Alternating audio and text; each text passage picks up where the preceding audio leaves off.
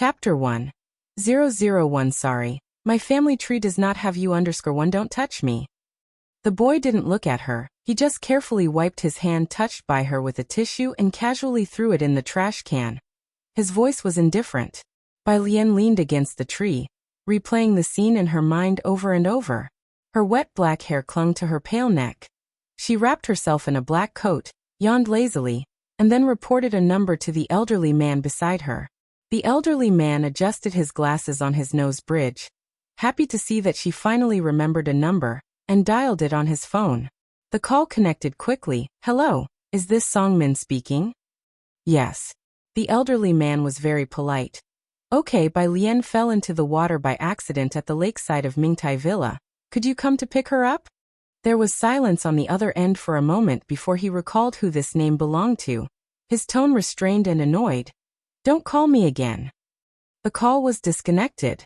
The elderly man was stunned. He, Bai Lian, still seated on the rock, chimed in. He? My fiancé, I presume. Drenched, one might expect a desolate figure, but there she sat, with her hands crossed over her chest, leaning against a tree. Confusion shimmered in the depths of her dark eyes, like a white tiger that had nodded off in haste and woke up lazy, not knowing where it was. What about your other family members? She pondered for a moment. They are hosting a banquet to celebrate the birthday of a daughter from a concubine. The old man looked at the pretty, well-mannered girl, unsure how to comfort her. It's fine, Bai Lian cocked her head, chuckling lightly. Thank you for saving me, I'll sit here for a while longer. He was busy with other matters, having saved Bai Lian from drowning by chance. He had initially thought the girl was determined to die, yet to his surprise, after her heartbeat stopped for 2 minutes, she woke up. She didn't seem to have any intention of committing suicide again. Don't sit too long, you might catch a cold. He left her his phone number, took one more look at the black coat she wore, and then hurried away to catch his flight. Bai Lian put away the note, watching him disappear into the distance. She stood there for a long while before she tugged at her uniquely styled clothing and reseated herself on the rock, elbow propped on her knee, and the palm loosely supporting her chin. This body was also named Bai Lian. She had looked at her reflection in the water. She looked just like her. Her mother, 2 years ago, upon finding out that her husband not only had a mistress but also had fathered 2 illegitimate children, divorced him and didn't fight for Bai Lian's custody. She left nonchalantly. The original owner of the body was unruly and undisciplined, and this time was caught cheating during the preliminary exams. While being scolded in the office by her teacher, she saw Song Min delivering homework. On instinct, the original owner grabbed her fiancé's hand, and he responded coldly and disdainfully, pulling away from her, saying that sentence, "Don't touch me." Remembering this, Bai Lian propped her chin on her hand, her fingers with distinct joints lightly resting against her cheek. TCH. What was the original owner doing with her pretty face? She tightened the overcoat with a hint of silver grass scent around her. Not strong, a bit chilly. Bai Lian looked at the solar lights shimmering in the distance, her eyes sparkling with bright stars. She just sat there on the stone, quietly observing this amazing world. She didn't know how long had passed before a blinding car light approached. She shielded her eyes with her hand to block the light. Miss! The driver got out of the driver's seat and opened the door to the back seat of the business car. As the door to the business car opened, a graceful-looking girl in an exquisite dress, sitting on the outer side, came into view. After standing up, Bai Lian realized the back seat was not only occupied by Bai Xiaoqi, but also by a haughty young man sitting next to her, looking down at his phone. Oh, Song Min's sister. Bai Xiaoqi glanced lightly at Bai Lian. She moved to a seat in the front for her and took the last 3-seater row in the back. You sit in the front. The young man, originally looking at his phone, furrowed his eyebrows slightly. Upon seeing Bai Xiaoqi moving back, he too silently put away his phone and squeezed into the back seat without a word. The driver gave Bai Lian an awkward glance. Each time this scene unfolded, the miss would become as if she were mad. Miss Master Song He? Bai Lian flicked the hair from her forehead while sorting through her memories. She didn't sit in the back but gestured for the driver to open the passenger door instead. The car headed towards the Bai family home. Min, Bai Xiaoqi suddenly broke the silence in the back seat. Did you log into my account? You solved that problem using Fourier transformation? That approach won't work, I've tried it. Looking down on me. What if I managed to solve it? She reached for Songmin's phone. Songmin quickly guarded his phone. He would meticulously clean anywhere the original owner touched him. Yet he didn't have any aversion to Bai Xiaoqi. Then I'll help you with your duty roster. Bai Xiaoqi? A duty roster again? Are you complaining? Both of them were in the international class at Jingjiang Preparatory Camp, Key Talents of the Year, and often took various competitive courses together. Bai Xiaoqi was not at all inferior to any boy in the sciences. They spoke as if no one else were present, impossible for others to interject. The driver glanced at Bai Lian sitting quietly and obediently in the passenger seat, feeling a bit embarrassed. He explained to her, the software Miss and Master Song are discussing is from Jiangjing Preparatory Camp. This year there are 10 spots, and they... Halfway through his words, the driver remembered that Bai Lian had cheated for this spot and immediately closed his mouth. The Bai family mansion. Bai Qiming sat on the sofa in the living room, waiting for Bai Xiaoqi and Songmin to return. Songmin came back with me to get my brother's notebook, Bai Xiaoqi said to Bai Qiming with a smile. Bai Lian ignored their pleasantries and sat down directly on the sofa, tapping the coffee table absent-mindedly with her fingertips to signal the butler to pour her some tea. After the butler served her the tea, she lowered her head and casually blew on it. You have intense study sessions and also practice the guzheng. Don't overexert yourself.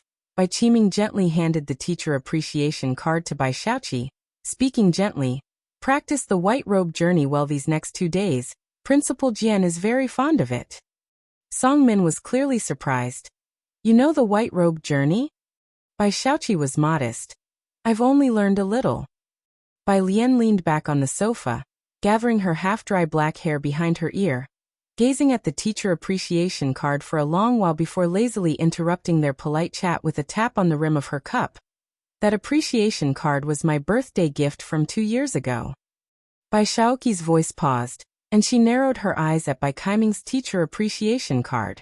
Then, with a smirk that was not quite a smile, she said, Sister also learned to play the Chinese zither? Upon hearing this, Songmin, who was standing nearby, lowered his head. Everybody in Beijing knows that Bai Lian has no real skills. Bai Qiming cast a reassuring glance at Bai Xiaoqi and then turned his gaze to Bai Lian, his voice turning cold. Principal Jian is a professor at Jiangjing University. She's very strict with her students. You have no musical talent, so it's useless for you to have it. Xiaoqi is more suitable than you are. Bai Lian held the teacup, looking very harmless as she replied. No musical talent? She chuckled. Quite interesting. She had switched bodies. Did I say something wrong? Bai Qiming's eyes were heavy, but he thought she was being evasive. You drove away 3 teachers, even fell asleep in Teacher Li's music room. And after studying for a year, tell me, do you even know how many strings a guzheng has? So that was it. Bai Xiaoqi withdrew her gaze. Dad, if sister wants to learn, then let her have it. I'm going upstairs. Lowering her eyes with an openly mocking smile, she touched her sleeve, clearly disgusted by Bai Lian's behavior. It was nothing more than parroting. She went upstairs, not in the best of moods. Seeing her leave, Songmin followed her. He indifferently walked past Bai Lian without sparing her a glance. Songmin had known since childhood that Bai Lian was his fiancée. Others said his fiancée was quite attractive, but to him, Bai Lian was just that. A title, a fiancée. In his eyes, she had no presence. She had left no impression on him in all these years. He had not the slightest interest in the very attractive Bai Lian spoken of by others. Once the two left, Bai Qiming's face darkened, and he handed the teacher appreciation card he was holding to the butler. He looked at Bai Lian indifferently. Why did you cheat? Bai Lian retorted, I didn't. The Bai family's young lady cheated. What did that have to do with her, Bai Lian? Bai Qiming sneered coldly. So you're telling me you ranked in the top 10 at school all on your own? Why is that impossible? Bai Qiming found her refusal to admit any wrongdoing utterly hopeless. Come with me to the ancestral hall. The ancestral hall contained many spirit tablets. Bai Qiming took 3 sticks of incense, solemnly paid his respects, and then said to Bai Lian, "Bai Lian, you're 18 now, not 8. When your elder brother was your age, he had already won several awards and handled several cases." He meant no sarcasm. He was simply telling the truth. When Bai Lian was in her first year of high school, Bai Qiming also put in a lot of effort, especially arranging for her to be in the same class as Song Min to foster affection. But Bai Lian did not keep up with the international class curriculum and fell to the regular class after the first exam. In contrast, Bai Shaoqi thrived, getting into the international class on her own merit and participating in various extra-credit competitions. Bai Lian was looking at the spirit tablets behind him, his every word treading upon her minefields. "Don't talk nonsense. Can the son of a mistress also count as my elder brother? Don't you have your own family tree? Or do you have to piggyback on mine?" she said, still in her clothes from outside, the black hair winding about her slender, pale neck. She leaned on her overcoat, against the door frame, and lightly laughed at Bai Qiming. The family butler watched from the side, his heart racing. The recognition in Bai Lian's strikingly beautiful face as she smiled was akin to that of a highly intelligent psychopath. A scent of blood was in the air. Bai Qiming had never been defied like this before, especially by Bai Lian, the daughter he least respected. His face turned red with anger. "Rebellious child, you're completely unreasonable." He placed the incense properly. "Not to mention competing with Shaoqi, even if you had 1/10 of her. But throughout Bai family's 200-year history, there has never been someone like you." He looked Bai Lian up and down, defining her word by word. "A cheat in exams, a good-for-nothing scholar. Repent properly in front of your ancestors, and don't come out until you realize what you've done wrong otherwise." He looked down at Bai Lian from his superior position, as if appraising an inconsequential product. "Go back to Xiangqing and don't ever set foot in the Bai family mansion again." Chapter 2, 002 Did Miss admit her mistake? _1 The ancestral shrine doors were closed. The butler's anxiety, which had risen to his throat, slowly settled down. He looked at Bai Lian, his gaze equally complex. Xiangqing, the most remote and also the furthest city from Jiangjing on the border of Beicheng. Dirty, chaotic, a haven for crooks and criminals, the most corrupt place in the country, that even lacked a high-speed train station. Bai Lian seemed contemplative as she looked at the Bai family ancestral tablets, with only 200 years of history. With complex emotions, she asked the butler, "Is white clothes still around?" White Clothes is one of the 10 most famous ancient tunes, the school song of Jiangjing University, known to any schoolchild, so the butler thought she was making conversation and replied, "Miss, why must you create such a spectacle?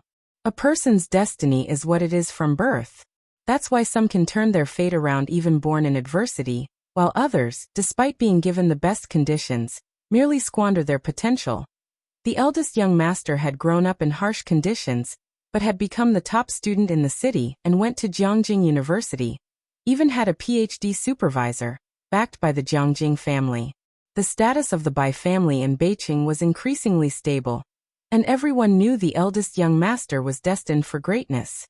Bai Qiming was waiting for Bai Shaoka and his sister to bring glory to the family, to enroll in Jiangjing, and hopefully even get a mention in the provincial or city annals. In contrast to Bai Lian, what isn't yours will never be yours, and the second Miss accomplishments today are all due to her own abilities. The butler said for a while, and then felt it unnecessary to waste time with her, and turned around. He had to deliver the letter of introduction to the second Miss right away. No sooner had the butler turned around than Bai Lian spoke in a soft voice. "Where are you taking my things?" The butler was stunned. He hadn't finished his sentence when suddenly, Bai Lian reached out and seized the collar of his shirt, her slender, fair fingertips exerting just a bit of force. A clear sensation of being strangled surged through his neck, forcing the butler to bend down involuntarily.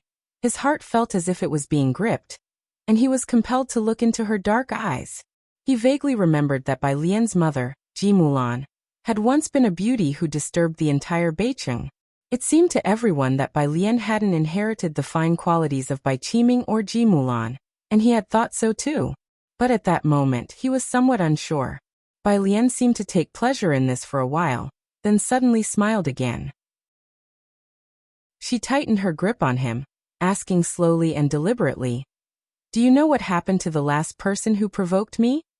The butler's face reddened quickly from the lack of oxygen. She let go of his throat, still unhurried, and she adjusted his collar for him, her voice soft and gentle. "You see, I was just making a little joke. What are you afraid of?" The move could be described as gentle.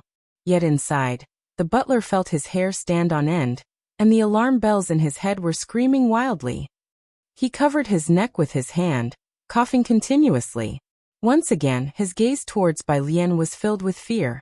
Bai Lian pushed him away and suddenly retracted her smile, like boiling water suddenly turning to ice.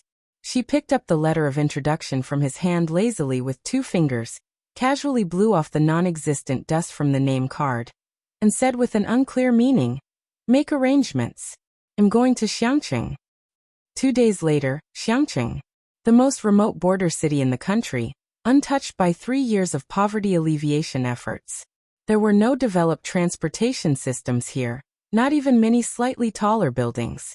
Bai Lian stood beneath the city wall, flipping back the hood of her sweatshirt and looking up. The ancient walls, weathered through thousands of years, collapsed stones, moss thriving in the shaded areas, flanked by rows of languid banyan trees, through whose gaps light and shadow flickered and danced. She held a black backpack in one hand, and beneath her feet, 5 sticks of incense burned, their smoke spiraling into the clear sky. A little boy squatting on the ground, fixated on a large water wheel, glanced at her twice, and seeing that Bai Lian hadn't moved on, continued to stare at the water wheel. A cell phone ringtone roused Bai Lian from her reverie. "Alien, haven't you arrived yet?" It was the voice of her maternal aunt in Xiangqing, tentative and cautious. Bai Lian scooped up her backpack and swung it onto her back. "I'll be right back." In the distance, a drop of water plummeted down, melting into the dust. She watched the incense burn down to stubs before she slapped the hood of her sweatshirt onto her head and walked toward the bus station.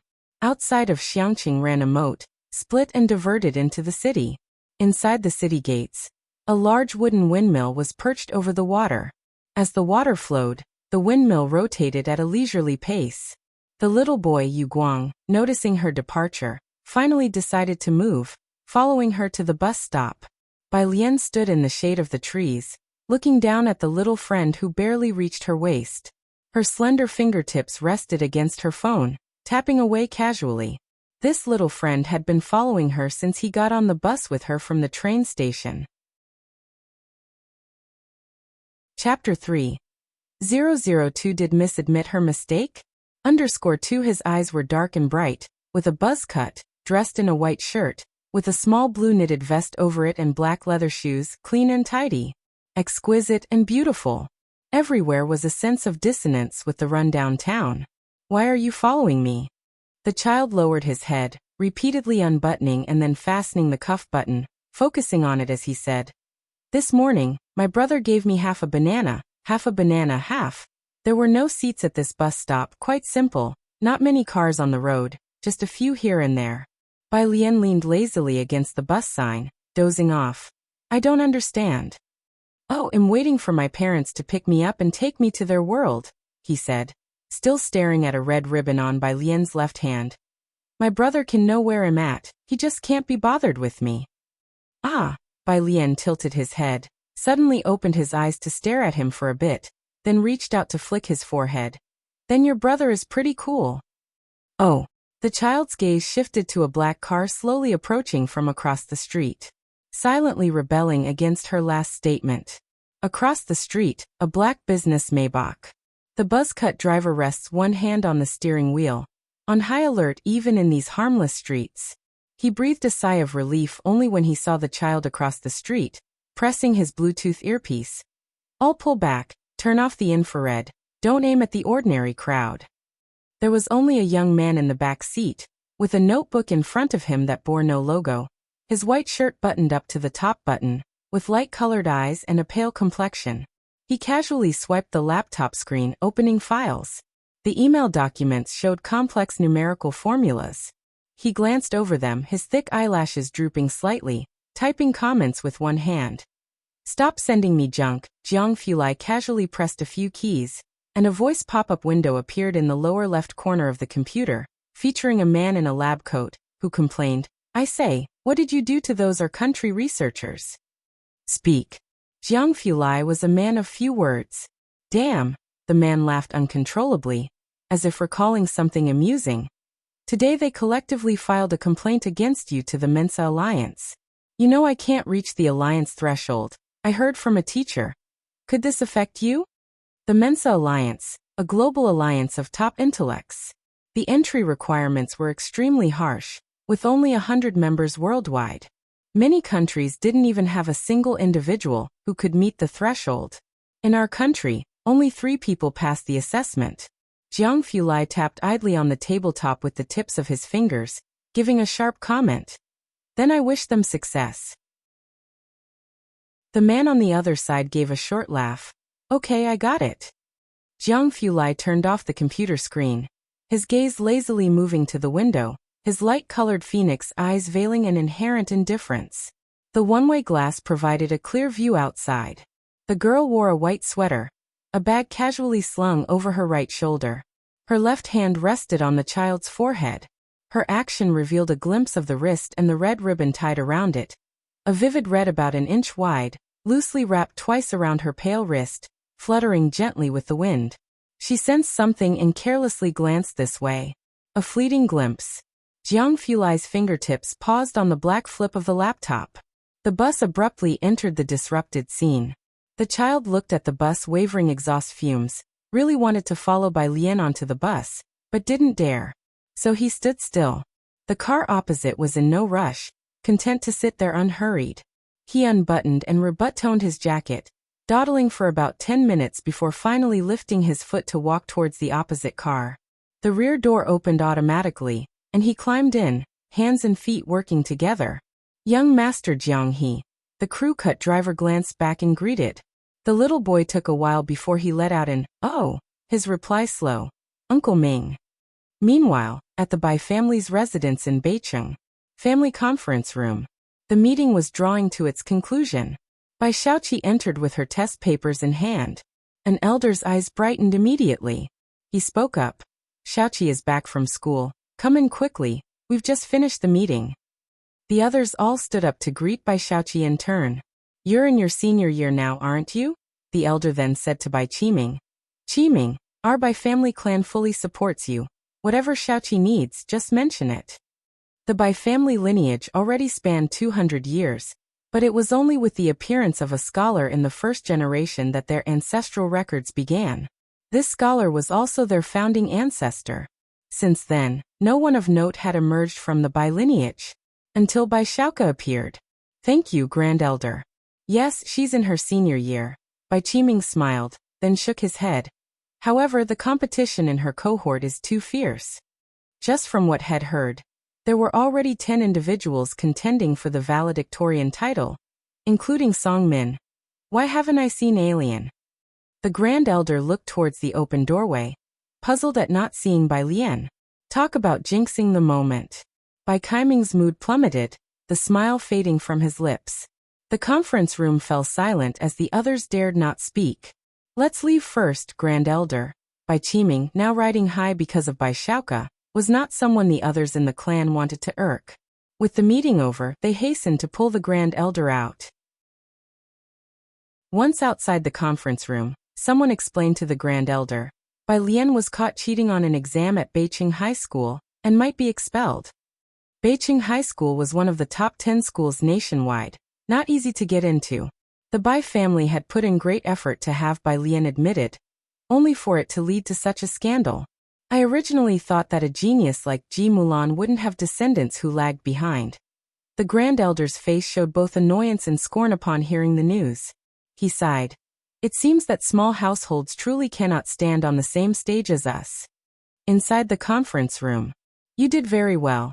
Bai Qiming took Bai Shaoqi's test paper, unsurprised to see a perfect score. After signing it, he handed it back to Bai Shaoqi. "Don't take your sister's behavior to heart." "I know." Bai Shaoqi nodded indifferently. She never considered Bai Lian as a rival, so there was no question of harboring any grudges. Bai Qiming then comforted his daughter. "Even though competition is fierce in your grade, if you can pass the interview with Principal Jian, and receive her teaching and recommendation, you might still make it into Jiangjing. I will do my best. Her expression was proud and ambitious. Bai Shaoqi had always believed she would not end up like Bai Lian, stuck in place and looking up at others. Bai Qiming naturally believed in her as well. Had raised his children well from a young age, and they had never caused him any worry. He sent Bai Shaoqi back to her studies. After everyone had left, the butler came in to refill Bai Qiming's teacup. Picking up the cup for a sip, Bai Qiming suddenly thought of Bai Lian, his expression turning cold. Where is she? Hasn't she admitted her wrongs yet? The butler knew that she referred to Bai Lian. He dared not speak. Setting down the teacup, Bai Qiming picked up the phone on the desk and said coldly into the receiver, "Tell Bai Lian to come to the conference room to see me." Chapter 4:003 Grandpa heads to learn liberal arts _1 Bai Qiming finished speaking and hung up the phone. Since ancient times, Jiangjing has always been the capital, the economic center of Asia. Most of the country's inherited major families are located in Jiangjing. Centering on Jiangjing, for cities in the southeast, northwest form a clear-cut circle of power and nobility, which to this day remains a chasm that one cannot cross. Almost everyone strives from birth to attend Jiangjing University, that emblem of status and identity. And Xiangqing, a border town inhabited by all sorts of people, swarming with international fugitives, where countless people go missing each year, and most people earn a fixed salary, their lives set in stone once they enter the city. Naturally, Bai Qiming didn't think Bai Lian would go there.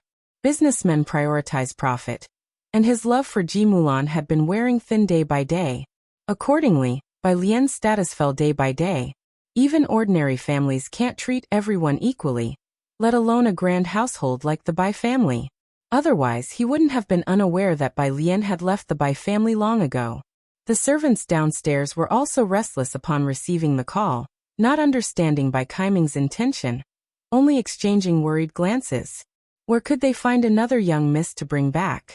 Shortly after, the servant who answered the phone nervously went upstairs to knock on the study door. Where is she? Bai Qiming glanced at him. The servant was on the verge of tears. The young miss she. Butler Bai was by the side, his voice hoarse and his expression complex as he explained. Sir, the young miss she set off for Xiangqing that night. As for the ancestral hall, she didn't even give it a glance. The study instantly fell into a cold silence. Good, very good indeed. Bai Qiming's face was as grim as water, and he said indifferently, since she's so determined, let her transfer her household registration out too. From now on, whether she lives or dies, whether she is honored or disgraced, it has nothing to do with the Bai family. Bai Lian had caused trouble before, and there were times when Bai Qiming and Ji Mulan indulged her, but now, she might be overestimating herself, truly believing that the Bai family would go to Xiangqing to beg her to return? Bai Qiming's rage naturally couldn't be concealed from others. Soon, the grand elder of the clan came to know of the matter. Forget it, don't bother, let her seek her own fortune. The grand elder waved his hand, not concerned as long as Bai Shuk's name remained in the family register. It's just a shame about that mentorship pledge, a cow chewing on a peony. When the Bai family first learned of Bai Shuk's existence, the grand elder personally made 3 respectful visits to invite him back to the Bai family, but Bai Lian's departure was of little consequence to the Bai family. In the hearts of grand elder and the others, Bai Lian was even less significant than that mentorship pledge. By the time Bai Lian received the message from the Bai family's servant, she had already arrived at her uncle's neighborhood. She dismissed the message without a care. Bai Lian's uncle lived in the old district of Xiangqing. Unlike the high-rise buildings in the center of Beijing City, this neighborhood was quite run down. Her uncle's family lived on the 5th floor with no elevator, and the stairwell was dark and unlit. When she knocked on the door and entered, her aunt in a skirt stood up to greet her, her eyes clearly seeking favor as she reached out to take Bai Lian's suitcase. Alien is here. Why didn't you call so I could help you with your luggage?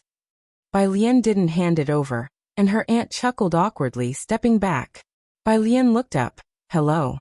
A face that was languid, yet strikingly distinctive. Ji Auntie instantly felt that the shabby 100 square meter home and the dim stairwell were utterly mismatched with her niece. Let's eat first, alien. This is your grandfather. You probably haven't met him before. Your uncle is still teaching students to paint. He won't be back until the evening. Do you remember your eldest uncle? Ji Auntie was very enthusiastic, and she introduced Bai Lian to her grandfather sitting on the couch. Bai Lian's gaze settled on her grandfather. Her grandfather, Ji Hung. According to the original owner's memory, Ji Mulan had a poor relationship with the Ji family, and had only returned once in many years, standing at the door for a long time. Ji Hung had not opened the door at that time, nor had he seen them. This was their first meeting. Ji Hung sat on the fabric sofa, his eyes fixed on the TV playing news, with reading glasses on his nose. His jacket, though washed and slightly faded, was embroidered with extremely delicate patterns. He sat with a straight back, holding an old smoking pipe in his hand. After the aunt went to the kitchen and quite a while passed, Ji Hung finally spoke in a muffled voice. Has your mother been in touch with you these past 2 years? Bai Lian looked at the exquisite embroidery on his body. She sat down on the couch with her eyes lowered and legs crossed, appearing docile and harmless, though her fingers idly twirled a red ribbon. No. The original owner's mother had been out of touch for 2 years already. Ji Hung nodded, lowered his head to silently draw a puff from his dry pipe, and said no more. Bai Lian obediently sat for a while, but when she saw no one paying attention to her, she casually leaned against the couch and lazily took out her phone to browse the news. The lunch was bountiful, all to Bai Lian's liking. Have you transferred your school registration yet? In the midst of silence, Ji Hung inquired. It's being processed. It should be transferred in a couple of days. When your uncle comes back, have him help you contact the teachers at Xiangqing Middle School. The aunt felt something was amiss. School records? What school records? I've transferred to Xiangqing to attend school. Bai Lian had only eaten a few bites of white rice before she put down her chopsticks. I've left the Bai family. Aunt's mind buzzed. Left? What do you mean by left? Bai Lian pulled out a tissue and wiped the corner of her mouth, her tone nonchalant. It means I was kicked out. And I need to transfer my household registration too. I can't go back anymore. What? Aunt's voice was a bit shrill. What about your dad? Bai Lian looked at her with an you tell me expression. She didn't see any joke on Bai Lin's face. Aunt didn't eat much. She was distracted and didn't know what she was thinking about and couldn't resist taking out her phone to search. She didn't know what she saw in the news, but her expression turned sour, and she didn't even wash the bowls. Uncle Bai Lian came back quite early, and before he had a chance to greet Ji Hung, he was pulled into the room by Aunt. The soundproofing wasn't very good, and from the room came the muffled voice of Aunt. Ji Xiaojun, did you already know she would be staying here and had me prepare a room for her? Keep your voice down. Uncle J's voice was low. Dad and Alien are outside. But did you see the size of our house? Before long, the two came out. All right. Ji Hung picked up the pipe that was set aside, knocked it on the table, making a loud noise. His wrinkled face showed no expression. He bowed his head to light it, and the smoke blurred his features. Alien, come to my place. Ji Xiaojun looked toward his father, opened his mouth, but knew once Ji Hung decided something, no one could change his mind. Aunt paused for a moment. Then, smiling, she touched her hair. Dad, why don't you stay for dinner? No. Ji Hung exhaled a ring of smoke, looking over at Bai Lian. Come back with me. Ji Xiaojun was a step behind Ji Hung, waiting for him to leave first. Then he turned to his wife. Xinqing, listen to yourself. What did you just say? Alien just got back today. Is it appropriate to say those things? After many years of marriage, his wife wasn't without emotional intelligence. He didn't understand why she intentionally made Ji Hung and Bai Lian hear those things. I made it a point to let your dad hear it. Everyone in your family acts the same. If I don't talk straight, your dad won't understand a word. Xinqing picked up a rag, her voice tinged with sarcasm. She was boiling with irritation. She knew all too well the kind of person her niece was, getting into fights, drag racing, bar hopping, she didn't miss a beat. Ji Mulan had a falling out with Ji Hung when she was 18. And nobody in the Ji family knew she had married into a wealthy family. Xinqing had secretly seen it on Ji Xian's phone before. The Bai family had never acknowledged the Ji family as their poor relations. They hadn't visited Xiangqing once. She had hoped that with Bai Lian's return to Xiangqing, there might be a chance for her to socialize with the Bai family. Who could have known that Bai Lian was just like Ji Mulan, falling out with her wealthy father as well? I'm asking you, isn't she a senior like Wan Qian? Are we going to continue supporting her if she doesn't get into university next year? One Ji Mulan, one Ji Xiaorong, you won't let them lend a hand. Yet you're cleaning up after her? The more she thought about it, the more she felt wronged. She continued. Your family always tries to act above it all, but can you eat pride? No wonder the Bai family favors that illegitimate child. This isn't about pride, it's about principles, Ji Xiaojun said as he opened the front door, glancing at Shenqing before going downstairs. And don't compare that illegitimate child with alien. Shenqing stood there, her face cold, tossing the rag into the sink. Had she said anything wrong? Even Bai Lian's own mother abandoned her like an old shoe. She was just lucky to be born into a family with some protection. How could she compare to the highly intelligent, illegitimate child of the Bai family? She didn't understand. What were Ji Heng and Ji Xiaojun holding on to? Outside, Ji Xiaojun quickly caught up to the two others, silently going to pick up Bai Lian's suitcase.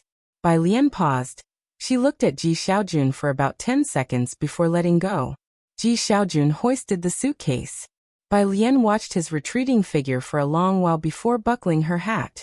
She followed behind, leisurely searching on her phone for something that interested her.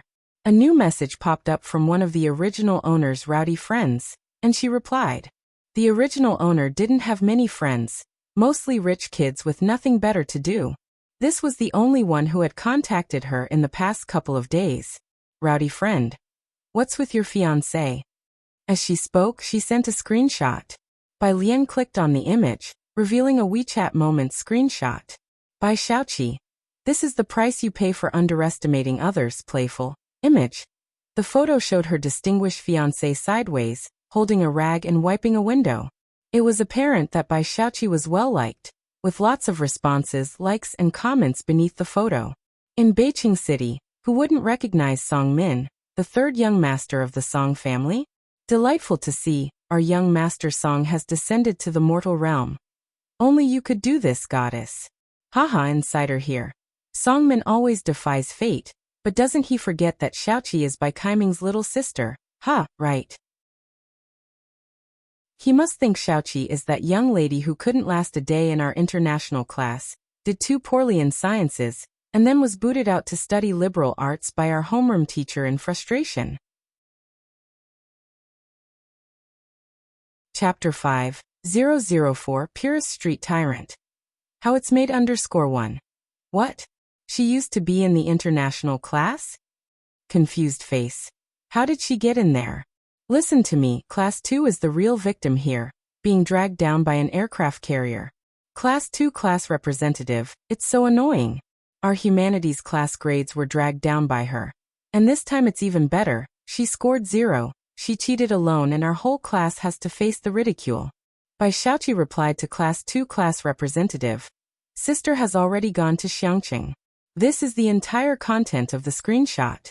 The original owner didn't add Bai Xiaoqi on WeChat, nor did they add Song Min. The friend then messaged Bai Lian. I'm so pissed. She just deliberately replied to that message from the Class 2 representative. And everyone is spreading it like crazy. What's really going on? Are you actually in Xiangqing? Bai Lian. As you can see, I'm in Xiangqing. The friend. Are you a fucking idiot for going to that back of beyond place? The friend. Bai Lian. Smile. The friend. You send me a smile? Miss Bai isn't too familiar with modern people's smiles. She typed a question mark and went back to the search engine, looking up topics of interest. Ji Heng doesn't live in a complex. He lives on Purist Street.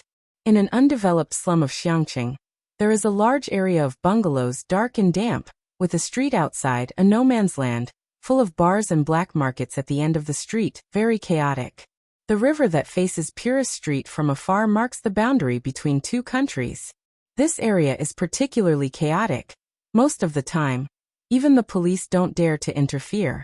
Today, however, a few patrolling officers can be seen, with small bulges at their waists indicating they are armed. Ji Xiaojun glanced over and was surprised. Is someone patrolling today? It has been like this for some time now, Ji Heng replied, holding his tobacco pipe as he walked toward an alley. Ji Xiaojun nodded. Having patrolling officers around was better. At least it ensured some safety in the area. After all, Bai Lian's face was quite dangerous in this part of town. The alleyways here are narrow and dimly lit, with cobblestone paths, and heaps of uncollected trash lying around bends. Stepping on the stones sometimes squeezed out black water, a stark contrast to the brightly lit Beicheng. Bai Lian remained quiet throughout, not commenting on the conditions here. After winding through several alleys, they finally arrived at Ji Heng's residence, with low houses all around. Ji Heng took out his keys to open the gate to a small courtyard. The courtyard wasn't big. In the middle was a Chinese parasol tree, with a stone table beneath it and a well. Ji Heng, with his pipe in hand, pointed to the room on the right. That's where your mother used to live. You'll sleep there. The conditions are what they are. If you're not comfortable, you can head back to the Bai family. Having said that, Ji Heng turned and entered his own room. Ji Xiaojun gave Bai Lian a comforting smile, relieved to see she hadn't objected, and then brought her suitcase inside. The room was old, but everything inside had been well preserved and was clean. Bai Lian opened her suitcase and took out a pile of books, placing them on the desk near the window. Alien you. Ji Xiaojun thought her suitcase would contain her clothes or women's cosmetics, but it was filled with books. He paused for a while before saying softly, "Don't worry about school. We'll figure something out." He went out to look for Ji Heng. Bai Lian sat with her legs crossed at the table, flipping through books, and pulled out a math book that interested her the most. From math to geography and politics, then to English, which was the language she least wanted to look at. She briefly skimmed it before turning to the last subject, history. The original owner studied liberal arts and took history. After about 5 minutes, she pulled out one of the history books. A test paper that was tucked inside fell to the floor. Bending down, she picked it up, but her eyes caught on a question from the paper. 20. Briefly describe Liang Zuan's corvée system and its impact on the long-term stability of the Great Yong dynasty. Why did his death push the coup of Emperor Jiang Wu to its peak? Snap! Bai Lian suddenly tucked the test paper back into the history book. Her breathing became rapid, her fingertips deforming the book with their grip, the rounded edges of her nails turning white as her long eyelashes lowered, covering her trembling eyes. Do you want me to accompany you? Ji Xiaojun, seeing Bai Lian about to leave from a distance, came out from inside and then explained, "It's quite confusing around here. Shenqing and the others can't remember the way." Bai Lian stretched her hand to pull on the hood of her sweatshirt and shook her head. All right. Ji Xiaojun noticed she seemed somewhat silent, and guessed she might be upset because of the Bai family. He softened his voice. Don't go far, call me if you can't find the way, and be careful. Okay. Bai Lian walked back the way she came. Her memory was excellent. Despite the complex routes, she wouldn't forget once she'd walked them. In the past, she had drawn many of the maps used by the military. 2 yuan. The middle-aged man at the small street-side shop handed her a bottle of mineral water and wiped the sweat from his forehead with the towel around his neck. Young lady, you're not from around here, are you? Her appearance was striking, and she had a distinctive aura. Her outstanding figure clearly set her apart from ordinary people, and the shop owner could tell she wasn't a local. Puris Street was part of the Old City District, a 3-meter-wide bluestone path. At the end of the street were gambling dens, black markets, and bars, a jumbled mess of the good and bad. A kilometer further on, it got even more complicated. The border between 2 countries. A lawless zone where it wasn't rare for someone to disappear. Bai Lian nodded. She used her Huawei smartphone to scan and pay, her gaze falling on the massive branches of the banyan tree next to the shop. The banyan tree was in the temple ahead, and its stout branches enveloped the neighboring low-rise houses beneath its canopy. A 3-meter-long street was lazily crossed by one of the tree's branches. Several strips of red silk hung from it. The tree god is over 1,300 years old. The shopkeeper continued moving the mountain of boxes piled up outside his shop, and explained when he saw Bai Lian looking at the banyan tree. "It's our guardian deity. If you want to take a look, just walk 2 steps forward, and you'll see the main entrance to our tree god temple." Bai Lian's long hair fell gracefully to one side as she leaned against the wall to look at the tree trunk, a hint of laziness in her eyes. "Over 1,000 years, huh?" She felt several gazes upon her. The shopkeeper put down a box and turned around, involuntarily tightening his grip on the towel around his neck. A few people appeared on the street. It wasn't too hot, but the leader wore a white tank top. The man in the white tank top approached, initially not concerned, but after glancing at Bai Lian's exquisite face that many would find tempting to conquer, he casually took a box of cigarettes from the shopkeeper's store and asked as he pulled one out and bit it, "Who is she?" The shopkeeper was stunned for a moment, then nervously said, "She's my niece." "You don't have a damn niece," the man in the white tank top scoffed, kicking him aside and getting closer to Bai Lian. The shopkeeper was kicked away. "There are patrols these days, you." Several underlings gathered around him. They were obviously quite adept at dealing with such situations, not taking Bai Lian seriously and standing aside, relaxed, enjoying the drama unfold. Bai Lian glanced at the man in the white tank top. "You're looking for me?" The man felt a jolt in his chest as he took a big step forward. He sized up Bai Lian from head to toe, his gaze as slimy as a venomous snake, lighting his cigarette. "Do you know that you have to pay a protection fee to walk on Purist Street?" "Protection fee?" Bai Lian nonchalantly flicked a leaf off her shoulder. She turned her head and smiled sweetly, her eyes twinkling like stars. Sweet and adorable, yet stirring a strong desire to conquer. "Yeah." The man in the white tank top, unable to hold back, reached out to touch Bai Lian's face. At that moment, Bai Lian twisted the empty bottle and threw it into the trash can. As she turned, she grabbed the man's arm reaching toward her, exerting great force to fold it, then grabbed his hair from behind. The man in the white tank top let out an agonized scream just as he tried to resist, but his head was suddenly slammed against the wall behind him. With a thud, his head was smashed hard against the wall. Blood immediately seeped from his forehead. The man in the white tank top contorted his face in pain, and to his horror, found himself unable to move.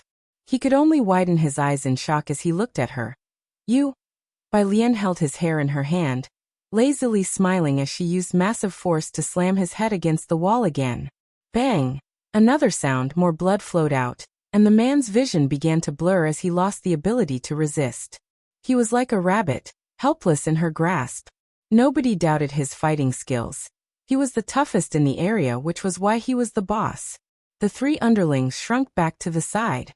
Bai Lian withdrew her gaze. Her attention returned to the man in the white tank top. She was actually a bit curious about the taste of tobacco that so many in this world seem to enjoy. In the frightened gaze of the man in the white tank top, Bai Lian took his cigarette pack, methodically pulling one out. With her rosy lips gently biting the tip, her eyelashes casually drooped as a nearby underling immediately stepped forward to light it for her. Her hair slightly disheveled. She exhaled a thin stream of smoke from her mouth, casually holding the cigarette between her clean, slender, and pearly white fingers. With her other hand, she lazily held the man's hair as his blood dripped down his face, drop by drop, to the ground. She lazily flicked the ash. "So, now, do you still want that protection fee?" Chapter 6. 005 From Arts to Science. Witnessing the deification _1 Bai Lian lazily tilted her head. Her left hand grasping her hair faintly revealed a streak of crimson, the smoky haze softly blurring her exquisite and radiant features. It was a kind of breathtaking beauty. Yet reflected in the eyes of the man in the white tank top was Bai Lian's quasi-smiling face, and he could no longer harbor any other desires. He couldn't speak, only shook his head frantically in terror. "Is that so?" Bai Lian let go of his hair. The smell of smoke was not to her liking. She lazily tossed the cigarette on the ground and stamped it out. Know how to clean up a scene? Her polite demeanor genuinely frightened others. They nodded obediently. Bai Lian dusted off her sleeves, glancing at them before leaving, and said lightly, "What are you scared of? It's not like I chopped off your heads." Her attitude was very laid back. Of course, Only if she hadn't spoken with the same tone one would use when chopping up cabbages. Only after she left did the man in the white tank top slump against the corner of the wall, fearfully moving his numb fingertips. It took his younger brother a long time before he dared to quietly move over, squatting at his feet, and lighting a cigarette to quell the shock. Why did you provoke her? The man in the white tank top. 15 minutes later. When two patrollers came back around, they stared dumbfounded at the entrance of the small store on Purist Street. The rather troublesome gang leader with some backing was nursing an injury, diligently helping the shopkeeper sweep the floor, move objects around. The other lackeys were also busily engaged in work. What are you looking at? The man in the white tank top, clutching a cigarette, glanced at the two officers and grumbled irritably. Damned cops. After cursing, he continued moving boxes.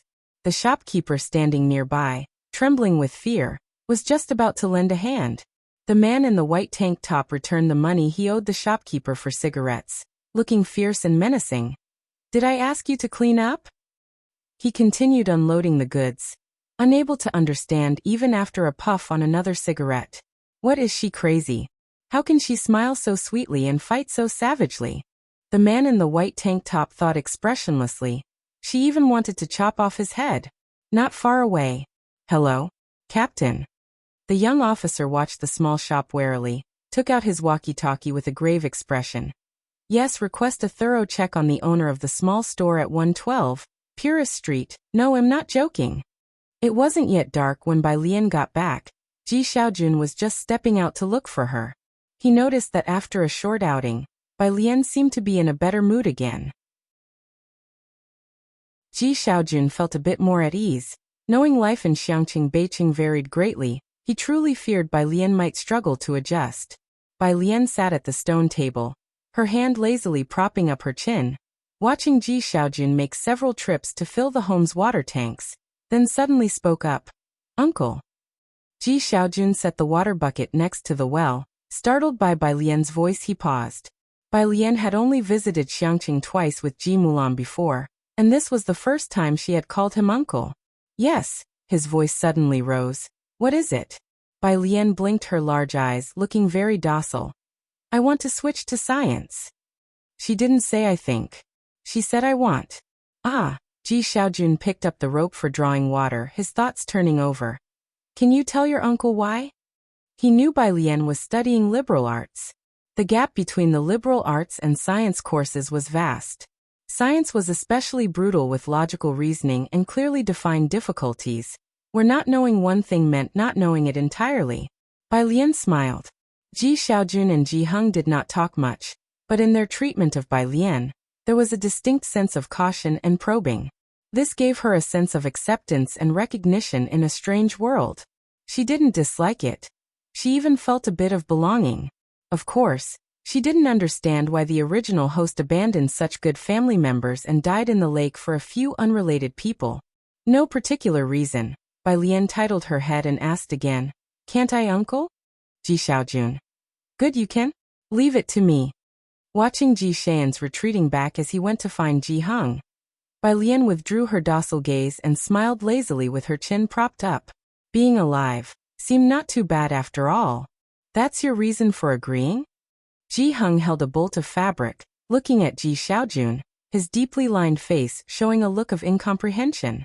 There weren't many people in the courtyard. Besides the kitchen to the left, there was also a small storeroom, filled with brightly colored fabric despite being somewhat aged. Ji Xiaojun would help Ji Heng clean whenever he had time. He let out a sheepish laugh, adjusted a dust cover, and muttered quietly, But she called me uncle. Nonsense. Ji Heng's face tightened with sternness, his authority undiminished. She's in her third year of high school and knows no better, do you not? Switching from liberal arts to science at this stage, is that a joke? Switching subjects in the senior year of high school was quite an absurdity indeed. His son was highly intelligent, so why be so muddled on this matter? Ji Xiaojun was also puzzled by Bai Lian's sudden change of heart. She had been out, came back in a good mood, and then suddenly wanted to switch subjects. He silently continued with the task at hand, then suddenly recalling something, he hesitantly spoke up. The two illegitimate sons from the Bai family, aren't they all studying science? Bai Shaoke became the top scholar in the city last year and was admitted to Jiangjing University. The Bai family had made quite a stir online. Even here in Xiangqing the news spread, and people said the illegitimate daughter was exceptionally good in the sciences. As Ji Hung caressed a piece of fine satin, he heard this but didn't immediately respond. His hands were already lined with deep, rugged wrinkles. After a long while he said, "Her temperament, Dad." Ji Xiaojun had some regrets about bringing it up. "I think Alien has become more sensible this time. She's thoughtful, a late bloomer. You should give her a chance, let her retake the exam next year. She might still achieve an ideal score." Of course, he was just casually mentioning it. He knew what his niece was like. If she could quietly finish her senior year, that would be quite an achievement. Their family didn't expect her to come back with any top scholar honors for them. If she was happy, then they would let her be. Whether she studied literature or science didn't matter. Ji Hung turned around and cautiously pulled out a small oil paper package from the cabinet behind him. He then opened the package and drew out a slender needle.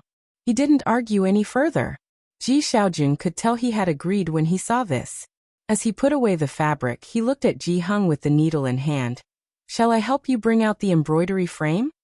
Ji Hung did not immediately answer. After a good while he gave a nearly imperceptible nod. "Go ahead." Ji Xian's eyes lit up. "Okay. I'll go right now." It was already dark. Ji Xiaojun called Shen Qing to say he'd be home late, and stayed to help Ji Hung tidy up the warehouse. They took out things like the embroidery frame, cleaned them, and then set them out to dry in the courtyard. He hummed a tune as he wiped down the dark-colored embroidery frame. The light in Bai Lian's room was also on. He could see her reflection in the window, reading at her desk. Bai Lian was different. Ji Xiaojun felt it. Even today, when she stepped into the dark water on the cobblestones, she didn't frown at all. She was different from her mother. Suddenly, Ji Xiaojun felt that Bai Lian being sent back by the Bai family might not be such a bad thing after all. Ji Xiaojun was helping Bai Lian contact schools and teachers. Additionally, there was the matter of her household registration, which needed to be transferred to the Ji family. These past days, Bai Lian had been in the library. The astonishments of this era were not just limited to mobile phones and computers, but included the library too. She had never seen a library with such an extensive collection that was also open to the public. This really was a wonderful era. There was just one problem. Bai Lian looked down at the physics book beside her, then at the physics problems. After writing a couple questions, she put down her pen and murmured softly, "Now, am I finally going to start tarnishing my teacher's reputation?" She wouldn't dare to claim a deep mastery over the refined arts and sciences expected of a scholar as in the past, but at least she had become proficient. As for the knowledge in the modern era of rapid technological advancement, the original owner of the body had a mind completely empty of information. She had been reading books in the library for a few days now, and could understand most of it. She felt the books she was reading were not necessarily difficult, but the problem was this. The knowledge and examples she studied. 1 + 1 smiley face the questions she was doing. Prove pi +1 is equal to 0, Bai Lian idly pondered. Would the teachers forgive her for disgracing them in the modern world if she burnt a few more incense sticks for them when she returned? The library had a vast collection of books, but there were shortcomings. For instance, the depth of knowledge and the volume of problem sets were lacking. She hadn't come across them. Hearing her sigh, the child next to her with a paintbrush turned his head, looking at her with big, clear, sparkling eyes. "Choose C." He suddenly spoke. Bai Lian paused. She flipped to the answer key. C was correct. So she turned to him. Mental calculation? On her first day at the library, she had seen this kid, a little friend who had followed her from the train station to the city gates since her arrival in Xiangqing, quite a fate. In the days following, both of them would appear right on time at 8 o'clock when the library opened. They studied and read together, not much for talking. The little brat shook his head. After a pause he explained, "My brother created a rapid recollection model for these kinds of questions, using a special algorithm. Whose ordinary kid memorizes rapid recollection models?" Yet Bai Lian accepted this readily. "Really? Do you want some milk tea?" "No." Bai Lian didn't give him a chance to object. She leaned on the desk with a smile light as spring rain. Oh, by the way, I've always considered you a good friend. She hesitated for a moment. What's your name? Jianghe. Jianghe, as in the crane that leaves for the lone mountain and has yet to return. Ah, Jianghe, I've always considered you a good friend. Bai Lian crumpled the piece of paper in her hand and threw it casually behind her, tapping his head. Come on, let's go outside. The two left their seats. The paper ball smoothly landed in a red hollowed-out wastebasket in the corner. A ring came from the mobile phone in her pocket, an unlisted number. Bai Lian casually answered, Hello? The person on the other end hadn't expected her voice to be so calm. There was a pause before the dispassionate voice said, It's me. Ooh, Bai Lian wasn't very patient. Bai Lian, I have more in common with Bai Xiaoqi. Even without her, our relationship wouldn't change. On the other end of the phone, Song Min didn't believe that Bai Lian didn't have his number, he just thought she was pretending. Pressing the center of his forehead, his voice was cold and exasperated. You think it's very childish to take the master's token to Xiangqing because of this? Chapter 7. 006 treats everyone equally. Jiangfulai_1 Ha? Bai Lian was so angered she laughed. She had figured out who the person opposite her was. Clutching Jianghe's head. Did this Song person think she had become jealous of Bai Xiaoqi? And that's why she deliberately took away the apprenticeship token? First of all, you need to understand one thing. The apprenticeship token was left to me by my mother. Bai Lian stepped out of the library, glancing at the milk tea shop across the road with her slightly squinted eyes that were pitch black and deep. There was a shallow defiance hiding within her clean and cold beauty. And another thing, as for my belongings, it's not just about me taking them away. Even if I burned them, what could you do about it? There was a pause at the other end of the phone where Song Min was. Bai Lian indifferently lowered her head and with a click hung up the call. After a moment of thought, she blocked the caller. Song Min had reminded her, there was still a marriage arrangement between them. It was time to find an opportunity to break it off. How inauspicious. Jianghe tugged at the hem of her clothes. Bai Lian looked down, lazily pinching his cheek with her slender fingers, cool and clear as jade. You're the cutie here, now tell me, what do you want to drink? 2 minutes later, Bai Lian was queuing at the milk tea shop across the street. It was the only milk tea shop in the area, and it was rush hour for people getting off work and leaving classes, so there was a decent-sized queue. Jianghe didn't like crowded places, so he squatted by the side of the road waiting for her. It was his first time encountering a problem in life. A good friend of his offered to buy him milk tea. Of course, there was a condition. Jianghe poked his black wristwatch on his right hand, which immediately displayed a floating lightweight three-dimensional interface. He opened WeChat, hesitated for a long time, and finally sent a message. How to quickly learn physics, in the center of Xiangqing. A standalone Chinese-style manner.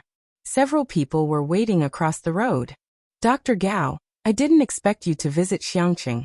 I just received the news yesterday, said a well-dressed elderly man, looking at the young man with exceptional politeness. If other residents of Xiangqing were there, they would have been greatly surprised, for this elderly man was Ren Qian, a frequent figure in Xiangqing news, and one of the city's administrators. Dr. Gao was quite young and not tall, with glasses perched on his nose. Upon hearing, as if waiting for something, he glanced at Ren Qian and grunted an acknowledgement without saying much more. He was accustomed to being the center of attention wherever he was. Ren Qian's admiring gaze was the norm for him. Ren Qian knew of Dr. Gao's schedule today and came specially to meet him. Dr. Gao, I've organized a dinner at Wanha Building for tonight. Do you think you'll have time? We'll see. Dr. Gao frowned slightly. All right, just let the teaching assistant know if you find the time. His answer was within Ren Qian's expectations. He was there today just to make his presence felt. Then Dr. Gao, we'll be off first. Before he finished speaking, zzzzt, there was a sound. A black car stopped at the entrance of the manor across the street. Seeing the young man in a black t-shirt stepping down from the car, Dr. Gao suddenly perked up, stood up straight, and strode towards the other side. Seeing Dr. Gao's reaction, Ren Qian was taken aback and looked over. Who could make Dr. Gao wait here for 2 hours? On the other side, Dr. Gao was wearing his lab coat, squeezing his way to the entrance of the manor. Following the young man in the black t-shirt inside, he carried with him the pride of his age. Mr. Jiang, you accepted other countries into CRFS but rejected our country, merely because you dislike its people. Don't you think it frivolous to let personal feelings interfere with international cooperation? As the assistant handed over the letter to Jiang Fulai, he was shocked at the forthright challenge. Jiang Fulai took the letter, ignoring him. Continuing to walk, bodyguards blocked Dr. Gao. Dr. Gao took advantage of a momentary lapse in the guard's attention to break free. As he opened his mouth wide, the assistant, sensing danger, was about to intervene. However, Dr. Gao's next words were already out, tinged with scorn and anger. Have you forgotten our university's motto that before scientific research there are no borders? You've long forgotten your original aspiration. There was a dead silence. The atmosphere was as if they had suddenly been plunged into a snowy mountain at 6,000 meters above sea level, the pressure heavy, the icy wind howling and piercing. Jiang Fulai finally stopped, raising his hand to stop his subordinates, and looked down at the other man with an unflappable air. Who are you? He asked. Dr. Gao had been a genius from a young age, skipping grades and returning from studies in our country at 26, participating in several global research projects. Just last year, his teacher was elected an academician. Describing him as a top-tier academic force was not an exaggeration. His resume at Jiangjing University was well regarded, and all the deans paid him some respect. Yet in front of Jiang Fulai he was nameless. Opening his mouth almost humiliated, he said, Gao Jiechen. Gao Jiechen, Jiang Fulai nodded. He had particularly pale eyes that emitted a cool mist, and his lips were also pale. He asked calmly in return, and why would you think I need to explain myself to you? Chapter 8. 006 treats everyone equally. Jiang Fulai _2. Gao Jiechen swallowed, taken aback as he, who had always been the center of attention, stammered in confusion. But it's hard for me to trust you like this. Jiang Fulai cut him off. Do you think your trust means a lot to me? Gao Jiechen was stunned, completely unprepared for this side of the legendary Jiang Fulai. But you do have a point. Discriminating against them alone is not right. Jiang Fulai methodically folded the letter in his hand, and then bent down to elegantly slip it into Gao Jiechen's pocket, his eyes slightly downcast, cool and detached. The envelope has the International Alliance's contact information. Feel free to lodge a complaint.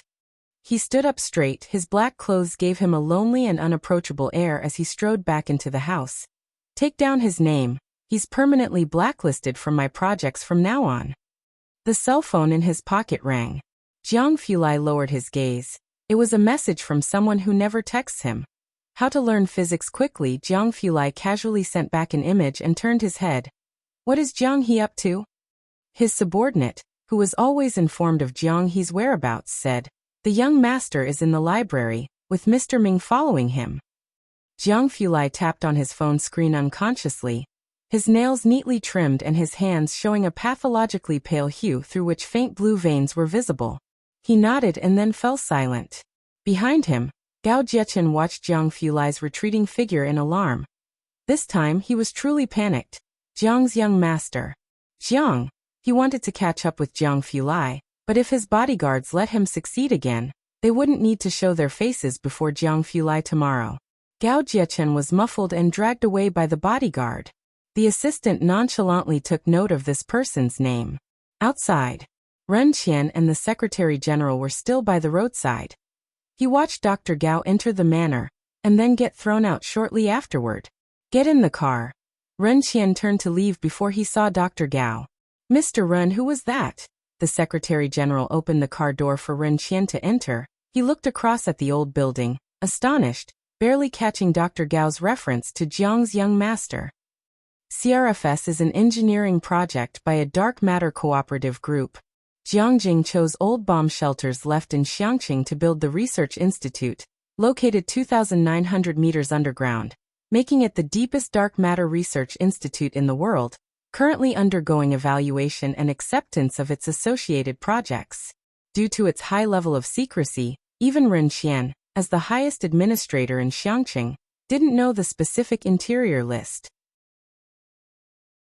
He had gotten in touch with Dr. Gao, a teaching assistant, through someone he knew. I don't know. The CRFS project is highly confidential, and that person inside. Ren Qian pondered for a moment. His surname. Dr. Gao called him Jiang's young master, so his surname is Jiang. The Secretary General began, but suddenly his eyes widened in realization. No wonder. Ren Qian looked out the car window, his voice distant. Contact Dr. Gao's teaching assistant again tomorrow, and hope he didn't see us. The Secretary General wasn't sure if Dr. Gao had seen them. If Dr. Gao knew they had seen him in such a disheveled state, befriending him would become an uncertain prospect. We'll see, Ren Qian sighed lightly, recalling another issue. Why did Xiaorong suddenly take leave? He didn't even meet with Dr. Gao with me today. He went home. The Secretary General looked down at the schedule in his notebook. Mr. Ji said he went to pick up Miss Wan Xian to visit her grandfather. Upon hearing this, Ren Qian expressed no opinion. He wasn't familiar with the Ji family affairs. The Ji family had only appeared once at his daughter's wedding, and he only cared about one thing. Why go back at this time?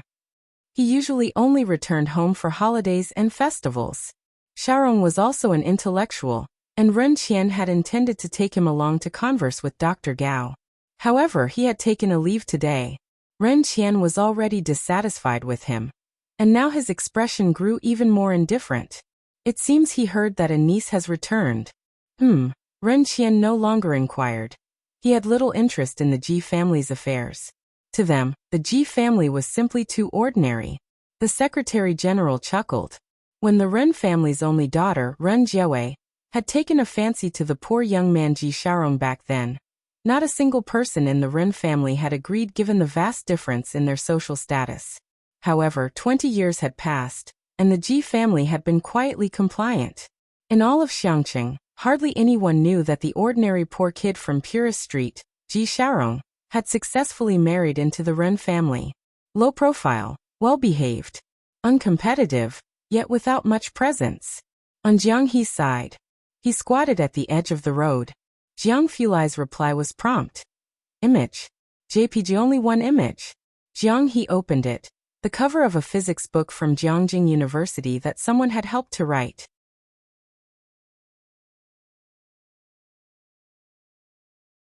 Chapter 9.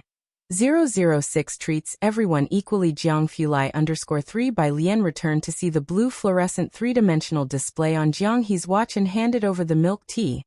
What's this? Shed bought an extra-large cup, and Jiang He couldn't take it with just one hand, so he used both hands to hold it. Bai Lian bent her head and saw the cover of a book. Physics at Jiangjing University. This book, Jiang He said slowly, his expression somewhat reluctant, is quite amazing. Bai Lian nodded, pulled out her cell phone to take a photo of the cover, but when she opened the camera, the image on the kid's watch wasn't visible. What kind of black technology was this? The two fell silent for a few seconds, and then added each other on WeChat. Jiang He's phone finally had a seventh contact. The two sat by the roadside, staring intently at the passing cars. It really is magical, Bai Lian said with her hand on her knee, tapping her fingertips rhythmically, her other leg casually bent. I read about the vehicle electrical systems. The book said that when electrified, the rotor's magnetic field can make the stator generate alternating current. But still, it's magical. Bai Lian was interested in everything modern, and she could visualize her electrical system with her eyes closed. But she didn't know the principles behind it. For the past few days after finishing their studies, the two would sit by the roadside and watch cars. Jiang He hugged the milk tea, tilting his head to look at her. All right, Bai Lian glanced at WeChat.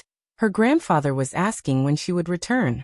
She inserted the straw into Jiang He's milk tea, stood up, and patted his head. I'm off, see you tomorrow. She boarded the number 12 bus. Jiang He squatted in place, hugging the milk tea while drinking it, and watched the number 12 bus wobbling away.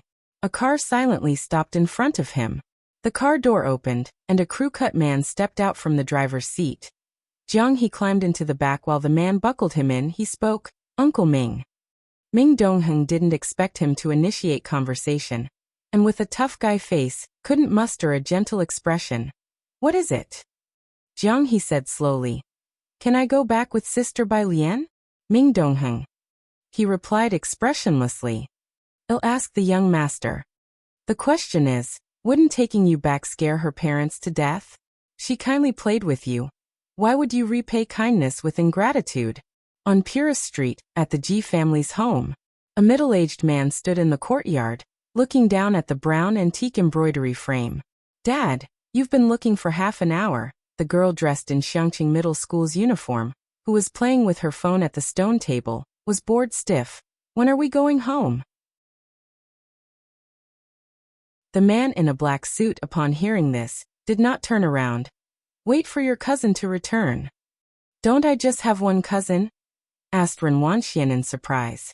She hadn't visited the Ji family often since she was a child, and wasn't familiar with the Ji family's affairs, but she remembered having only one uncle and one cousin. "Yes, and you have an aunt," said Ji Xiaorong succinctly. While they were talking, Ji Heng came out from inside and handed Ren Wanxian a small gift box. "Thank you, grandfather." Ren Wanxian smiled sweetly, took the gift box, and then casually placed it on the stone table. But she didn't really care. Her personal items were all custom-made by the Ren family. And as the Ren family's only daughter, every piece of clothing was custom-made by renowned brands. Yet every time she came here, Ji Heng would make clothes for her. Ren Wanxian naturally didn't like them, and the clothes were put into storage by her mother and never worn. Still no news about the young sister? Ji Xiaorong's gaze shifted away from the embroidery frame. He frowned, knowing little about Ji Mulan. She had been proud since childhood and didn't get along with him. Ji Heng picked up his smoking pipe. "None. I heard Big Brother say that her daughter is transferring here?" Ji Xiaorong shifted the subject away from Ji Mulan. Ren Wanxian half listened to their conversation, catching the gist. This relative was 2 years older than her, currently a senior in high school. She listened for a bit, lost interest, picked up her phone to chat with a friend, and then raised her eyebrows. "Senior brother, do you think she might want to transfer here because she heard my grandfather is Ren Qian?" She typed and asked.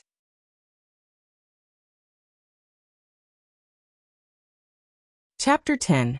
007 Ren Family. Enroll_1 Ren Wanxian never wanted to speculate about others with malice, but she knew what Xiangqing was like. The teaching intensity at Xiangqing Middle School was average, but the Ren family would hire the best private tutors for her.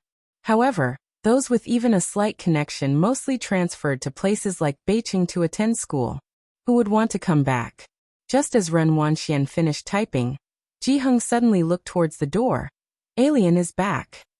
Ji Xiaorong paused, turning his body to look at the courtyard gate. A girl pushed the door open and entered. As the girl entered, it was as if a flash of lightning had suddenly streaked across the dark sky. She was wearing a light blue top with neat, orderly buttons, and the 3/4 sleeves were slightly wide with a white auspicious cloud pattern on the cuffs. Below, she wore beige casual pants that reached her ankles, embroidered with lifelike pink apricot blossoms that seemed to surge with her every step. In her hand, she casually toyed with a pair of white headphones, and a touch of red on her wrist was like a red plum in the snow. Ji Xiaorong's gaze fell on her clothes, and he instantly recognized that the meticulous stitches were the work of Ji Heng's hand. Ji Mulan really did give birth to a well-behaved daughter. "This is your second uncle," Ji Heng introduced, pointing at Ji Xiaorong with his tobacco pipe for Bai Lian. Ren Wanxian didn't look at the so-called cousin. She was still thinking about matters, so her expression was somewhat indifferent. When she noticed Ji Heng once again pointing at Ji Xiaorong with his tobacco pipe, she frowned slightly. She had been taught etiquette by instructors hired by the Ren family since she was young, learning the aristocratic etiquette of Jiangjing. Pointing at someone with a tobacco pipe was simply too vulgar. Even a servant in the Ren family wouldn't commit such a crude act. When she first saw Ji Heng take out a chipped blue and white porcelain bowl as a child, Ren Wanxian told Ji Heng that it was too dirty and unhygienic. She was severely scolded by Ji Xiaorong. After that, Ji Heng never used that bowl to entertain her again, and bought a clean white porcelain bowl instead. But Ren Wanxian also didn't dare to speak out of turn anymore. Today she could only suppress her feelings, then go home and complain to her mother, who rarely let her visit the Ji family. Bai Lian clasped her headphones, glanced at the second uncle Ji Hung had mentioned, and curved her lips into a smile, brimming with amiability. Hello. She didn't call him second uncle. Her voice was like the clear and spirited tone of a gently pressed piano key, and Run Wanxian subconsciously turned her head. She saw a pair of extremely beautiful eyes, clear and sharply contrasted between the black and white. Looking further down at the vintage clothing, Run Wanxian had not thought before seeing her that such outdated fashion could look so attractive on someone, even if Run Wanxian didn't want to admit it. She clenched her phone. It's rare for you to come back, Ji Hung said, not one for many words. He broke the silence, telling Ji Xiaorong, dinner here tonight. Run Wanxian took her gaze back. She stood up, her behavior very cultured. Dad, I still have a private tutor class and can't be home too late. She glanced at the well in the courtyard from the corner of her eye. The Ji family used water from here. Though the well looked clean, she really didn't want to touch the water from this place. So every visit was brief, and she never drank the water Ji Hung offered her. Though Xiangqing was off the beaten path, most of the area close to Xiangqing had been replanned long ago, and the community had been equipped with sterilized tap water. Meanwhile, Purist Street remained the same year after year, with no construction, and the residents still used well water. Ren Wanxian had never seen people using well water in this day and age. Ji Xiaorong glanced at her. Then you go back first. The driver is still waiting for you outside. Oh, by the way, Ji Xiaorong seemed to remember something. Xianxian, this is your cousin. She's also in her senior year, and is about to switch from arts to sciences. You two should exchange contact information. Saying this, he looked towards Bai Lian. Alien, Xianxian is also studying science, and her grades are excellent. You can ask her if you have any questions. Bai Lian lowered her head, studying the headphones. She decided she would take them apart to see how they worked as soon as she got back to her room. After being called out, she lifted her head to look at Ren Wanxian, and slowly attempted to take out her phone from her pocket. Ren Wanxian pinched her phone, holding the power button down to turn it off. Dad, I'm 2 years younger than her. I'm 17 this year. She paused, then said, I've been playing games just now and my phone is dead. Hello. Ren Wanxian faced Bai Lian squarely, very politely, and took out a certain fruit-branded phone, her manner graceful. Then let's add each other as friends next time. Bai Lian quirked her brow, and withdrew her hand from reaching for her phone. Sorry. Ji Xiaorong also fell silent for a moment, then spoke softly to Ren Wanxian.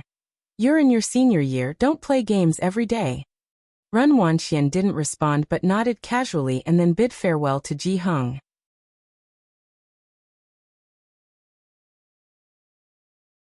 Chapter 11. 007 Ren family. Enroll_2 As he turned around, his smile disappeared instantly, replaced by irritation and impatience. Could just anyone become a relative of the Ren family? Today, with Ji Xiaorong present, Bai Lian didn't have to wash the dishes after dinner, as Ji Xiaorong did it. Ji Hung watched him searching for the bucket. The bucket is in the storage room. Have you forgotten again? Ji Xiaorong smiled and then looked around the courtyard before heading to the storage room.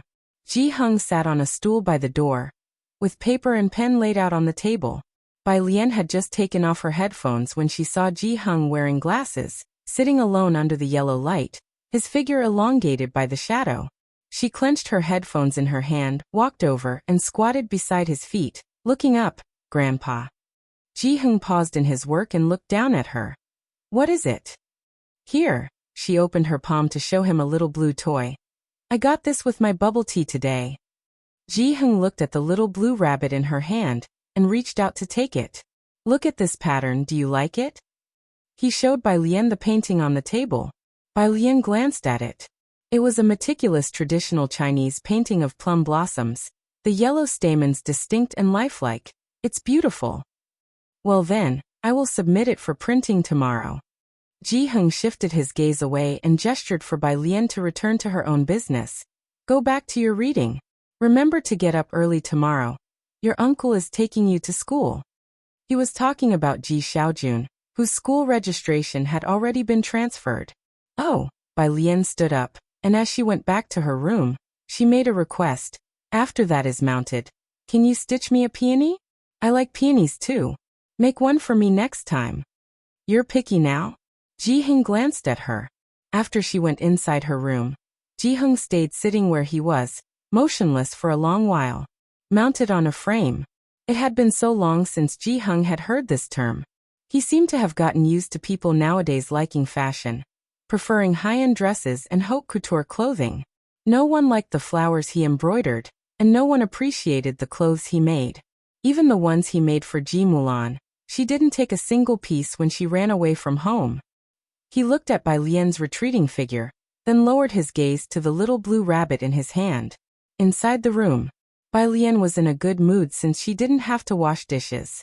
She returned to her room, placed her open headphones on the table, and the first thing she did was look up the book Jiang he had sent her. She opened Baidu and searched Jiangjing University Physics. However, the results were bizarre. There was everything except for the book from Jiangjing University and Jiangjing University Physics. She glanced at her phone screen and there was even a result. Got 17 points in physics, Bai Lian. Good for you, classmate. She went back to WeChat, tapped on Jiang He's profile, and politely greeted. On the other side of the phone, Jiang He sat on the carpet, a life-size synthetic cabbage plushie in his lap, holding a 7-layered twisty puzzle in his hand, slowly working on it while the watch on his wrist chimed. He glanced at it and saw the message was from someone with a Xiangqing building profile picture, his eyes lighting up. He threw away the pillow, tapped his smartwatch, and a slim, floating 3D page appeared with Bai Lian's message. Bai Jian. Jiang He replied, one character at a time. Bai sister. Bai Jian. I won't go to the library tomorrow, I have classes, Jiang He. Okay. Bai Jian. I can't find the book you sent, it's not on Jingbao either. Jiang He rested his chin on his knee, blinking. Jiang He. I'll ask brother. He got up from the carpet to go to the study. Jiang Fulai was in a video conference. He wore a white lounge suit, leaning back with a relaxed posture, his pale fingers resting on the table, his light and lofty eyes half-lidded, exuding a sense of nobility and indifference. Upon seeing Jiang he slowly straightened up, switched off the camera, and muted the microphone. What is it? Jiang He approached and showed him the watch screen. Are you asking for her? Jiang Fulai raised an eyebrow, his soft lounge suit making his coldness seem a bit diluted. Jiang He nodded. Jiang Fulai took from him the half-solved twisty puzzle. I hear you want to go back with them? Jiang He nodded again. Jiang Fulai methodically restored the puzzle to its original state, casting him a glance in between. You can't. Jiang He looked at his puzzle, this time not nodding. Go back to bed. Jiang Fulai handed the puzzle back to him. I'll have someone send the book over tomorrow. The delivery of his laboratory detector did not meet his standards this time. He needed a detector capable of sensitively sensing recoil nuclei, but the detecting medium in the laboratory was not large enough. So he was altering the design to ensure the detector was large, yet had a very low detection energy threshold. There was not much time. Conveniently, Jiang He had recently found a playmate, so he didn't need to be distracted by looking after him.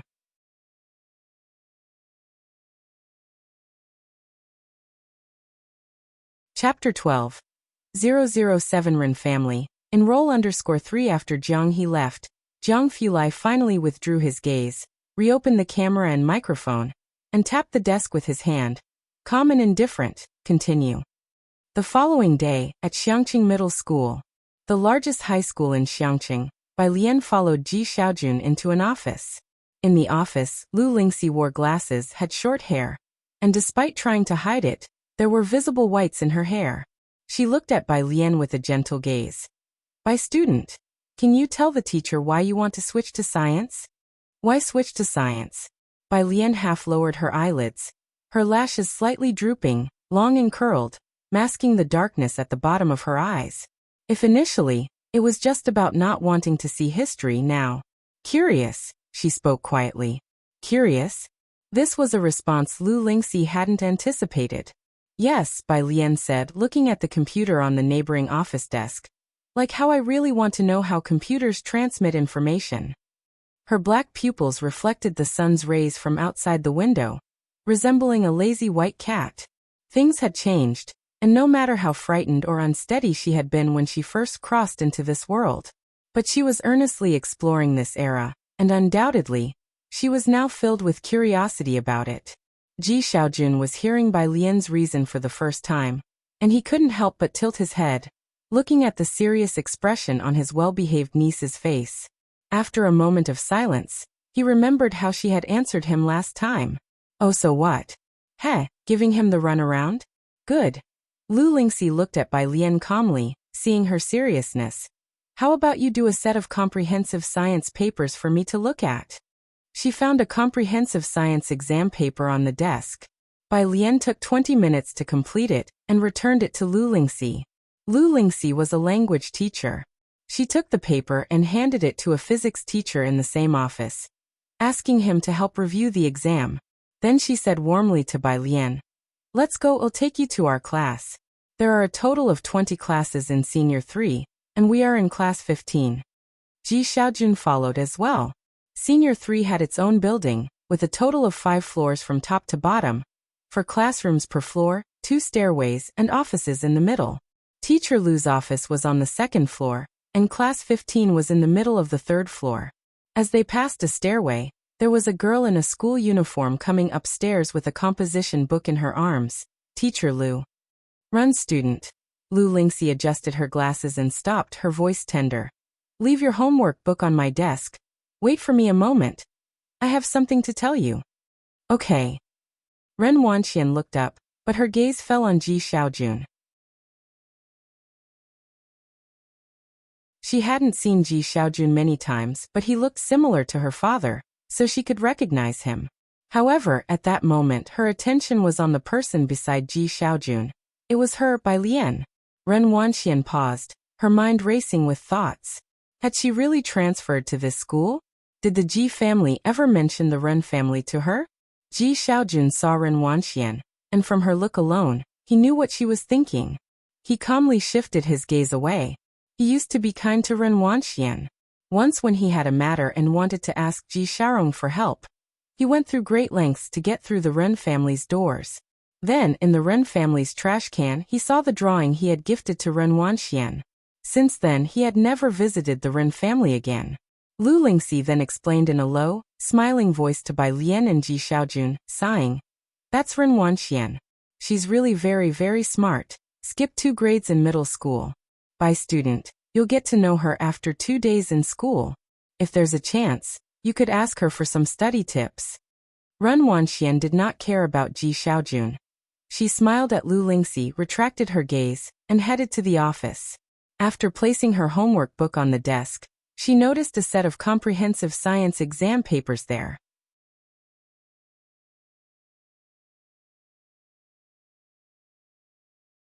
Chapter 13, 008 Vine Emperor _1 Class 15.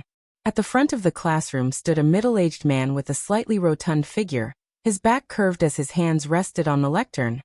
Now looking at this problem, what should we do first? We set the coordinates for this moving point M, using trigonometric substitution and the trigonometric identity, right? And what's the next step? Write down the coordinates of the other points as well. Then it becomes pretty obvious, they're all collinear. Can we not determine the coordinates of point P?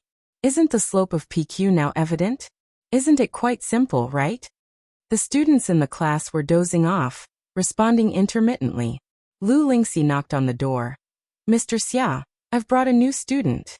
Some students in class 15 languidly looked up, and in the light, the newcomer was seen wearing a simple white cross-collared shirt, embroidered with a tiny white poppy at the neckline, paired with a black horsehair skirt below. In her white blouse and black skirt, her black hair was neatly coiled with a wooden hairpin, and she had no other accessories. Her features were pretty and she exuded a lazy elegance, giving her an irresistible aura. The math teacher momentarily felt as if he had time traveled, as if he were in the Imperial College, and approaching him was his most spirited female disciple. She entered the classroom and spoke in the midst of a profound silence. Hello, everyone. My name is Bai Lian. At the sound of bang, the atmosphere instantly exploded. May I ask, Lian from which Lian? A girl sitting in the back excitedly raised her hand to ask. Standing politely at the lectern, Bai Lian casually tilted her head upon hearing the question. The Lian as in the vines of an emperor's home. Wow, cool. Some boys even started banging on their desks and shouting. Some girls, seemingly composed, bowed their heads, but had already taken out their phones to frantically communicate in chat groups. All right, calm down you lot, Lu Lingxi said with a smile. Bai Lian, take the empty seat in the fourth group. She looked at the girl with her head down by the window, her voice softening, next to Yang Lin. Bai Lian walked towards the only empty seat in the classroom with her backpack. If you need anything, you can come to me. Yang Lin spoke in a delicate and gentle voice, and after she finished speaking to Bai Lian, she kept her head down, continuing to do her homework. Thank you. Lu Lingxi returned to the office. Wanxian, you'll have to write on the bulletin board at the intersection later. Ren Wanxian had studied under a famous teacher since she was little and had good handwriting. Lu Lingxi was also partial to her. Also, you're aware of the Jingjiang preparatory camp, aren't you? Ren Wanxian nodded. I know. She didn't just know. Her grandfather was also actively communicating with a doctor from Jiangjing. Some schools use software from the preparatory camp to drill their top students with questions. Lu Lingxi spoke slowly. Our school recently got a spot, but there's only one, so the school will decide who gets it after another month. The spot for Jingjiang preparatory camp was basically a guaranteed ticket to Jiangjing University. There were very few opportunities to get this software spot. Ren Wanxian remembered that even Beiqing High School only had 10 such spots. She was surprised that Xiangcheng School actually had a spot. Ren Wanxian was quite taken aback. I understand, Ms. Lu. Stay a bit later after school. There's a training session targeted at those of you who can compete for the spot. That's it, you can go back, Lu Lingxi said with a smile, sending her off. Lu Lingxi was not only the homeroom teacher of class 15, but also taught Chinese to 3 classes, concurrently holding the position of grade director. She was in charge of all the significant issues of the senior year. Ms. Lu, I've placed the transfer student's test paper on your desk, the physics teacher reminded Lu Lingxi. Lu Lingxi quickly put on her glasses and picked up the exam paper. Let me take a look. The first thing she noticed was the handwriting on the paper. This handwriting. Upon hearing this, Ren Wanxian slowed her steps. So that test paper belonged to Bai Lian? The physics teacher, holding his teacup, said with a smile. 85 points, the paper is simple, the score is a bit on the low side, but the fundamental knowledge is well learned. Ren Wanxian paused at the door, a hint of mockery in her eyes. She closed the door, thinking nonchalantly, what a refined way the physics teacher phrased it. How is that a bit on the low side? In Xiangcheng's initial exams, the science comprehensive is very simple, consisting entirely of basic questions, with a total score of 300 points, and in their class, there's no one below 150. In the office, however, Lu Lingxi was quite surprised. 85, that's also enough, Lu Lingxi said, holding the exam paper and smiling. You don't know, but Bai Lian switched from liberal arts to science. I thought if she could score 50, I wouldn't persuade her to go back to arts. She didn't have high expectations for Bai Lian, especially since she had switched from literature to science. She hadn't expected Bai Lian to score as high as 200. Lu Lingxi wasn't pursuing graduation rates either.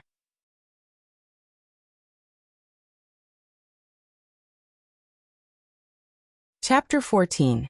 008 Vine Emperor _2, Academic Transition from Humanities to Science? No wonder the handwriting is so neat. It's even better looking than print. The physics teacher had just been preparing for class and hadn't heard the conversation between Lu Lingxi and Bai Lian. It looks even more pleasant than Ren Wangshuan's test papers. He also found it strange that the transfer student had switched from humanities to science. Although the test itself was simple, covering mostly basic knowledge, and she didn't do many of the major questions. In fact, whenever she did answer, everything was correct, especially in physics. She used authentic Guanga style. As a language arts teacher, Lu Lingxi did consider her to be a good student, with handwriting so well behaved. In the past, scholars who took the imperial examinations would use this type of font. Previous top scholars knew several styles of calligraphy, but would all use Guang'a style during the palace examination. Lu Lingxi had never considered that Bai Lian knew several styles of handwriting. Nowadays, it was remarkable for young kids to learn even one style properly. But now very few people learn Guang'a style anymore, as they prefer Liang style. Lu teacher, don't worry too much. The physics teacher unscrewed the teacup. Since she wants to study science, she'll definitely be diligent. Don't look at her score of just 85 now. I see that she's not completely lacking in insight. Just you watch, by next year's college entrance exam, she should be able to raise her score to 170, and with some effort, reaching the second tier of universities is quite possible. He decided to pay more attention to this transfer student. Of course they did not know. Making the transition from humanities to science, scoring 85 on a test of moderate difficulty, indeed also indicated some talent. In their minds, the biggest challenge for Bai Lian would just be the transition from humanities to science, as it was already difficult enough to score well legitimately, let alone considering that these 85 points were entirely the result of 5 days of study by Bai Lian. And as for the many questions she hadn't answered, it was simply because she hadn't started learning that material yet. Bai Lian, relying on her own efforts, had carved out a territory for herself on the Xiangqing Middle School forum. Today, of 10 posts on the number 1 middle school's board, 8 are about Bai Lian, the Empress. Bai Lian herself was not aware of these discussions. Although she was good-looking, she emanated an aura that made her difficult to approach. Like her deskmate Yang Lin, she was either reading or solving problems, appearing very much like a top student. Carrying the aura of a top student naturally, other students didn't dare to strike up a conversation. After school in the afternoon, Bai Lian had just been measured for size. Her school uniform would not be issued for another 2 days. Among the sea of uniforms, she was the only one in her own clothes. A bit taller than the average girl, clean and strikingly beautiful, standing out like a crane amongst chickens. Jiang He was squatting on the street corner opposite, and he spotted Bai Lian, shining brightly amidst the crowd, in a glance. "Why are you alone?" Bai Lian didn't see the others who had been following Jiang He around, so she took him to the milk tea shop around the corner. "My brother is picking me up later." The milk tea shop was crowded just after school let out, but they waited a few minutes for people to leave. Bai Lian found a quiet table and sat down with Jiang He. "Bai student." The clerk served Bai Lian 2 cups of cherry fruit tea. "Your milk tea is ready, straws are on the left, help yourself." Bai Lian recognized that this was her deskmate, Yang Lin. Bai Lian looked at the milk tea, which clearly had more fruit pieces than others, and smiled with her eyes, the expression shining and vibrant. "Thank you." She took out 2 straws, while Yu Guang noticed that Yang Lin's exposed arm seemed to have a purple bruise. "What's that?" Bai Lian took her eyes off it, and went back to handing Jiang He his milk tea. The other person took out a colorful spherical object. Jiang He took a sip lightly. A 7-layered, 5-colored magic cube. He had already managed to restore the center colors, but was not familiar with the rest. Last night, after watching Jiang Fulai's speed cubing restoration formulas, he was trying hard to replicate them. Bai Lian opened her backpack and took out a large lump, having never seen a Rubik's Cube before. "Are you restoring the colors of this sphere?" Jiang He nodded, discontent with his own speed. "My brother can solve it very quickly, but I need 2 hours. Puffed. A guy who had just come in with a basketball spat out his lemon tea. "No way, little bro." The guy spun on his foot and turned sideways, wearing the school uniform, his features handsome and sunny, and kindly suggested to him in a heartfelt tone, "Don't talk about it so calmly, have some sympathy for the average high school student." Jiang He glanced at him and said nothing. "Boy, what's with that look?" "What look?" "Hey." The boy got choked up for a moment, but then greeted Bai Lian, introducing himself. "By classmate, I am your Zhang Xiai's." Bai Lian recognized him. He was the guy who sat behind her. She had remembered everyone who introduced themselves to her. Zhang Xiai scratched his head. "Oh, so you did hear us talking. Lu Ma said that if you ever need anything, just ask me. I'm the sports committee member." They called Lu Lingxi Lu Ma in their class.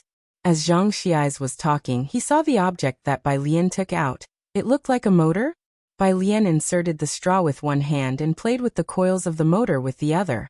What's wrong? Zhang Xi's. Who carries this kind of stuff in their backpack? He said goodbye to Bai Lian with an incredulous face and left the milk tea shop. The group of boys waiting for him outside asked if he got the new transfer student's contact info, implying that the new student was so pretty that they could only admire her from afar.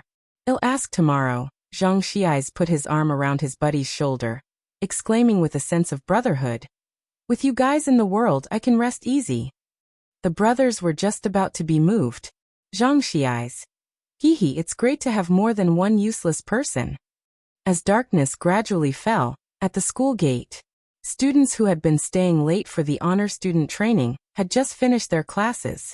Ren Wanxian was picked up and dropped off by a personal driver every day. She was on the phone with the driver. I've finished my tutoring class, come to. Her eyes caught sight of a girl sitting under the streetlight at the corner of the crossroad, apparently waiting for something. How come she kept running into Bai Lian at this huge school? Could it really be such a coincidence? Ren Wanxian suddenly felt an irritation. Observing the other's silhouette, she pondered for a while, and then instructed her driver. Take the car to the back gate. I'll wait for you there. What's wrong? The boy next to her asked her. Nothing. Ren Wanxian shook her head, not wanting to mention Bai Lian at all. Let's go to the back gate. She turned coldly, re-entering through the school gate. The boy, after a thoughtful nod, glanced faintly at the corner of the crossroad and said, Then I'll have my driver wait for me at the back gate as well. Meanwhile, at the crossroad, when is your brother coming? Bai Lian sat beside Jiang He by the roadside, watching the passing traffic. The streetlights lit up one by one. Jiang He reluctantly lit up his watch. Another 10 minutes. Okay. Bai Lian leaned lazily against the lamp post, taking out the coils again to play with. When Jiang Fulai came to pick up Jiang He, what he saw was this scene. The girl sat casually by the roadside. Her ink-black hair was casually held up by a brown wooden hairpin. She elegantly manipulated the motor in her hands, making the rough motor seem more like a piece of art. Her facial features were strikingly attractive, and her droopy eyes conveyed a lazy demeanor. For a moment, it was as if the moonlight too favored her, casting a hazy glow as if moisturized by the moon's radiance. Suddenly he thought of a phrase, tender yet lethal.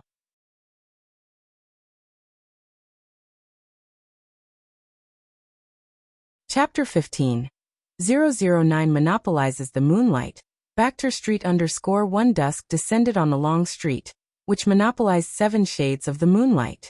I kept you waiting. Jiang Fulai came back to his senses. He suppressed his gaze and introduced himself to Bai Lian. Hello, Bai Lian, I am Jiang He's brother, Jiang Fulai.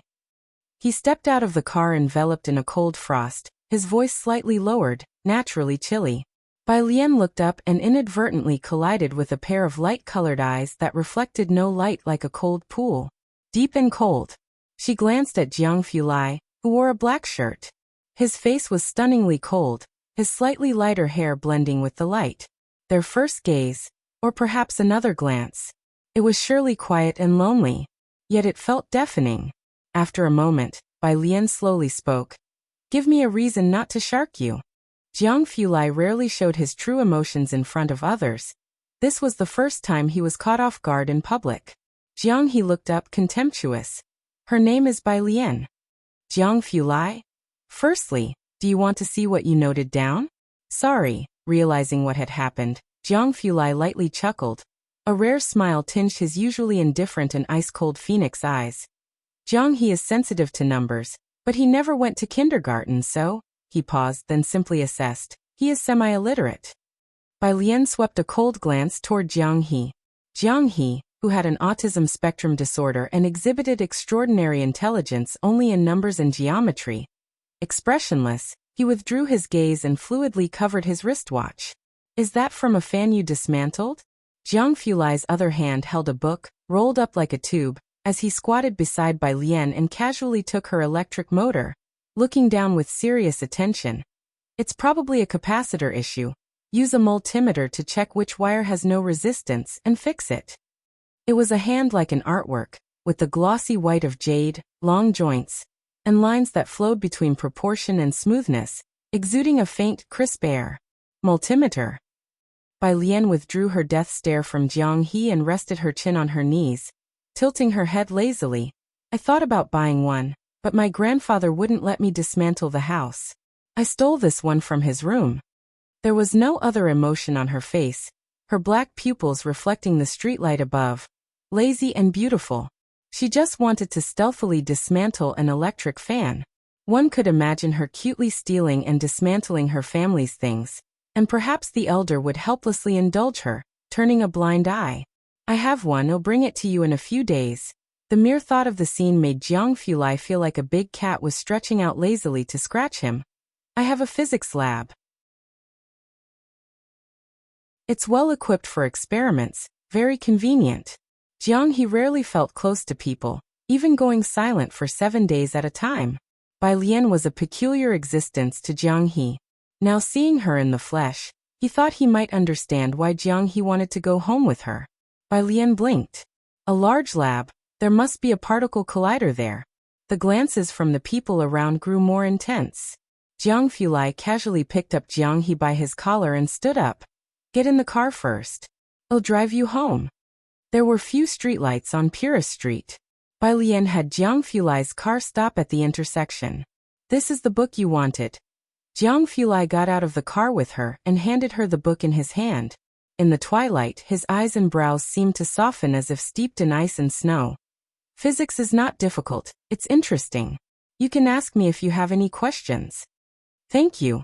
Bai Lian took the book. This was a book that she couldn't find anywhere. I should be thanking you. Jiang Fulai looked towards Jiang He and said softly. Jiang He always thinks he's an alien, wanting to return to his own planet. You're his first human friend. But Bai Lian simply said, he's cute. Jiang Fulai turned to look at her for a moment and chuckled lightly, yeah. Bai Lian waved at him and left. Jiang Fulai watched her enter a small store, with a police patrol not far away. His slightly furrowed brow relaxed a little as he got back into the car. This place hasn't been demolished. Ming Dongheng sat in the driver's seat, surprised at the sight of the low and somewhat aged buildings. Right across from it is Bachter Street, where my master is. Bachter Street was where Ming Dongheng often went, a street at the border of two countries. He just hadn't expected that Bachter Street and Purist Street were only a kilometer apart, facing each other across the river. Jiang Fulai looked at the lone few streetlights, slowly rolling up the car window. Let's go back.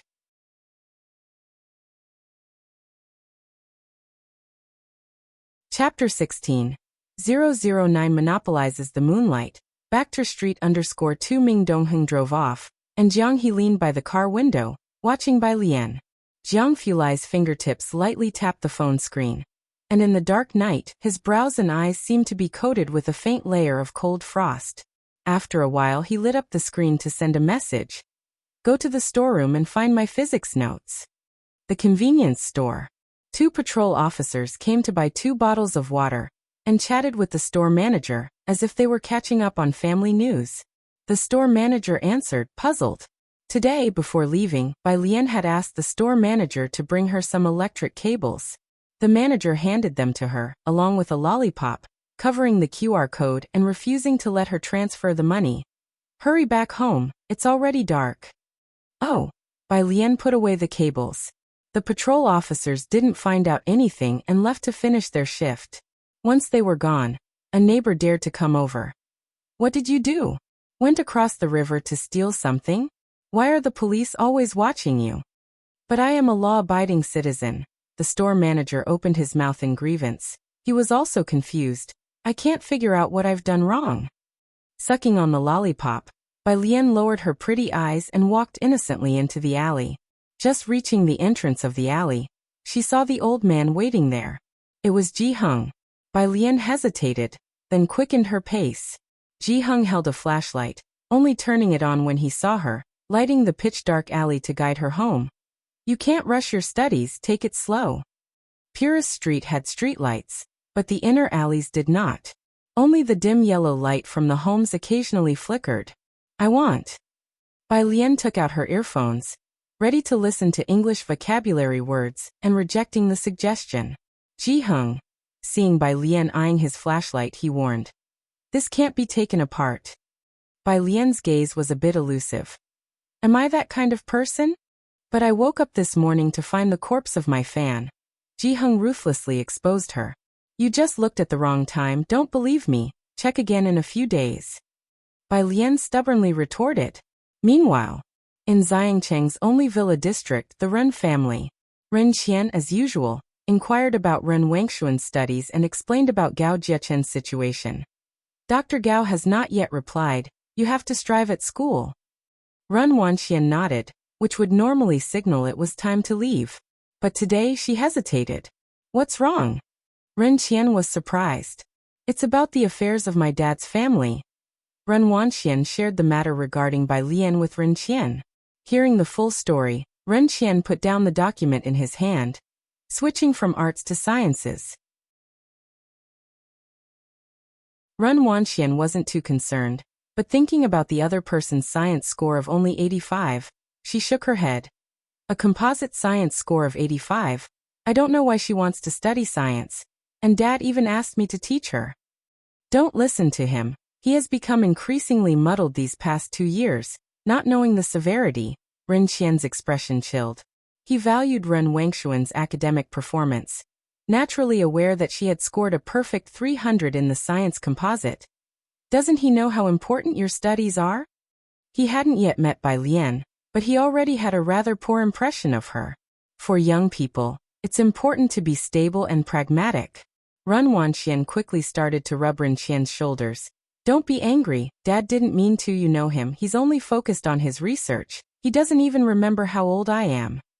For many years indeed, the Ji family hadn't taken advantage of the Ren family to cause any trouble. But Ren Qian was not concerned about the Ji family's affairs. He softened his tone, advising Ren Wanxian.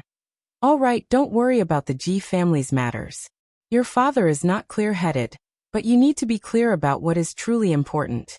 Next year is the college entrance exam. Don't get distracted by other things. After Ren Wanxian exited, the Secretary General spoke up. Next year's college entrance exam. It's time for someone from Xiangqing to become the valedictorian. Miss Wanxian stands a good chance. This class has fierce competition. Just competing with the Chen family in Xiangqing will be tough for her. Ren Qian knew a bit of the inside story. He shook his head. Let's not talk about being the valedictorian of Beiqing. Let's focus on Xiangqing first. In their eyes, the biggest goal was to be the valedictorian of Beiqing. As for the national valedictorian, it was unthinkable. Which year had the national valedictorian not been from Jiangjing? How could it be someone from another place? This is the auction list from White Tiger Auction House for 1 week from now. The Secretary General remembered the official matter. This time there is an authentic piece by Liang Zuan. At that, Ren Qian eagerly reached out for it. An authentic piece by Liang Zuan? Liang's style was one of the most popular scripts, not just favored by the common people, but also highly esteemed by the major families and great literati. Therefore, from a young age, Ren Qian made Ren Wanxian learn Liang's style. Clearly, Ren Wanxian had made the right move. Ever since she was young, she had won many people's favor with her Liang-style handwriting. Authentic pieces by Liang Zuan were rare, with a known authentic piece residing in the private museum of the Chen family in Jiangjing.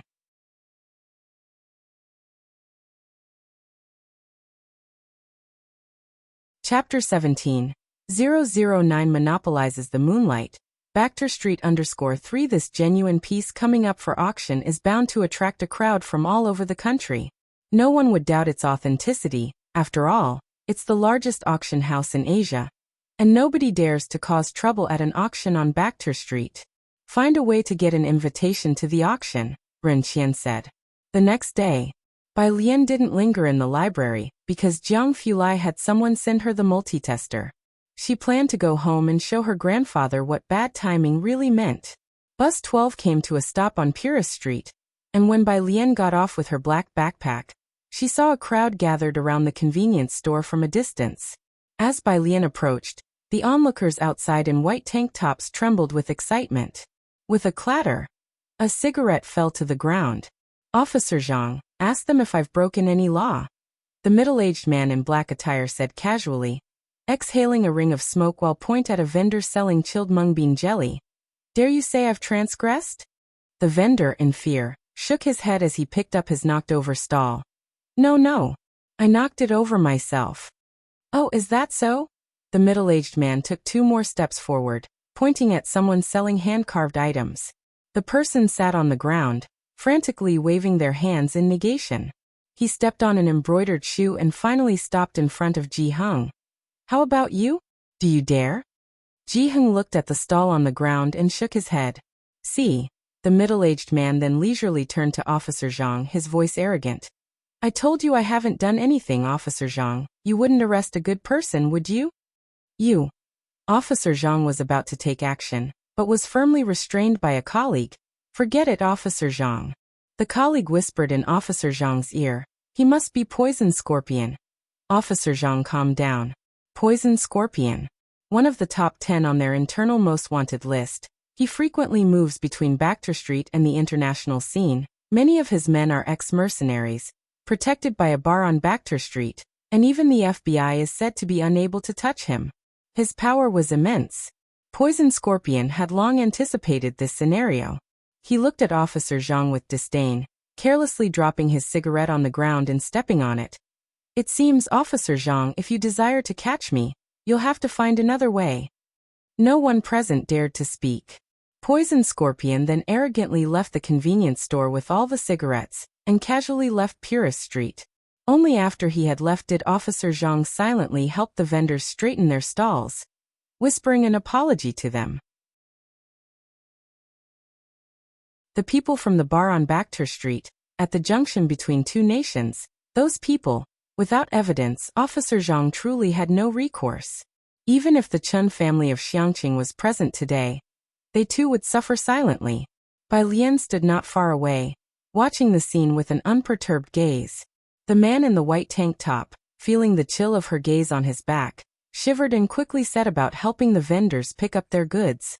Clearly, he was also one of the formidable convention people, and seeing him lending a hand, Officer Zhang gave him a glance, his gaze then shifting to the store owner not far away. As the crowd slowly dispersed, such incidents were not uncommon on Purist Street. Alien. Ji Hung, having tidied up his belongings, saw Bai Lian standing at the street corner. The neighbors liked the trinkets made by Ji Hung, who would set up his stall every few days.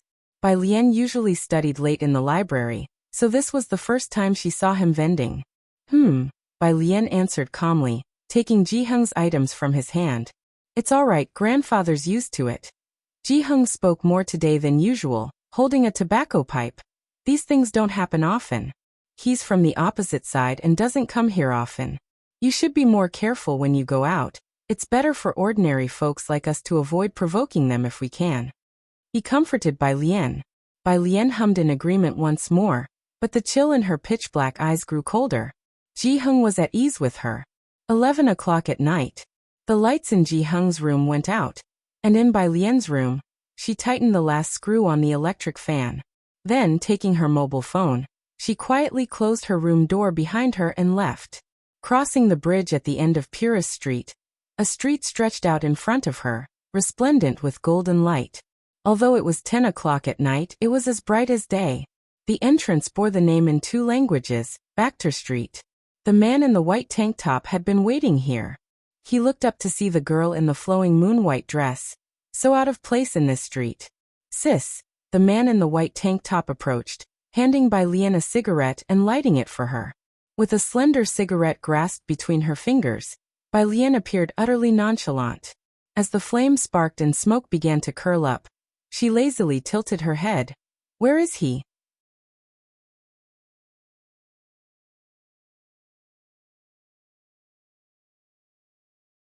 Chapter 18.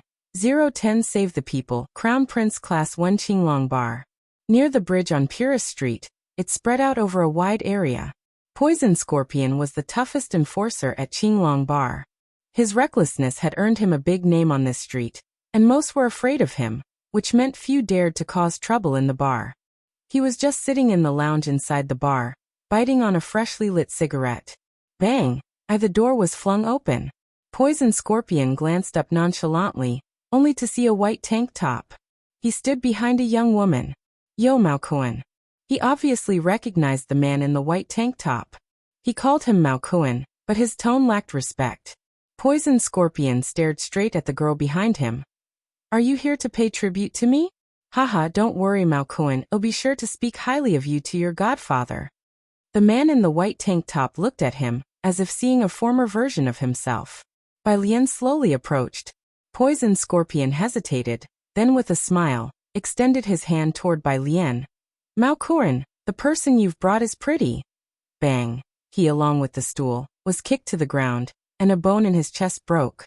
Poison Scorpion's eyes turned fierce as he endured the pain and scrambled up, throwing a fierce punch at Bai Lian's face. Bai Lian didn't even move her feet, simply raising her hand leisurely to catch his punch under his astonished gaze. The hem of her moon-white dress fluttered gently. Crack! The sound of finger joints breaking echoed. You want to die? With a bang, he was once again brutally smashed to the ground by Bai Lian. Poison Scorpion had never seen such a twisted scene before, and looked at Bai Lian in terror. The borderlands between two countries were complex, and no one without some abilities could survive there. His skills were quite impressive. In fact, few people knew that even the FBI had been unable to handle him when he was notorious internationally, which was why the bar owner had taken notice of him.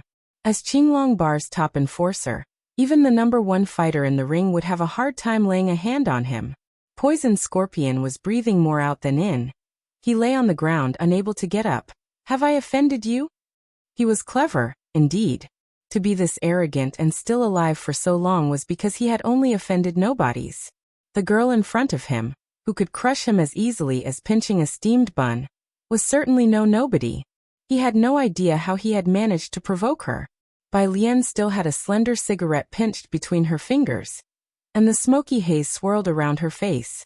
She walked unhurriedly to Poison Scorpion's side, wearing gray embroidered shoes with a faint footprint on them. The embroidery was of pink peonies, layered and sumptuous. With the shoe bearing the footprint, she stepped on Poison Scorpion's right hand and asked softly, "Is the embroidery nice? So prim and proper?" Poison Scorpion, who had been so arrogant before, now lay at Bai Lian's feet. Even as every breath caused pain in his chest, he still struggled to wipe the dust from her embroidered shoe. Smiling ingratiatingly, he looked up at her. Good, very good. The embroidery is excellent. Bai Lian looked down, the shadows cast by her eyelashes hiding the tumult within her eyes. She lifted her foot. Indeed, it's good. Bang, another kick. She kicked Poison Scorpion hard in the chest. Poison Scorpion was slammed against the wall. Bai Lian leisurely straightened her sleeves. Withdrawing her gaze, she said coldly, "But it's gotten dirty." The man in the white tank top knelt beside Poison Scorpion, kindly reminding him, "You had to mess with her grandfather's business of all things. And you even asked if the old man dared to. Do you think he dares? Remember to respect your elders and love the young." The bar was deafening with noise. A group of men in black waited at the doorway. The leader, seeing Poison Scorpion paralyzed and gasping against the wall, twitched his mouth. God, you're asking a vicious man to respect the elderly and love the young. They looked at Bai Lian warily, then told the man in the white tank top, "Maokuan, the boss wants you in the conference room." "I'll talk to my godfather." The man in the white tank top nodded casually. Bai Lian leaned against the bar, lazily tapping her fingers on the countertop. "Xiao Bai." The man in the white tank top immediately stepped forward, pouring her a drink. "Sister, my surname is Mao." "Oh, Xiao Mao." Bai Lian nodded sluggishly. "Thanks for today, but I don't drink. I'm heading back." "Sister, won't you stay a little longer?" Bai Lian took out a wooden hairpin, slowly gathered her hair, and her low, soft eyes were languorous. "No, I have class at 8 in the morning tomorrow." "Niao Kuan no Xiao Mao." At his side, a younger brother seeing Bai Lian for the first time blushed. Xiao Mao upon seeing this snapped at him, smacking his head hard. "What are you looking at? Ha! What are you staring at? Any ideas you're getting stuff them back into your mother's womb."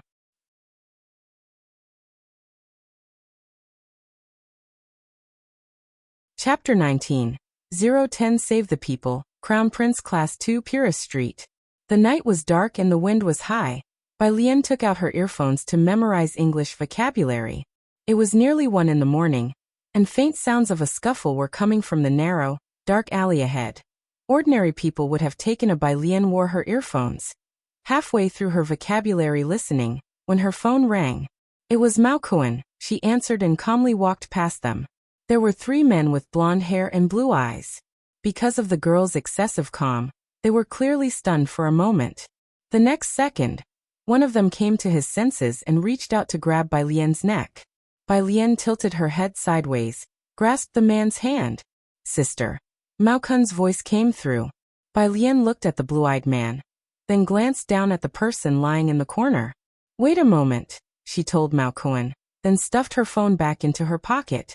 Then she suddenly yanked the blue-eyed man in front of her. The breeze from her punch parted the strands of hair scattered on either side of her, revealing her cool gaze. Bai Lian didn't retreat. With her other hand balled into a fist, she powerfully slammed into another who tried to make a move on her. In less than 3 minutes, 3 men were lying at her feet.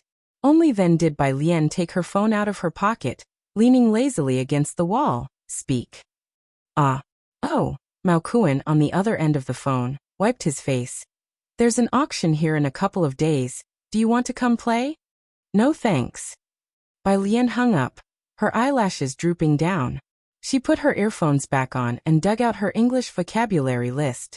Hey, the bloodied person lying in the corner spoke to her, shaking as he fetched a pack of cigarettes from his pocket and tried to find a cigarette to bite on. Thank you. Can I have your contact information? Bai Lian glanced down at him. His leg was still bleeding non-stop. Her gaze settled on the gold-framed calligraphy next to him. When the man saw her looking, he moved his right hand but inadvertently triggered a wound, causing him to hiss in pain. Do you want this? It's an original by Liang Zuan. It's valuable but not as precious as I am. Take it if you want. As for other requests, I can manage anything as long as you don't ask to live on the moon. Bai Lian, unsure which word moved her, squatted down, flipped on her phone's flashlight, and shone it on the calligraphy beside the man. After a while, Bai Lian's gaze lazily fell on the man's continuously bleeding leg. She slightly lowered her head and reached out to fumble with the man's injured leg. What are you doing? The man was taken aback and quickly said, It's a gunshot wound. My private doctor will be here any moment.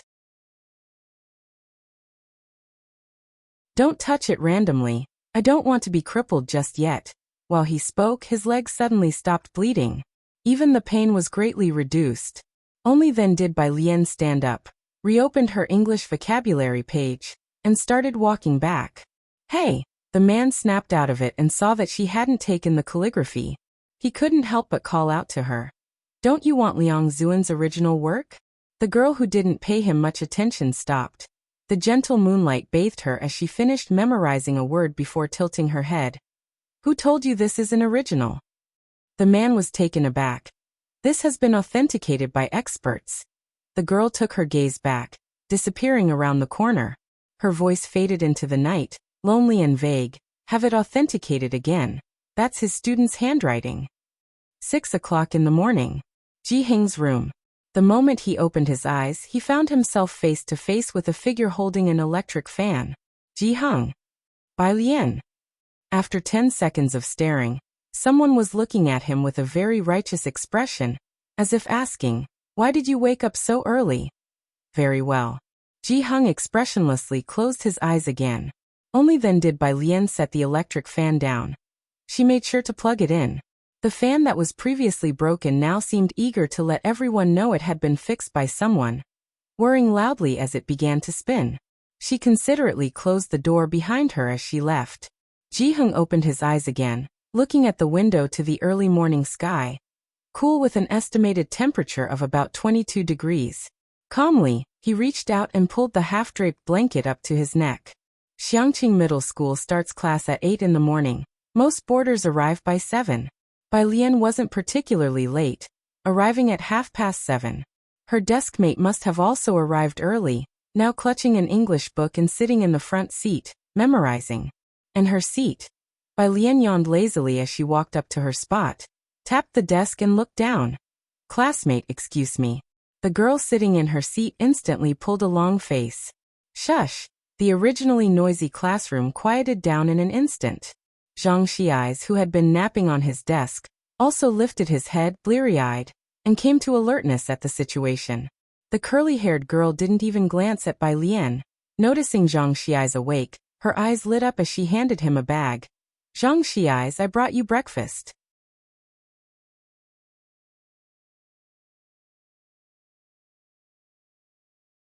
Chapter 20. 010 Save the People. Crown Prince Class _3. Meanwhile, Yang Lin gently tugged at Bai Lian's sleeve, gesturing with her eyes towards Bai Lian. Zhang Xiai's never accepts anything from girls. But now he reached out to take the breakfast. Thank you, Chen Wei, you go ahead, class is about to start.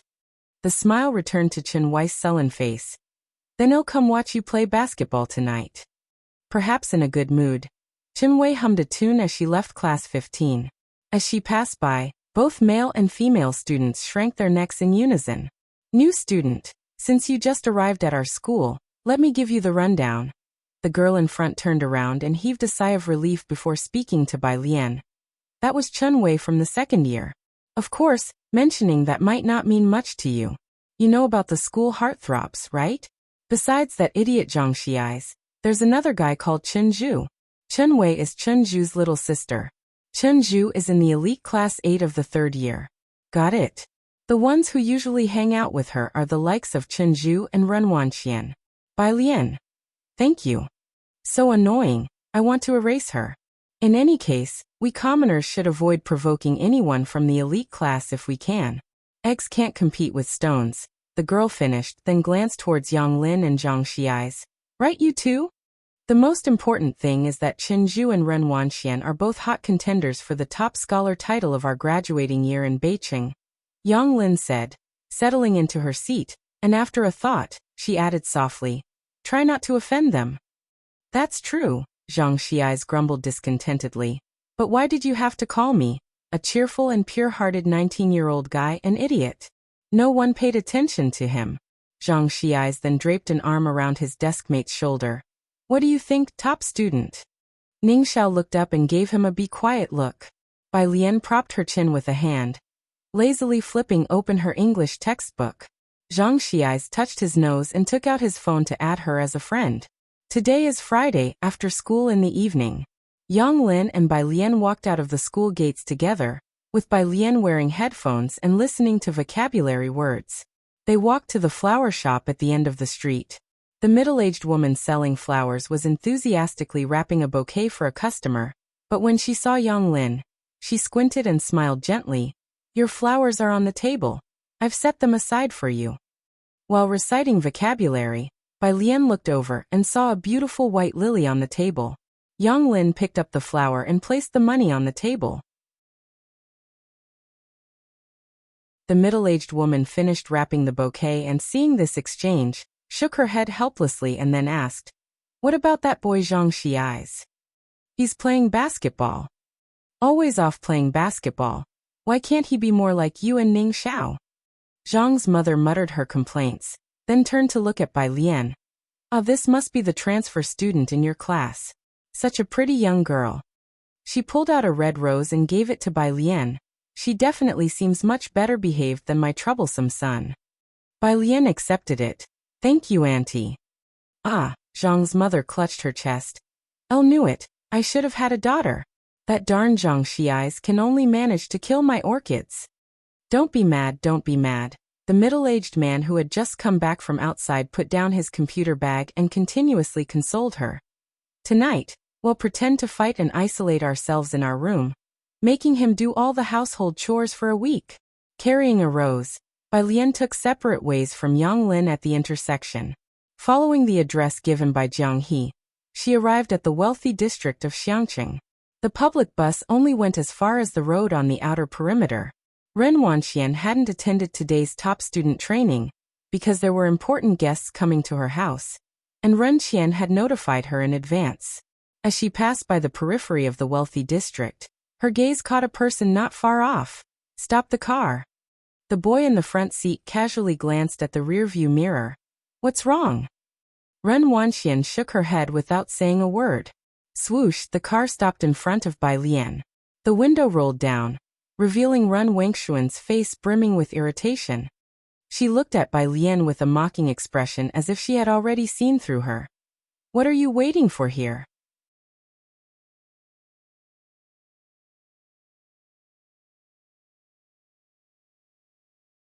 Chapter 21. 011 Director Qin. That day Liang Zuan's extraordinarily talented disciple _L Bai Lian held her cell phone and sent a message telling Jiang he not to hurry. She was still in a moon-white long dress, her eyes clear and tranquil, reciting vocabulary in a calm and unruffled manner. Upon hearing a voice, she looked up. Waiting for your ancestor. No matter whether it was at school, at the Ren family home, or anywhere else, Ren Wanxian was always the center of attention, always pampered and worshipped by everyone. Even Chen Wei had to make some superficial effort in front of her. As for the Ji family, even though she was very polite to Ji Heng, deep down she still looked down on the Ji family members.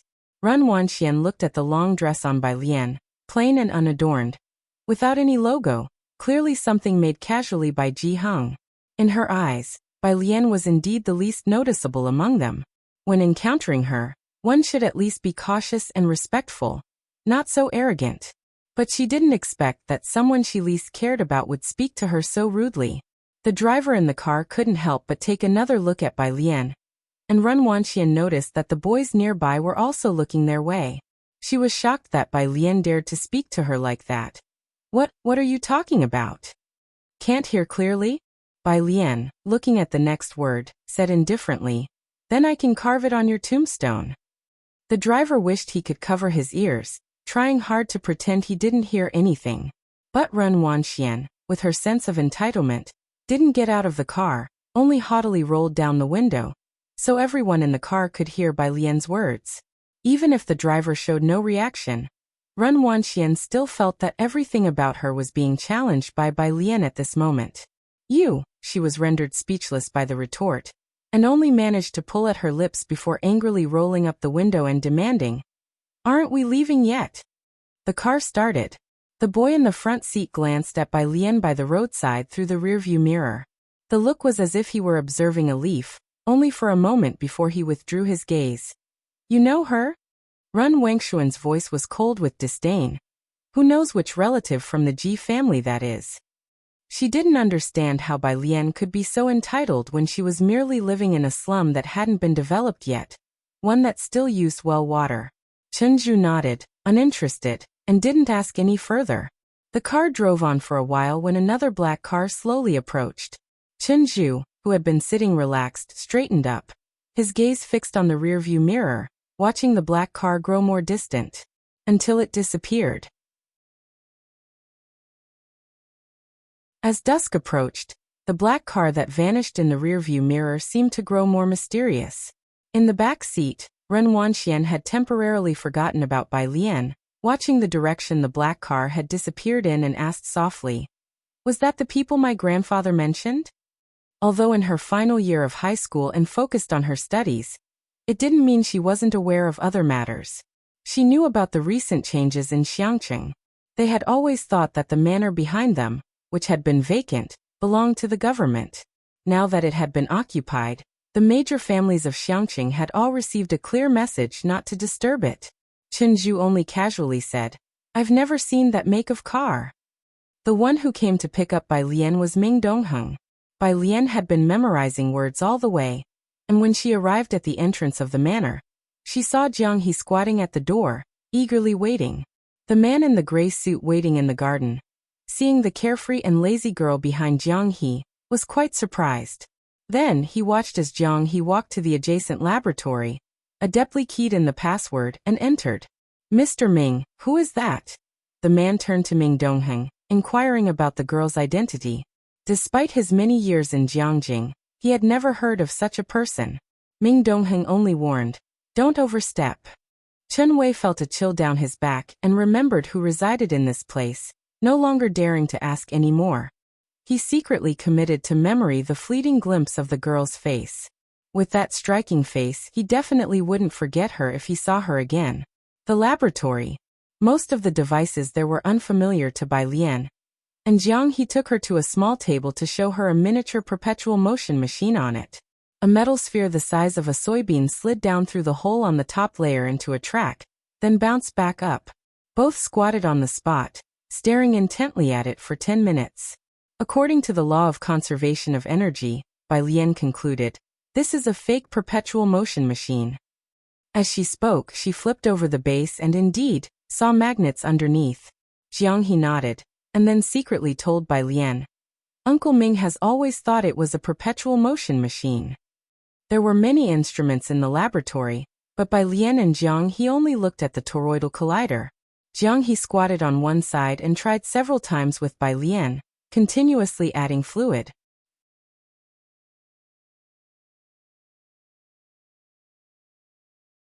Chapter 22. 011 Director Chen. That day Liang Zuan's extraordinarily talented disciple _2 Bai Lian always recorded the data. She and Jiang He finally succeeded once, and after glancing at the numbers on both sides, she recorded more data on paper. After she finished, Jiang He leaned on the table and looked at the vortex machine. How come it still isn't broken? Bai Lian set the paper aside, tilted her head to look, and found it hard to disagree. Outside, when Jiang Fulai returned, it was already dark. Young Master Jiang. Chief Chen followed him into the house respectfully. Jiang Fulai took off his coat and with a quick glance, noticed a black backpack, a mobile phone, and a rose on the rosewood table. Ming Dongheng. Those are Miss Bei's belongings.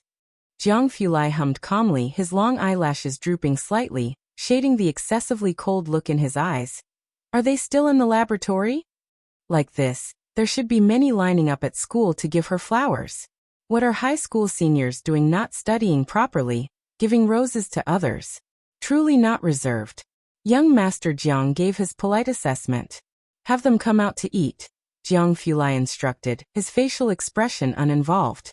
When Bai Lian came out, Jiang Fulai was speaking with Chief Chen. Chief Chen clearly appeared somewhat restrained, his hands resting on his knees as he sat with his legs together. It must be personal revenge, this side of Xiangqing. He caught sight of Bai Lian entering from outside, paused, and didn't know whether to continue. Jiang Fulai tapped his fingertips lazily on the table, glanced at him. Continue. Oh, Chief Chen quickly resumed. I came here to tidy up the security. Poison Scorpion is my top priority, but the day I arrived, someone sought revenge on him. Ming Dongheng couldn't resist commenting expressionlessly. Such a coincidence. You sure you didn't have a hand in it? How could I? Chief Chen was quite agitated. If I had that ability, would I need to be sent here for further training? Ming Dongheng suddenly understood. Chief Chen. Ever since ancient times, Xiangqing has always had difficult problems. This time Jiang Fulai came to Xiangqing, Jiangjing decided to give Xiangqing a thorough cleanup. Chen Zhu was a relatively outstanding descendant of the Jiangjing Chen family, and he secured the opportunity to come to Xiangqing out of a host of people. In ancient times, he would have been a special envoy with an imperial mandate. Make a mark here with political achievements, and return to be promoted and advance in ranks. But right after his arrival, someone conveniently handed him a merit. Chief Chen really felt Xiangqing was his lucky place. No suspects. Jiang Fulai rolled up his sleeves twice, casually poured 2 cups of tea, and pushed one each to Bai Lian and Jiang He. Jiang He stared at the cup as if it were poisoned. Chief Chen spoke with a serious expression. There's one, the boss of Purist Street number 112. I've already deployed extra personnel to keep watch over him. Is there no mistake? Ming Dongheng remembered Purist Street and expressed doubt. Could it be that he's not in trouble for messing with Dawson's Cake or offending the mercenary mafia?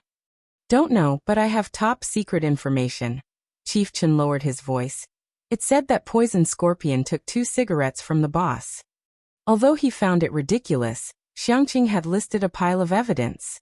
Otherwise, how could the boss have his cigarettes taken in the evening and be destroyed the same night? At the side, Bai Lian held her teacup and took a light sip. Genuine old Banjiang tea. Her eyes brightened slightly. Upon hearing the voice, she put down the teacup, lowered her dark eyes, her jade-like fingers touching the edge of the rosewood table. her expression lazily concurring with Chief Chen. That man is really bad. Only then did Chief Chen dare to look at her. The young lady didn't seem to be much of a presence, and Chief Chen softened his tone, comforting her with a kind voice. Don't worry, the bad guy has already received some punishment. Don't be afraid. That's good. Bai Lian finished her tea. She picked up her backpack and bid farewell to Jiang Fulai and the others. Jiang He tugged at her sleeve. Bai Lian's eyes drooped lightly, and she gave him a sideways glance. I'm going home to have dinner with my grandfather. A few streets away at the Ren families.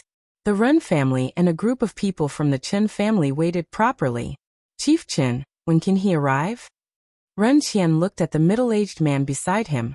Though anxious, he remained very polite to Chief Chen. The man referred to as Chief Chen was Chen Gang of the GDP powerhouse Chen family from Xiangqing. He was eyeing his watch. He should be arriving soon. As he was speaking, someone from outside came in with happy news. Chen Lord has arrived. Ren Qian and Chen Gang both stood up swiftly to welcome the guest at the entrance. Ren Wanxian and Chen Zhu also got up, exchanging glances. Chen Lord, Chen Gang, accompanied by Ren Qian, respectfully ushered the person in, and then introduced Ren Qian. This is Xiangcheng's current highest administrator, the elderly Mr. Ren Qian. If Bai Lian were here, she would recognize this man as the Chief Chen she had just met.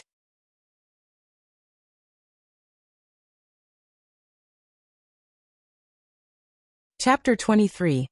011 Director Chen. That day Liang Zuan's extraordinarily talented disciple _3 Director Chen casually took a seat by the dining table. He was likely in his 30s or 40s, with a stern expression that rarely broke into a smile. Resting one hand on the table, he looked toward Ren Qian. Mr. Ren, I'm afraid I'll be imposing on you with my visit this time. Please do take good care of me. How could I dare? Ren Qian, also a sly fox, responded with a smile, his demeanor perfectly pitched. It's our Ren family that's honored by your presence.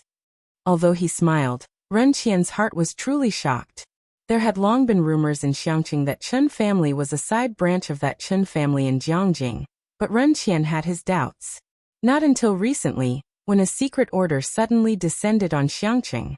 A certain Director Chen would be sent from Jiangjing to oversee Xiangqing.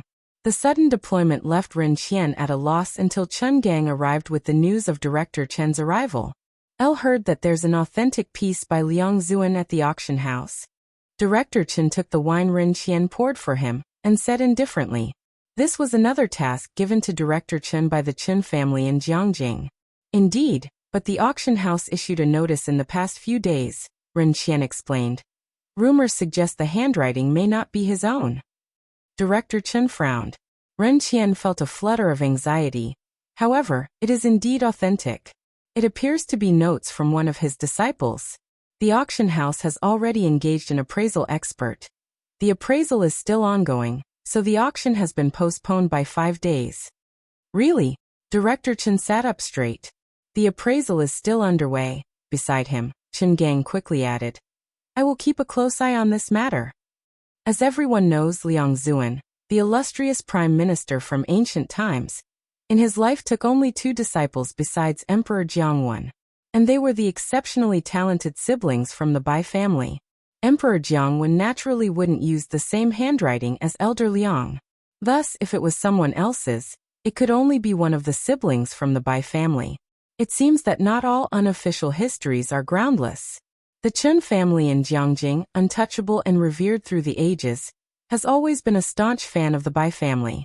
The majority of the private museum's collection belongs to the Bai family, and generation after generation, the Chen family reverently enshrines the Bai family's ancestral tablets. For the Chen family, this was more attractive than an authentic piece by Liang Zuan. Ren Qian only exchanged a glance with the Secretary General. Clearly, they had to find a way to get an invitation to the White Tiger auction house. Meanwhile, Ming Dongheng watched with unease as the bus wobbled away. He was tempted to follow the bus in his car, but Bai Lian wouldn't allow it. He had no choice but to wait for her to get on the bus before driving back to the manor.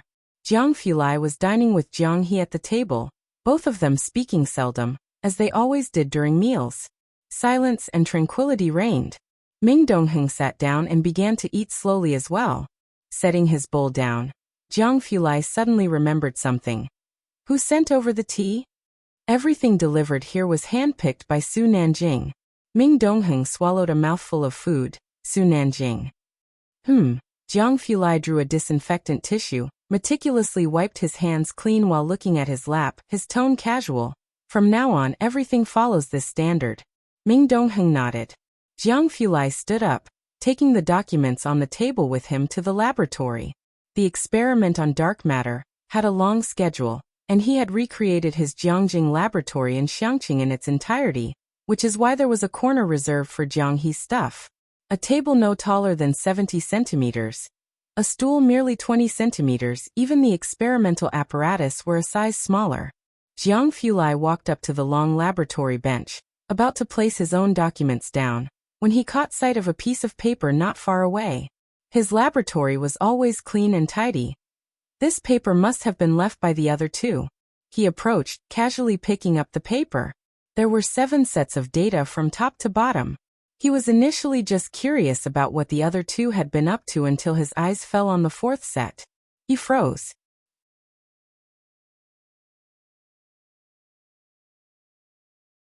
Chapter 24.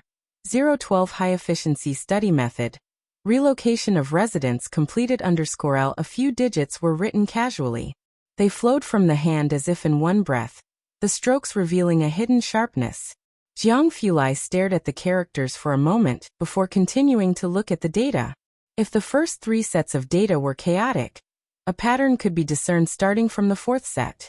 Jiang Fulai immediately recognized it as data from vortex ring collisions. He wasn't very interested in fluid dynamics, so he scanned the data quickly and then took out his phone to take a picture. He sent it to someone. Member of the Ma Institute. I'll need to calculate 5,000 Gaussian Bose samples. I don't have time. Member of the Ma Institute. Of course, if you're willing to switch to quantum mechanics, I think I might find some time. Clearly, the other party didn't look at the content carefully. The reply was quite heartless. Jiang Fulai was not in a hurry. 10 minutes later, the phone rang. Jiang Fulai's eyes were faint. He wore half-frame glasses on the bridge of his nose, and there were no chairs for resting in the lab, nor was the experimental table suitable for sitting operations. He leaned on the desk with one hand, while the other held a mouse, bending over to carefully plot the mass and interaction graph of WIMPs. He didn't answer. The phone stopped for a while, then ringed again quickly. Jiang Fulai reached out, picked up the phone and pressed the answer button. I had a feeling they were up to no good, entrusting the kid to you. You're barely self-sufficient. How are you going to care for Jiang He? Came the voice of the member of the Ma Institute, with his teammates discussing something in the background. He was always direct with Jiang Fulai and after a brief pause suggested, how about this, you hand Jiang He over to me, and I'll raise him on your behalf. The member of the Ma Institute knew who was with Jiang Fulai, so he guessed that the data came from Jiang He. It's a set of data Jiang He and his friend worked on. They are very sensitive to data, Jiang Fulai said with a slight droop in his phoenix eyes. His depth in fluid dynamics wasn't profound, but a person's talent and spirit can't be hidden. Therefore, he did not think Jiang He and Bai Lian had a superficial understanding of physics. After all, even the mathematical genius Maxwell faced indifference when he shifted to physics, trying to study electricity and magnetism. And the physical giants of that era did not care about Maxwell either. On the phone, Jiangjing University. The member of the Ma Institute hung up, holding on to the data and thinking about it as he left the office. While going downstairs, he instructed his assistant, we're aiming to match the school in Xiangqing this year, right? Help me look someone up. The assistant noted it down in the schedule. Almost everyone in the school knew the member of the Ma Institute.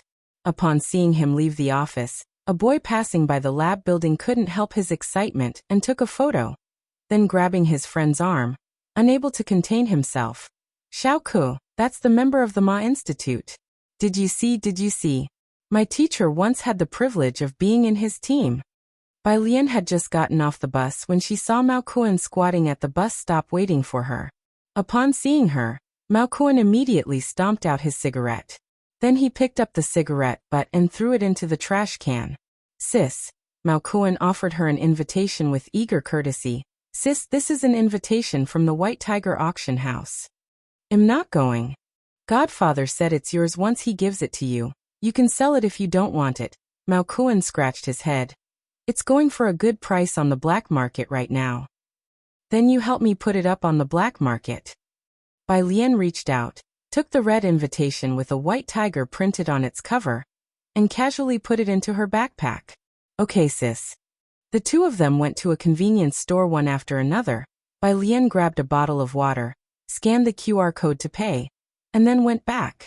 Whereas Mao Kuan, seeing that Bai Lian called the store owner uncle, caught on quickly, bought a pack of cigarettes, and also helped the owner move the piled goods back into the store. Someone watching from the shadows took note with a solemn expression, marking the store owner's name with a star. Bai Lian had a pleasant time reading and studying in the library with Jiang He on Saturday. Sunday, Jiang He sat listlessly alone on the carpet. He fiddled with a Rubik's Cube in his hands slowly. Jiang Fulai came downstairs, fastening the buttons at his collar with one hand, holding his laptop in the other, and walked slowly over to Jiang He. Looking down, his posture was somewhat lazy, his voice, however, was calm. Not changed clothes? Normally, Jiang He would have been heading to the library that day. Jiang He ignored him. Jiang Fulai finished buttoning up, placed his laptop on the table beside him, and asked calmly, Do you know when my vortex ring machine might break down? Sister Bai has gone to Beijing to transfer her hukou. Jiang He looked up and spoke slowly. Beijing? Jiang Fulai nodded. He then reached out, took the Rubik's Cube from Jiang He's hands, which was twisted halfway through difficulty, quickly solved it, and handed it back to Jiang He. So clumsy, he said politely, then put on his mask, picked up his laptop and left.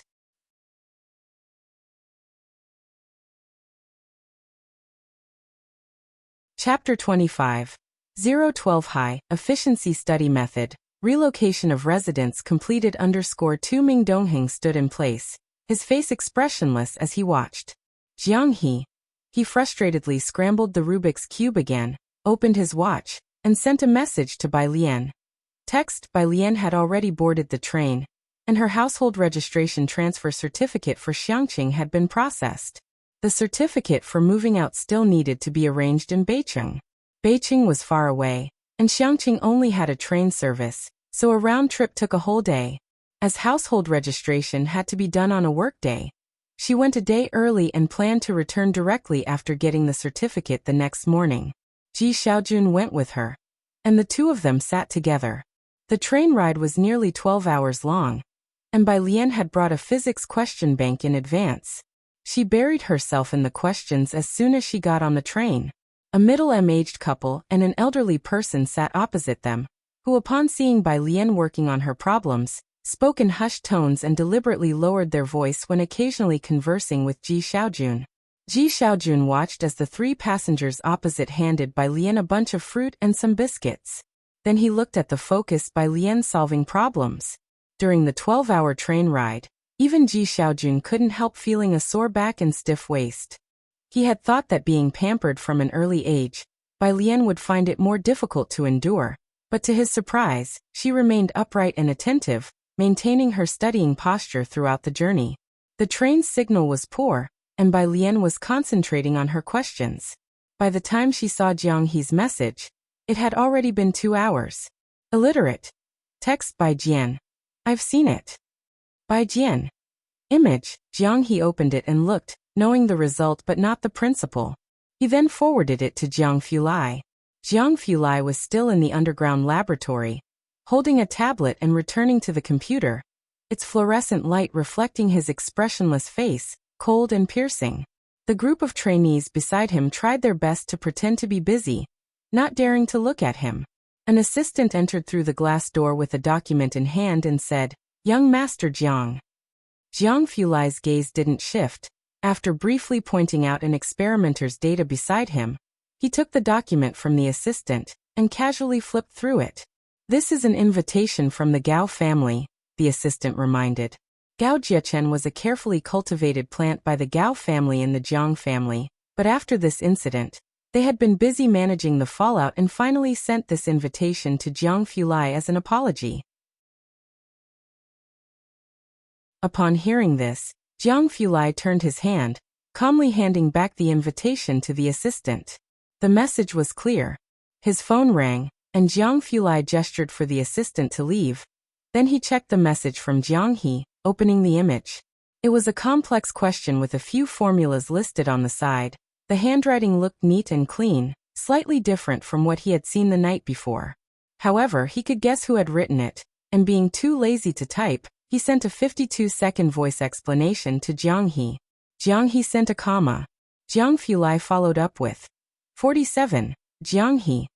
Question mark. Jiang Fulai, 60, Jiang He. You know the teacher's microphone was on, right?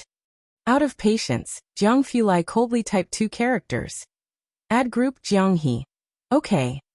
On the other side of the phone, Ming Dongheng watched with an expressionless face as the well-known genius Jiang He got scolded by young Master Jiang for 2 minutes, thinking to himself, luckily, he doesn't study physics.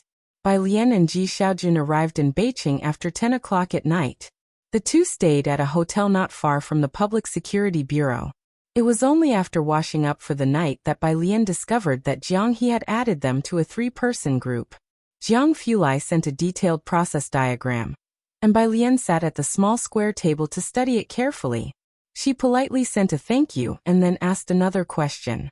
Jiang Fulai, 37. Jiang Fulai, 29. Bai Lian opened each one to listen. Physics definitely requires understanding the theorems and repeatedly deriving all formulas. To learn physics, don't look up to it. You should stand on the mountaintop and look down upon it. Every seemingly unrelated phenomenon in nature, when slowly deduced, you'll find that they all share a common cause. After you understand all the theorems and formula derivations in that university physics book, explain them to someone else in your own words until they can understand. Try this tomorrow by explaining absolute zero to your grandfather until he understands.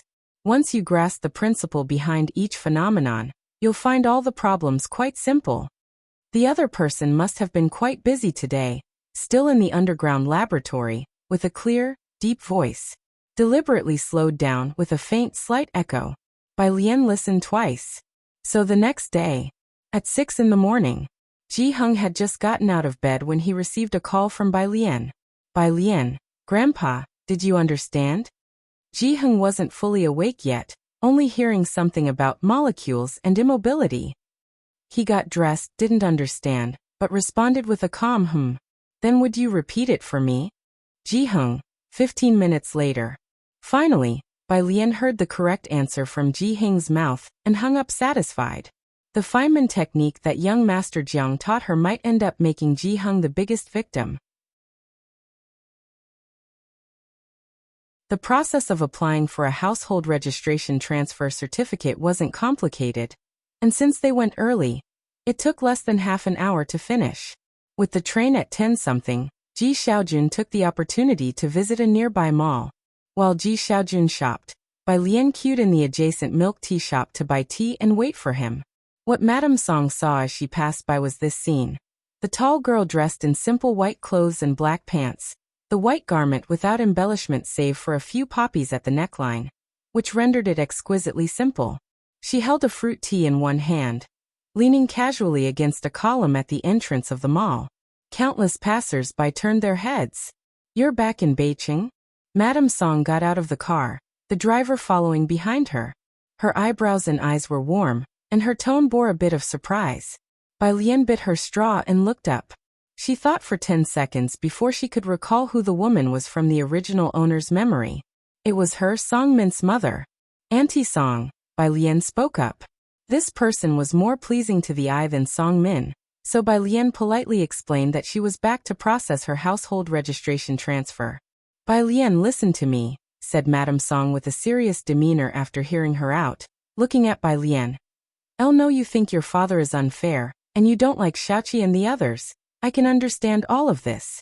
But after all, you're a family, you can't be childish. To be honest, Xiaoqi is smarter than most of the young nobles I've seen in Jiangjing.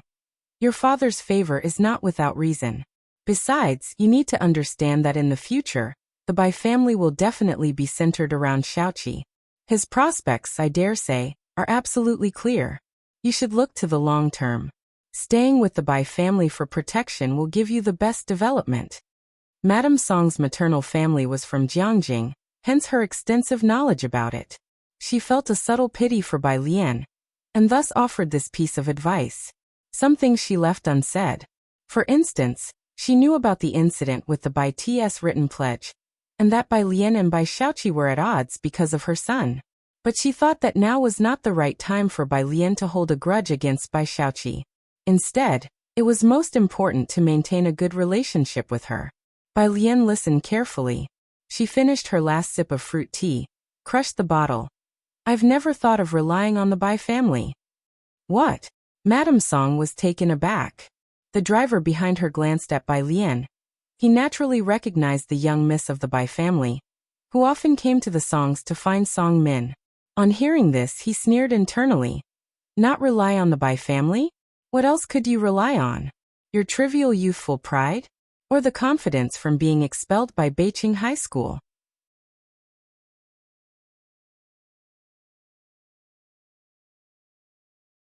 Chapter 26. Is the grade of the transferred student 013 good? L anti-Song goodbye. Bai Lian saw Ji Xiaojun come out and politely bid farewell to Mrs. Song. Mrs. Song stood at the door, watching Bai Lian and the other person leave. She returned to her car, took out her mobile phone, and after a long while, finally dialed a number. The call was answered quickly. Mrs. Song? It was Bai Qiming. Mrs. Song instructed the driver to start the car. Mr. Bai, I just saw Alien. She came to Beijing to register her residence, on the 10:35 train. Once she returns, she will no longer be part of the Bai family. She's just a child in temperament. Would you want the butler to pick her up first? On the other end of the phone, Bai Qiming put down his pen. He looked out of the window. It had been nearly 10 days since the butler reported Bai Lian's departure, and he had not heard from Bai Lian since then. In the end, Bai Lian had taken the apprenticeship token with her, a trait quite like her mother's. She would rather ruin it than give anyone else an advantage. In fact, over the 10 days, half of Bai Qiming's anger had dissipated. But, thank you Mrs. Song for informing me of this matter. Bai Qiming retracted his gaze. But Bai Lian is already 18. She can decide for herself whether to stay or leave. After speaking, he hung up the phone. The Bai family was large. Supporting one more Bai Lian was not difficult. But Bai Qiming was also aware of the conflict between Bai Lian and Bai Xiaoqi. If Bai Lian, who had taken the apprenticeship token, were to be brought back now, Bai Xiaoqi would inevitably feel uncomfortable. Bai Qiming was thinking long-term.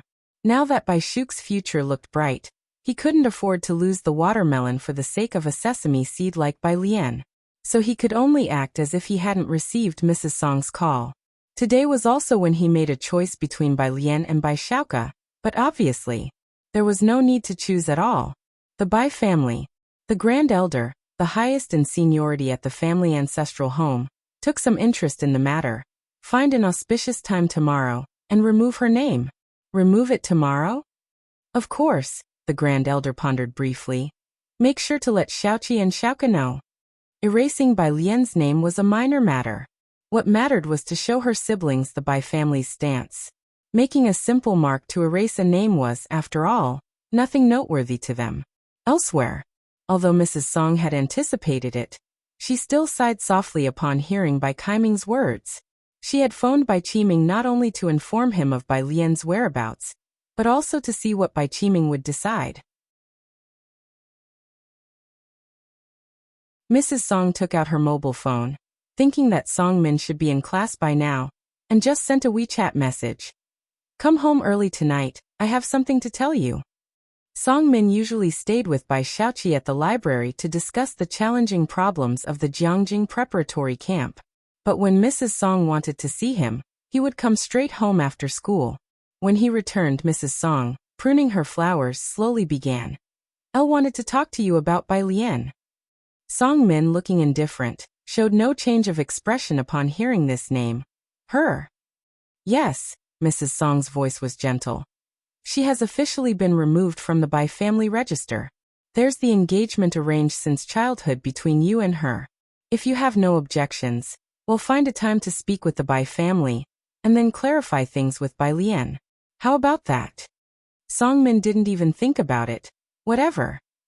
Mrs. Song didn't have much of an opinion about Bai Lian. Bai Lian was good-looking. She had watched Bai Lian grow up since she was a child, and had some fondness for her. But that was all.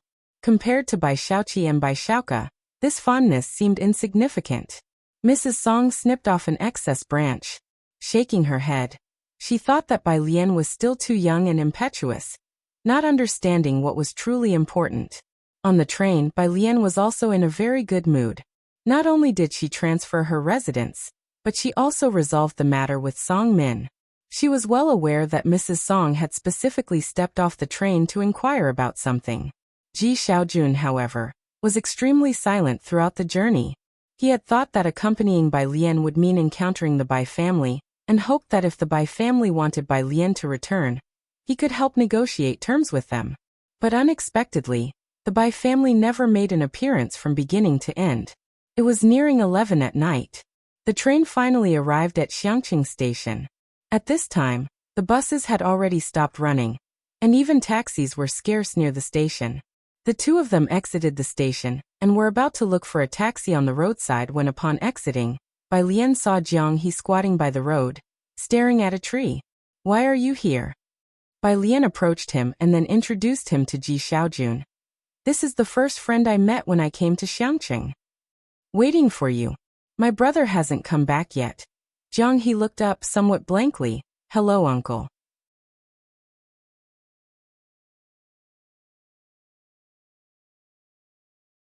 Chapter 27.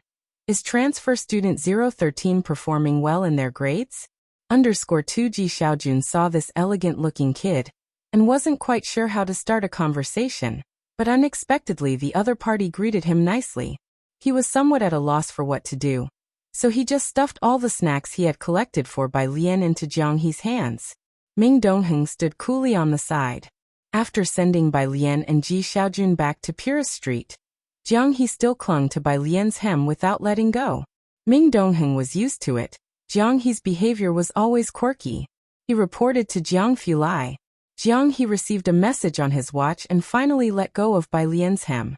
By the time Jiang Fulai arrived, Bai Lian had already left.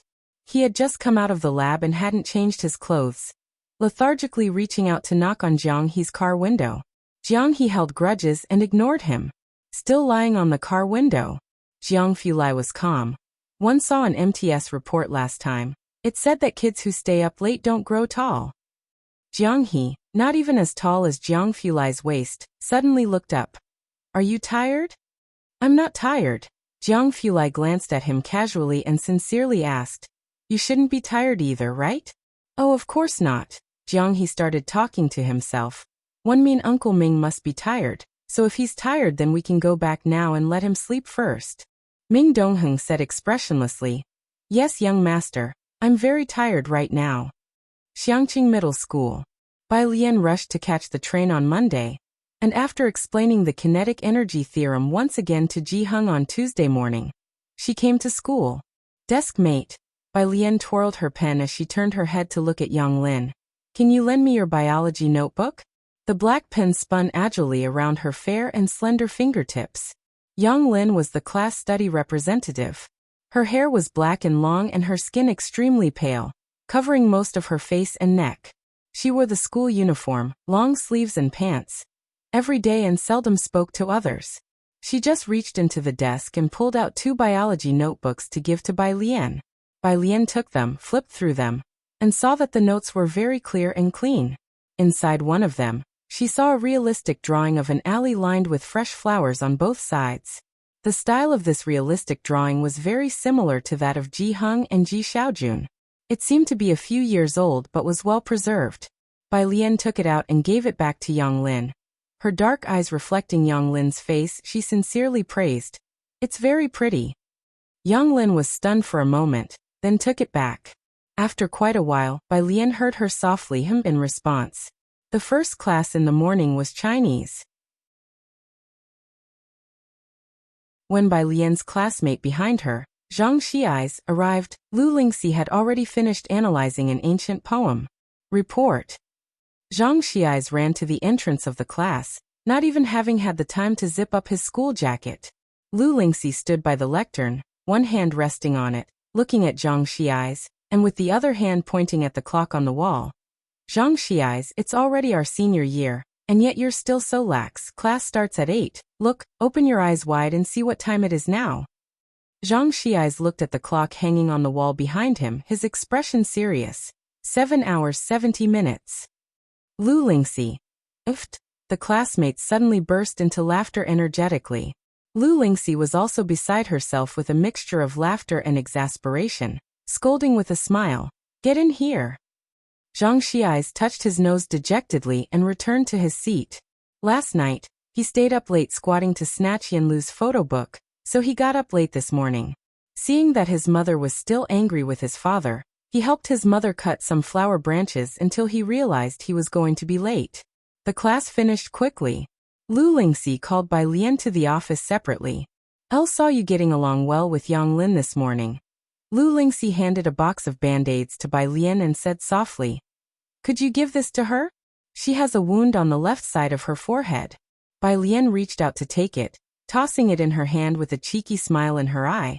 "Got it, but I can't promise anything." She was wearing the brand new school jacket she had just received today. Her hair still tied up at the back of her head with a hairpin, and her prepossessing brows and eyes drooped as she looked quite well behaved.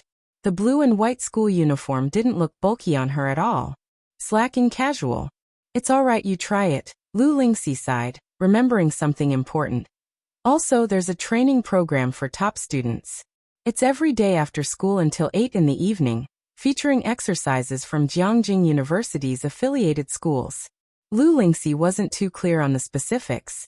The principal had called her on Sunday to ask if there was a transfer student named Bai Lian in her class, and just like that, it was settled. In any case, attending the training wasn't a bad thing. Okay, Bai Lian put the band-aid back into the pocket of her school uniform. Returning to her seat, Bai Lian looked at Yang Lin, who was hunched over doing homework, and initiated conversation. "Desk mate." Yang Lin lifted her head slightly. Bai Lian quickly tore open a band-aid, lifted Yang Lin's hair, and accurately stuck it on before letting her hair fall back over it. The whole movement was smooth and fluid. It took a while for Yang Lin to realize what had happened. Bai Lian thought lazily, proving that sometimes it's not good to be too polite. Lu Lingxi was so polite she couldn't even give things away. The training class for top students was held in the auditorium of the comprehensive building. With only about a dozen participants, there was less than one person per class. By the time Bai Lian arrived, most of the students were already there. To the front left, a circle of people sat around Chenju as their center. On the right there were a few scattered boys, with Ning Xiao, Zhang Shi's desk mate, also sitting there. Bai Lian walked to the right, and found an empty spot to sit down.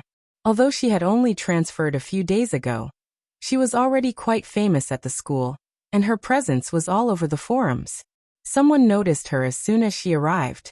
"It's Bai Lian," Ren Wanxian, sitting to the left of Chenju with a boy behind her, was surprised. "That transfer student, huh? Damn, is her academic performance actually that good?" The school was rife with rumors about Bai Lian being a top student, because she was always seen reading books or solving problems. But no one had expected her to show up for this training class. As Ren Wanxian was working through the test papers distributed in the training class, she caught Bai Lian's name from the surrounding discussion, and momentarily wondered if she had heard wrong. "Who did you say?" she asked. "There." The girl in front of Ren Wanxian, Shi Yutong, her chief lackey, gestured with her chin toward the right. "Her Bai Lian, the pretty transfer student." Ren Wanxian glanced over reflexively and saw Bai Lian settling into her seat not far away, her school jacket casually slung aside, with eyes as lazy as a beautiful cat's. Murmurs about Bai Lian buzzed around her. It seemed she was the center of attention. The discussions invariably revolved around Bai Lian. Daring to transfer in senior year like that, and joining our training class within a few days of arriving at school. She can't possibly be as freakish in her studies as Chenju and Ning Xiao, can she? The people here had known each other since first year when they started taking competition classes together in Xiangqing. They were all very familiar with each other. Hearing his name linked with Ning Xiao's, Chenju looked up. Chenju was the pride of the Chen family's generation. Unlike Chen Wei, he always kept away from trouble at school, focusing solely on his studies and regularly competing with Ning Xiao for the top spot in their grade. So despite Ning Xiao's gloomy and reserved demeanor, avoiding interaction and rather reclusive, Chenju recognized his name. There were whispers that someone had scores close to Ning Xiao in the combined sciences. For the first time he spoke up. What transfer student? Seeing Chenju asking, Shi Yutong hurriedly glanced his way, half in admiration as she began. That's Bai Lian. To be in this program, her grades. With people all around discussing Bai Lian, and even Chenju asking about her, Ren Wanxian cut in. She scoffed, almost mockingly looking away. The others immediately sensed something unusual as the boy behind pressed. Run, do you know her? Most people turned to look her way. On the first term exam, her combined sciences score was 85. Ren Wanxian picked up her pen again, the tone almost scornful. As for why she's here, she almost didn't even have to think about why. The school must have learned Bai Lian was a relative of the Ren family.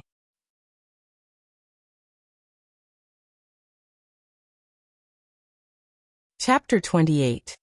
Submit Assignment 014. Scored 1. Ren Wanxian kept a cold face, but she said nothing more. Inwardly, however, she was immensely irritable. Chenju at her side had caught on, having not recognized Bai Lian earlier, but now, upon hearing Ren Wanxian mention her, he recalled the person he had seen on the street that night. Some relative of the Ren family, though he didn't know exactly what their connection was. If Bai Lian had joined the training class because of the Ren family, it wouldn't be much of a surprise.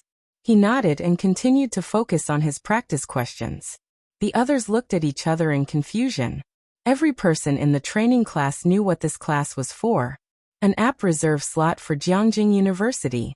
Every person in this room was truly talented. The initial test for math was extremely difficult, yet the comprehensive science was just giveaway points, with several sitting here who had scored full marks in it. Putting aside 85 points here was almost unheard of in the whole school. 85? Shi Yutong raised her voice. Then how did she get in here? She had good grades, and because of her family situation, she had learned to network from a young age, grouping together with others in school and looking down on the ordinary students. With such a score, Bai Lian's presence here clearly highlighted her as a connection-based attendee. However, Shi Yutong wasn't overly concerned, for even if Bai Lian had pulled strings to get in, could she really be more influential than the Chen or Ren families? A few who had wanted to add Bai Lian on WeChat now forcefully restrained themselves from doing so. Why is it so quiet today? The substitute teacher was the homeroom teacher of Class 8, Grade 3, and also the head of the physical science department. Wearing glasses, he turned on the projector to start the lesson for the class, smiling warmly at these top students. As usual, everyone will watch a 1.5-hour lesson and do half an hour of practice questions. We'll finish at 8 o'clock. The lesson was a video recording from a famous teacher's competition class at a high school affiliated with Jiangjing. Math and physics were alternated. Today's lesson was on physics. After starting the video, the homeroom teacher also sat at the back with a pen and paper to watch along with the students. Today's physics lesson included electromagnetism and the theory of relativity. The video clearly explained everything from the special theory of relativity to electromagnetism. Bai Lian listened intently for the first time to the concept of time dilation. She found the concept frightening because it meant that the flow of time was different for everyone. The video ended promptly at 7:30 p.m., and the homeroom teacher distributed practice problems he had printed out. This is the question for today. You all can work on it. I'll collect it tomorrow evening, and it will be part of your regular evaluation. The auditorium quieted down to just the sound of pages being turned. After distributing the questions, the homeroom teacher, with his hands clasped behind his back, slowly walked over to Bai Lian and looked down at her. Like Lu Lingxi, he had received a call from the principal days before, but he knew more than Lu Lingxi did. The principal took special interest in this transfer student named Bai Lian, and had instructed him and the math teacher to take good care of her. So upon his arrival today, he couldn't resist shifting his attention to Bai Lian. The questions printed by the training class were synchronized with the video, and were very difficult, all originating from Jiangjing. In the past he had always focused on Chenju and Ning Xiao, but today, he made an exception to watch Bai Lian. He was curious whether she could solve it. Bai Lian was unaware of the homeroom teacher's thoughts. She glanced at the question, then casually set the paper aside.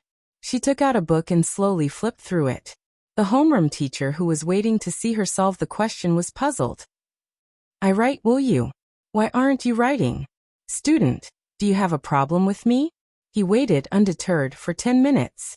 Realizing that the student had no intention of writing, he stood up, emotionless, ready to go home. It was clear that this student was quite rebellious.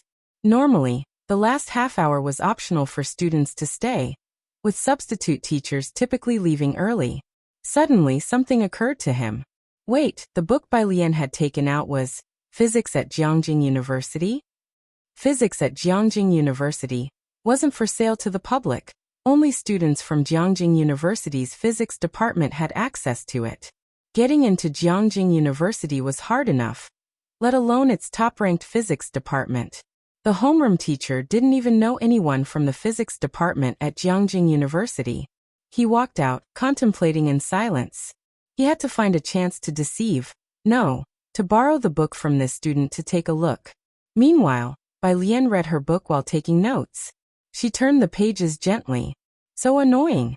In front of Ren Wanxian, Shi Yutong coldly glanced towards Bai Lian and, seeing that Bai Lian had put her assigned problems aside, and was just flipping through a book, couldn't help snapping. "If you're not interested in studying seriously, can you at least not disturb others? Your constant page flipping, don't you find it bothersome?" Surnamed Bai, Shi Yutong had searched all over Xiangqing and couldn't find a family with the surname Bai.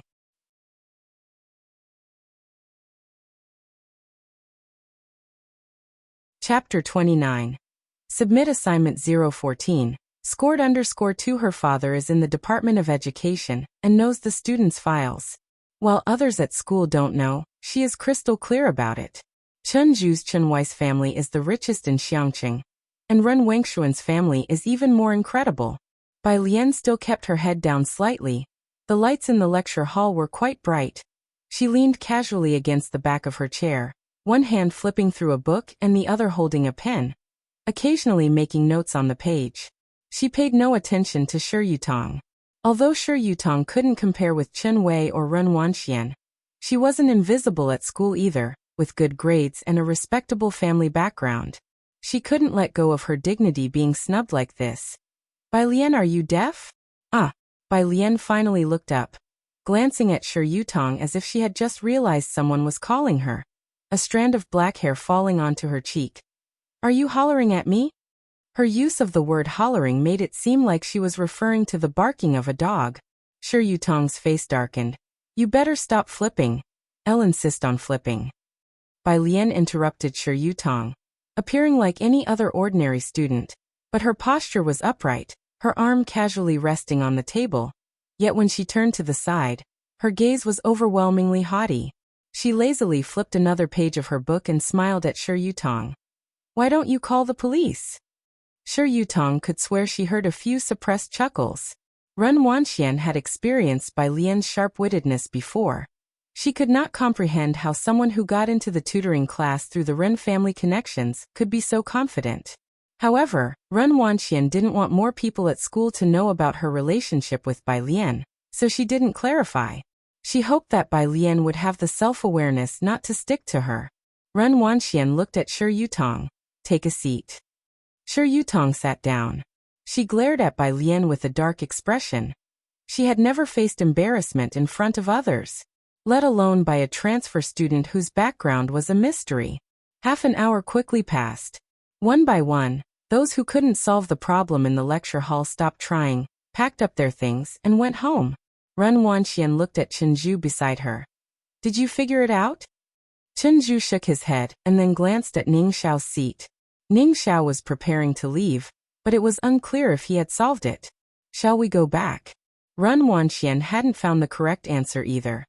Do you have news about the invitation? Chenju was also putting away his pen and upon hearing this turned his head. Where did you get the news from?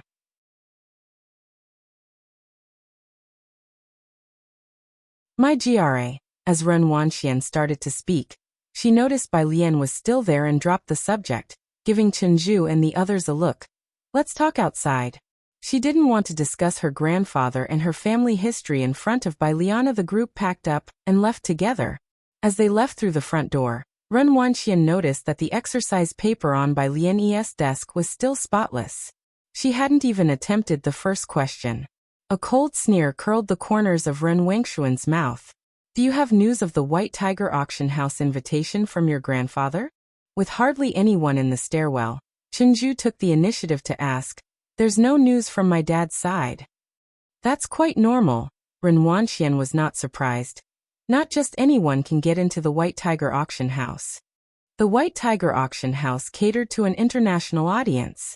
Xiangqing was insignificant to them, and if they wanted to get an invitation, they would have to resort to the black market. The two of them continued talking to themselves, while Shi Yutong and the rest were in the fog listening in. With only ordinary family backgrounds, they were somewhat informed about domestic affairs, but had never even heard of the White Tiger auction house. It wasn't until they parted ways at the door and watched the two drive off that they discussed quietly among themselves. Shi Yutong lowered her voice. I'll think one heard my dad mention it once, somewhere near our border. She didn't even dare to utter, Bacter Street. That place, where average people dare not casually enter. They say even passing dogs lose 3 layers of skin. It was after 8 in the evening. Jiang He was waiting for her at the school entrance. Ming Dongheng looked at Bai Lian apologetically, thinking she had a really good temper. Jiang Fulai was busy coming and going every day, with Jiang He mostly playing alone before waiting for Jiang Fulai to return. He was odd and had no other friends his age. Bai Lian was Jiang He's first friend, and she was even willing to take him out to play. Jiang He was very attached to Bai Lian. Bai Lian had already received Jiang He's message. She had told Ji Heng she wouldn't be coming home for dinner, and took Jiang He to a milk tea shop nearby. What time is your brother coming back? The milk tea shop is closing at 9. Her desk mate had already left work and gone home. No need to close, Jiang He drawled. My brother bought the milk tea shop. As if he had just bought a big head of cabbage. The incorruptibly honest Bai family. Jiang Fulai came back early today. He also had dinner sent to the school.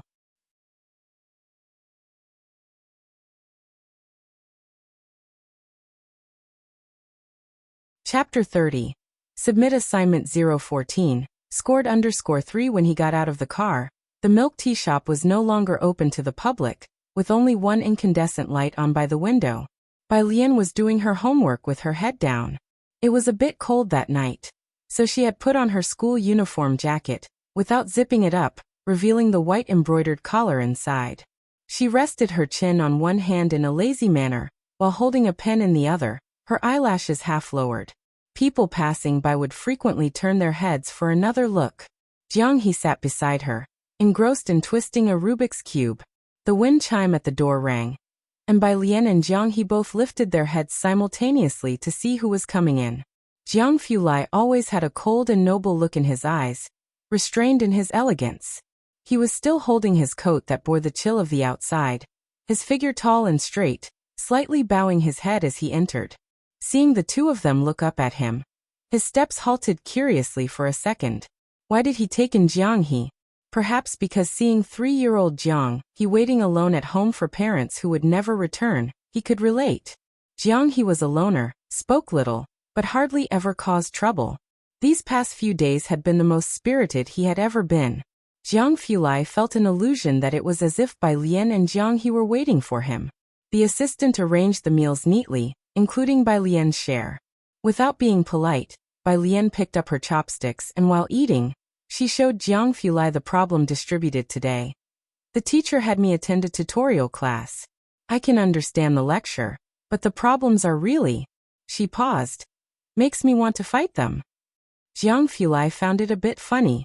Don't rush into a fight just yet, he said with his clear, light voice, reaching out to take it. The printout bore the Jiangjing University logo, and he skimmed it to understand the gist. It's not your problem. This person's way of setting questions is just like this, simple. After we eat, he'll explain it to you. The problem that no one in Xiangqing Middle School could solve. He casually passed off with 2 light simples.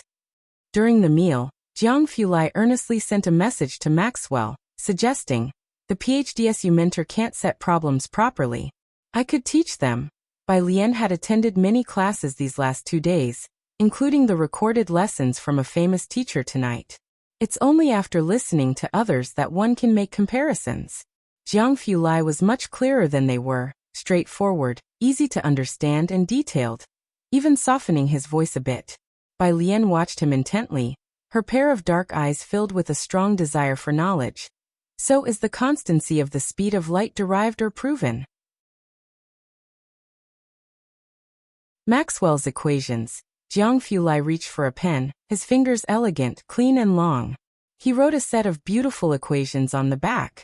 Jiang He was drinking milk nearby, looking at Jiang Fulai with an expressionless face. Last month, he had asked Jiang Fulai a similar question.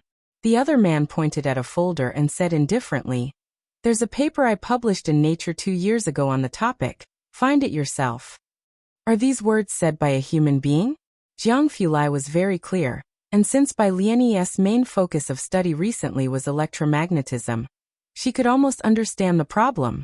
The next day at school, she completed the problem based on her understanding. Tonight's tutorial class was on mathematics.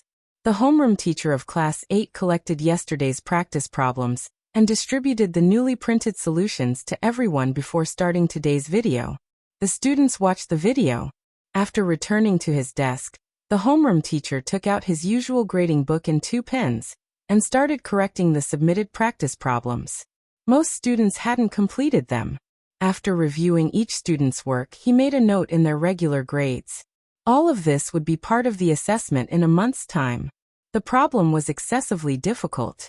The Class 8 teacher had almost stayed up all night to fully understand the answer after receiving it. When he saw Ning Xiao's answer, he WFF0T a big 8 behind his name. The regular grade was out of 10 points. Most others scored between 4 and 5. Ren Wangshuan's answer was a bit higher, 6 points. Chen Zhu didn't cover as many aspects as Ning Xiao did, 7 points. A bunch of science students with wildly scribbled writing, he spent years searching for twisted answers in various cracks. Not until turning to the last page did the words arranged neatly, stroke by stroke, catch his eye, even neater and more beautiful than the printed problems. The homeroom teacher's eyes lit up. He focused on the content, becoming serious at the first question, but when he reached the second one, his pupils contracted.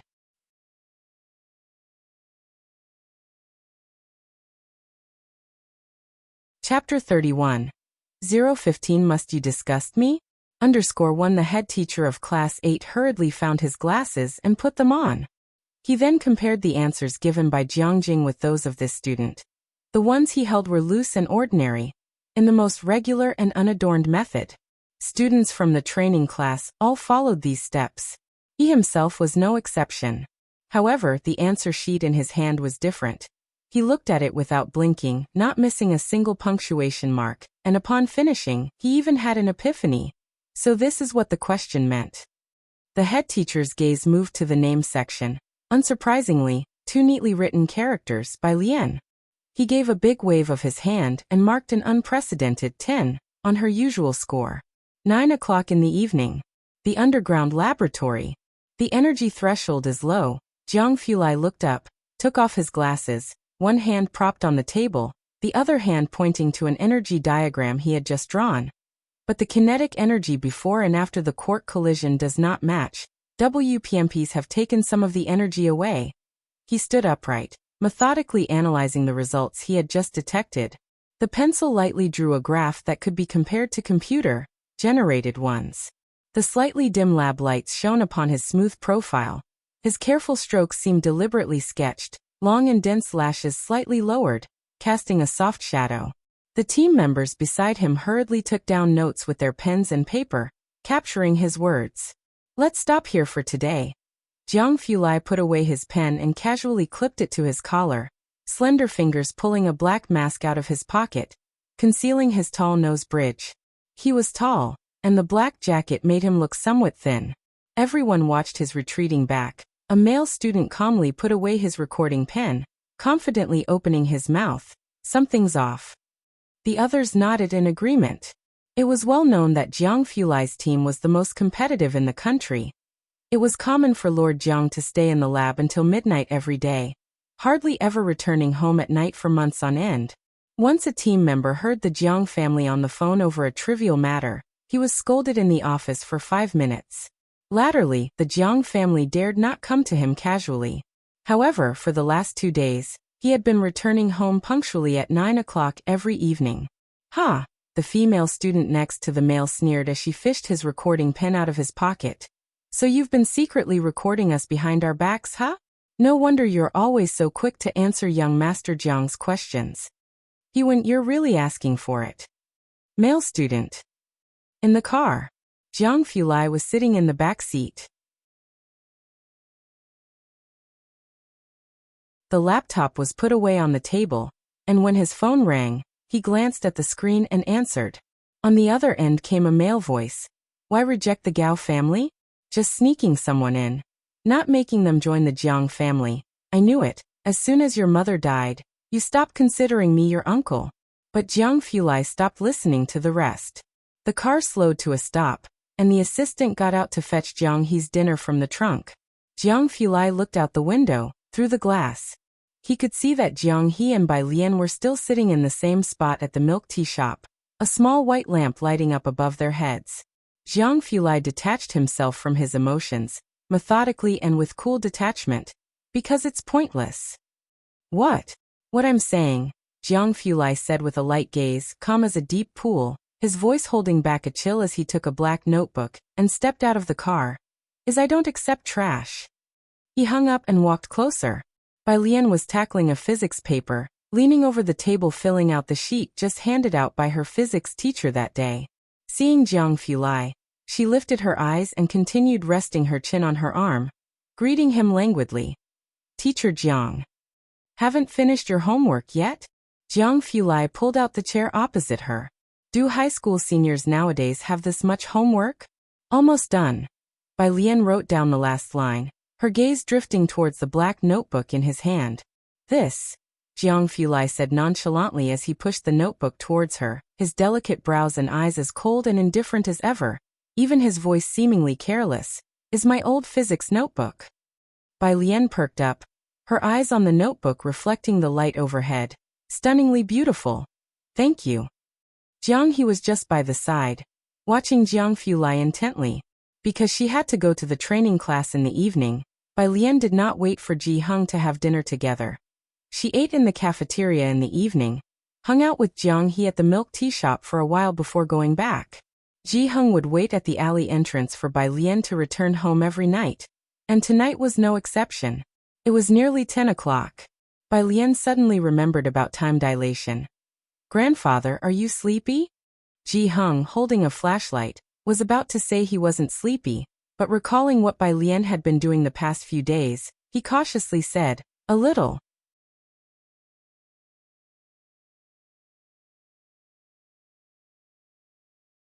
Chapter 32. 015 Must you disgust me? _2 Bai Lian said with some regret. Then I'll call you again tomorrow morning to wake you up. Ji Hung. Must you really call? The next day, Thursday. As soon as Ji Hung opened his eyes, he saw the person squatting by his bed. Grandpa. Bai Lian had been listening to English vocabulary, but upon seeing him open his eyes, she turned off the sound. Are you awake? Ji Hung. Afterward, wherever he went, Bai Lian followed. As soon as Ji Xiaojun stepped into the courtyard, he heard Bai Lian's lazy voice. So time will change according to everyone's pace. Grandpa, do you understand? Grandpa, why aren't you talking? Bai Lian turned her head back. Ji Hung silently spit out the mouthwash. Maybe it's because your grandpa is brushing his teeth. Why? Why do high school students have so much energy? Doesn't she need to sleep? Ji Hung's courtyard had never been so lively. Ji Xiaojun smiled as he watched Bai Lian follow Ji Hung from the kitchen to the courtyard, then to the storage room. Breakfast was something Bai Lian went to Purist Street to buy early in the morning. At 6:40, she got a precise answer from Ji Hung's mouth, and then left with her uniform. "Grandpa, uncle, I'm leaving first." Once she left, the whole courtyard became quiet. Ji Xiaojun looked at Ji Hung's serious face and complained in his heart. "Just keep pretending. The word grandpa must have made you feel like you're floating in the air." At Xiangqing Middle School, the senior year has physical education classes. Class 15 has theirs last on Thursday mornings, together with Class 8. With only so many classes in a week and over 80 classes in the school, some classes have PE at the same time.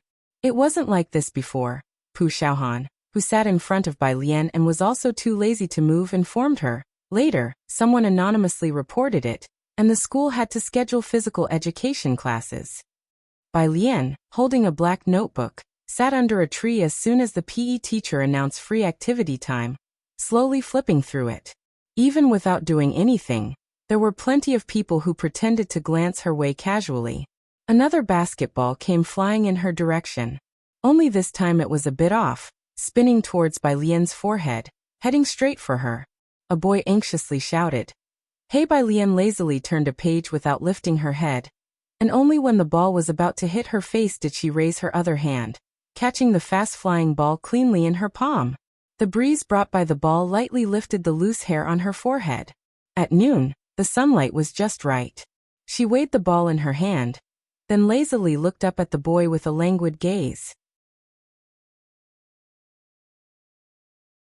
Sunlight filtered through the tree branches, sprinkling bits of light over her head as she tossed the ball back to him carelessly. She smiled at him with eyes as charming as jade. "Be careful." The boy caught the ball. His face flushed red, and it took him a while to recover and return to his team, while his teammates whispered excitedly, "Damn, that was cool." 10 minutes. Pu Xiaohan came back to reality, closed her mouth, and began to count for Bai Lian. "Only 10 minutes, and already 2 shuttlecocks and 3 basketballs have accidentally landed near you. Bai Lian is so extreme." Bai Lian smiled lazily. She looked down, took out her phone to snap a photo of a black cat on the notebook, and sent it to Jiang Fulai. "Your drawing isn't as good as my grandpa's, Jiang teacher." "Not far away. She's actually reading a book?" Shi Yutong stared intently in Bai Lian's direction, her expression heavily sullen. "Scoring 85 in comprehensive science and still pretending?" Ren Wanxian leaned against the horizontal bar with a bag in her hand. "Wanxian, Brother Chen said you have an invitation to the International White Tiger Auction House." A few students from Class 8 came over with a basketball, whispering mysteriously, "We've never seen one before." Ren Wanxian looked towards Chunju. Chunju nodded at her. Ren Wanxian laughed and weighed her bag in her hand. She originally intended to open it right then and there, but, seeing Bai Lian not far away, paused.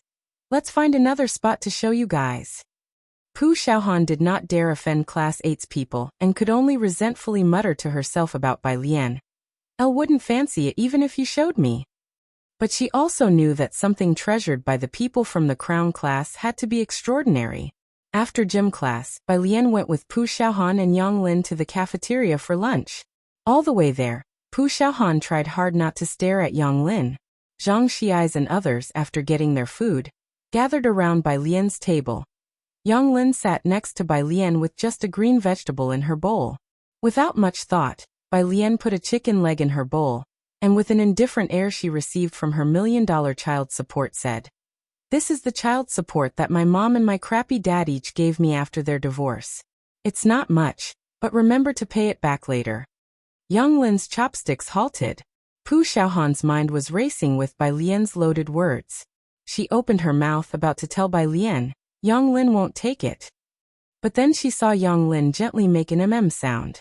Yang Lin ate quickly, finishing in a few bites before heading back. Pu Xiaohan and Zhang Shi's group were still seated, completely astounded. So the reason they couldn't give their things away was that their parents hadn't divorced. Bai Lian, after finishing lunch, as Bai Lian and company had just reached the second floor, they saw the Class 8 homeroom teacher coming out of the second floor office, wearing glasses. As the homeroom teacher of the Crown class, Zhang Xiais and others naturally recognized him. Several students, scared at the sight of a teacher, went clambering up to the third floor, leaving Bai Lian by herself. Your work on last time's questions was very good. The Class 8 homeroom teacher stood in the hallway, expressing his admiration before his tone turned discontent. Why did you go off to study literature before? That's just nonsense. Bai Lian hid her feelings behind her eyes, quite honestly admitting, Teacher, yesterday's questions were taught to me by someone else. That has nothing to do with teaching, he laughed. From your steps, I can understand your whole problem-solving thought process. If you can understand that question, the answer, even if I were to use it in a tutoring class, only a few people would comprehend it. Bai Lian really wanted to explain to the teacher. If Jiang Fulai explained it to them once, they could write it out too. It's just a matter of whether the teacher would believe it or not. She touched her nose and collected the compliment before heading back to the third floor. Of course, she didn't know. Jiang Fulai would find it decent enough if he didn't curse them out. Explain a question? Class 8. Chen Zhu and company never ate at the school cafeteria, preferring to eat at a small private restaurant outside before returning. Ren Wanxian returned to her seat. Because she was going out for lunch and others still wanted to look at the invitation, she asked Shi Yutong to take her bag back to class after they were done. As soon as she came back, she opened her bag. What's wrong? Noticing Ren Wengshuan's expression change, Chen Zhu stood up. Ren Wengshuan's face chilled over, scanning around the class. Who came to our class at lunchtime? That expression made it clear. Something was missing. The people of Class 8 were all prominent figures of Xiangqing and internally aware of Ren Wengshuan's identity. They would not commit such an act. That left only one possibility, someone from another class. Couldn't be that, right? The worried class president quickly stood, referring to the invitation. Today, the whole class had been queuing up to view her invitation.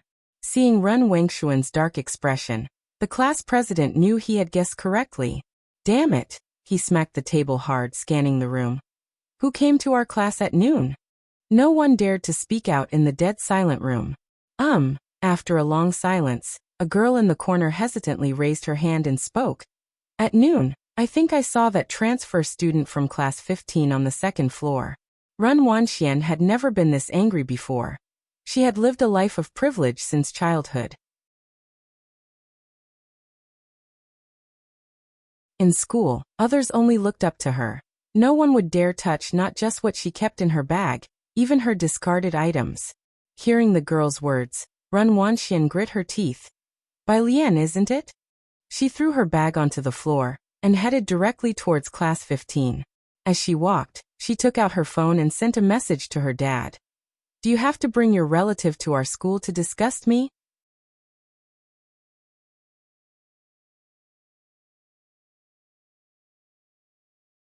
Chapter 33. 016 Unique_L Bai Lian, the new transfer student, has become the most talked about student at Xiangqing Middle School due to her excessively flamboyant appearance. Those who have seen her will never forget. The girl who just spoke had seen Bai Lian on the second floor at noon, and remembered vividly. Now seeing Ren Wanxian looking so angry, she was somewhat afraid. Class president, it won't cause any trouble, right? The girl looked toward the class president of Class 8. The class president seemed to be aware of the transfer student Bai Lian as well. He shook his head, indicating he didn't know. Oh, go take a look. I don't know if it has anything to do with that new student. If it's really unclear what was lost, our whole class could be in for bad luck. He kicked the chair away and left. Behind him, Shi Yutong's eyes glittered. She followed and revealed a smile that took pleasure in others' misfortunes. It must be that transfer student. Class 15. At noon, most people were resting their heads on their desks, while some were writing furiously. Bang! The door was flung open, jolting many who were asleep on their desks awake. Ren Wanxian, Shi Yutong, the class president of Class 8, and several other people from Class 8. There wasn't anyone in the school who didn't recognize them. Class 15 became utterly quiet. Even those who were whispering stopped, and just watched them silently. A hush fell over the room. The people from Class 8 were known as the Crown Prince class, because they acted wildly, and other classes had grown accustomed to their attitude. Ren Wanxian did not look at anyone. She only swept her gaze across the classroom. Not seeing Bai Lian, she asked coldly, "Where's Bai Lian?" No one dared to speak. Zhang Xiais, who had been startled awake by the loud slamming of the door, glanced at Ren Wanxian and the class president of Class 8, sat up straight, leaned back, and said, "She went to the restroom." "What do you want with the people of Class 8?" Often played basketball with Zhang Xiais. The class president of Class 8, afraid that Zhang Xiais would offend Ren Wanxian, immediately intervened, holding him down and explaining the situation to him in a low voice. Ren Wanxian simply ignored Zhang Xiais. "Where's her seat?"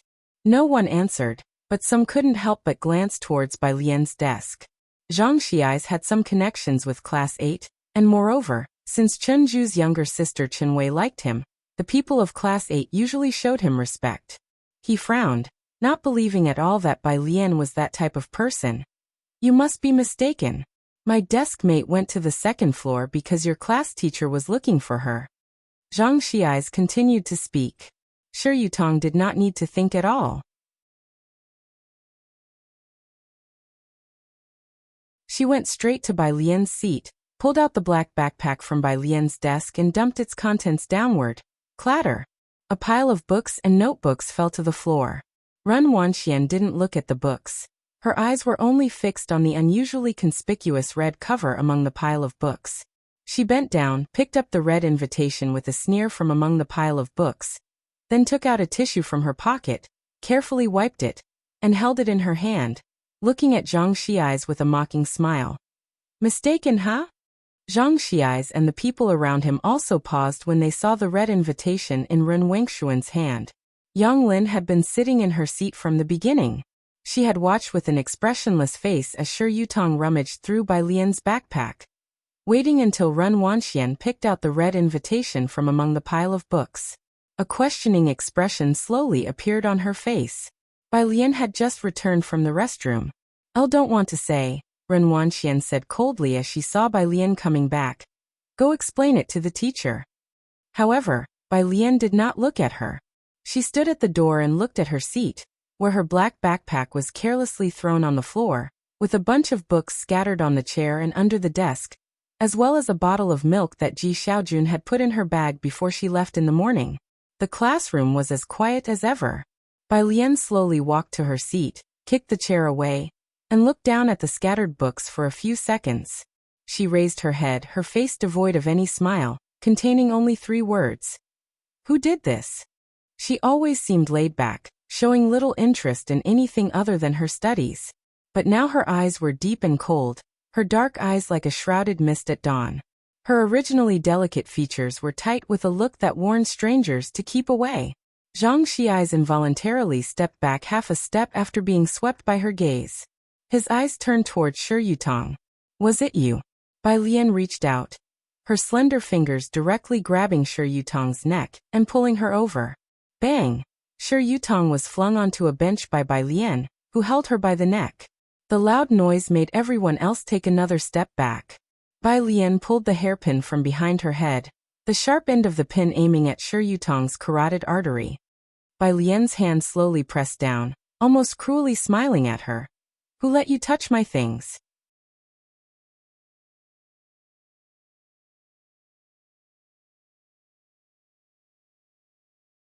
Chapter 34.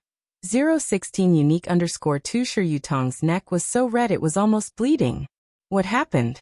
At the classroom doorway, Lu Lingxi hurried over. Lu Lingxi's voice was gentle yet powerful. People from Class 15 had gone to find Lu Lingxi as soon as the students from Class 8 arrived. Bai Lian. Zhang Xiais also reacted, grabbing the hairpin in Bai Lian's hand. Bai Lian calmly stared at Shi Yutong for a few seconds. "You can't be serious." Lu Lingxi said these are all flowers of our country's future. But this person was like magnetic flux. Since she was like magnetic flux, she decided to let it go. Bai Lian thought for a few seconds before deliberately withdrawing her hairpin. Cough cough. Shi Yutong quickly scrambled up, her eyes filled with terror as she looked at Bai Lian. Before moving Bai Lian's desk, she never expected the person in front of her to be insane. Ren Wangshuan's belongings were stolen and eventually found in class 15. This was no trivial matter. As soon as the vice principal heard it was Ren Wangshuan's issue, he put aside his work and came to the senior high building. There's no need to call the parents. Holding the invitation, Ren Wanxian cut off Ji Sheirong's call and addressed Lu Lingxi and the school leaders. Just call the police directly. Calling the parents would be exactly what Bai Lian wanted, wouldn't it? In the end, not only would it become an internal matter for the Ren family, but the whole school would also learn that this freshman was from the Ren family. Ren Wanxian had no doubt that this was done by Bai Lian. Apart from her, Ren Wanxian couldn't imagine who else would be so foolish as to commit such an act that harmed the enemy 1,000 and themselves 800. Considering calling the parents and blowing things up, only to be forced by public opinion in the end for the Ren family to drop the matter. But Ren Wanxian refused to comply with her wishes. Ren student, Lu Lingxi didn't think the matter was done by Bai Lian, but no matter who did it, she didn't agree with calling the police. This is an internal school matter. Calling the police would have too great an impact on a student's life. Beside her, the vice principal nodded frequently. Not calling the police? Handling it lightly, Ren Wanxian looked at the people in the office. If you don't realize this invitation has no market value, you can ask Chenju. Next to her, Chenju pondered for a moment. Teacher, this is an invitation from White Tiger Auction House, except for special channels. It truly is unavailable for purchase. The teachers had no idea what the White Tiger Auction House was. But hearing Chenju and Ren Wangshuan's words, they knew the situation was serious. Lu Lingxi and the vice principal exchanged glances.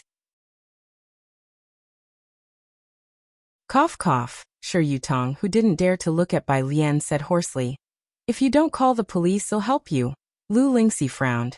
But, it's okay. Bai Lian was taller than Lu Lingxi and comforted her with an indifferent look. Let them call the police. It'll be fine. But their family. Lu Lingxi knew these powerful families were not to be trifled with. She turned to Chenju, who was from the people of Class 8.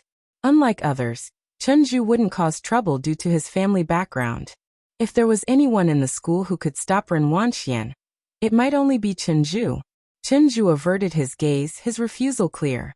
This was a matter of principle, and he couldn't help Lu Lingxi. Moreover, the White Tiger Auction House invitation was also very important to the Chen family. Lu Lingxi felt a bit deflated. Shi Yutong had already called the police, watching Bai Lian's direction with malicious eyes. Bai Lian didn't care about the invitation, just taking out her phone and looking up someone's profile picture. She inquired leisurely, white tank top. Sister, I was just about to tell you, someone's made an offer for your invitation. Bai Lian. Xiaomao, is there any purchase record for that thing, white tank top? There's no record, but each one is unique. Godfather had the auction house make a new one for you. So you have VIP status, and behind is a gold white character. Bai Lian understood, typing a single character. White tank top. Sister, then I'll wait for you at the usual spot tonight to give you the buyer's money. Bai Lian. One white tank top. All right, sister. Considering the Ren family was involved, the police station didn't dare to be careless, and they responded quickly. Since it was at a school, they were careful not to disturb the students, coming in plain clothes without using a siren. Leading the detectives was an officer who took Bai Lian aside for questioning, and then reviewed the surveillance footage in the hallway. Lu Lingxi felt uneasy, looking at the vice principal, wanting to say something. The vice principal sighed, lowering his voice, troubled by these special students from Class 8. Teacher Lu, is anyone from Class 8 easy to deal with? If your student doesn't want to leave a record, just let her transfer to another school.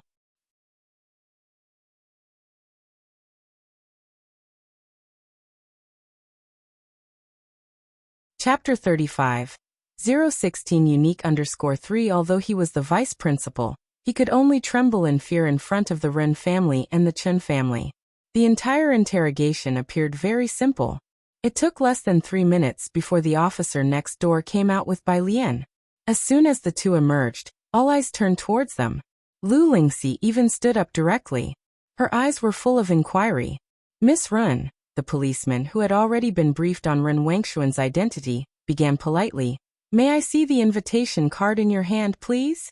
Ren Wanxian frowned slightly, but still, she handed over the invitation card to the officer. Unlike the general public, the police who maintain law and order in Xiangqing all year round are naturally aware of Bachter Street and White Tiger Auction House. When he saw the lifelike White Tiger on the red invitation card, he was very cautious. He flipped through it.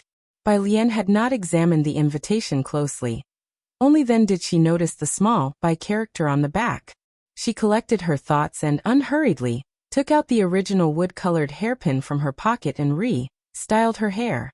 Her fingers were slender, clean, and so flawless they contained not a single impurity. It was hard to imagine how such hands, akin to a work of art, had previously been wrapped around Shi Yutong's neck.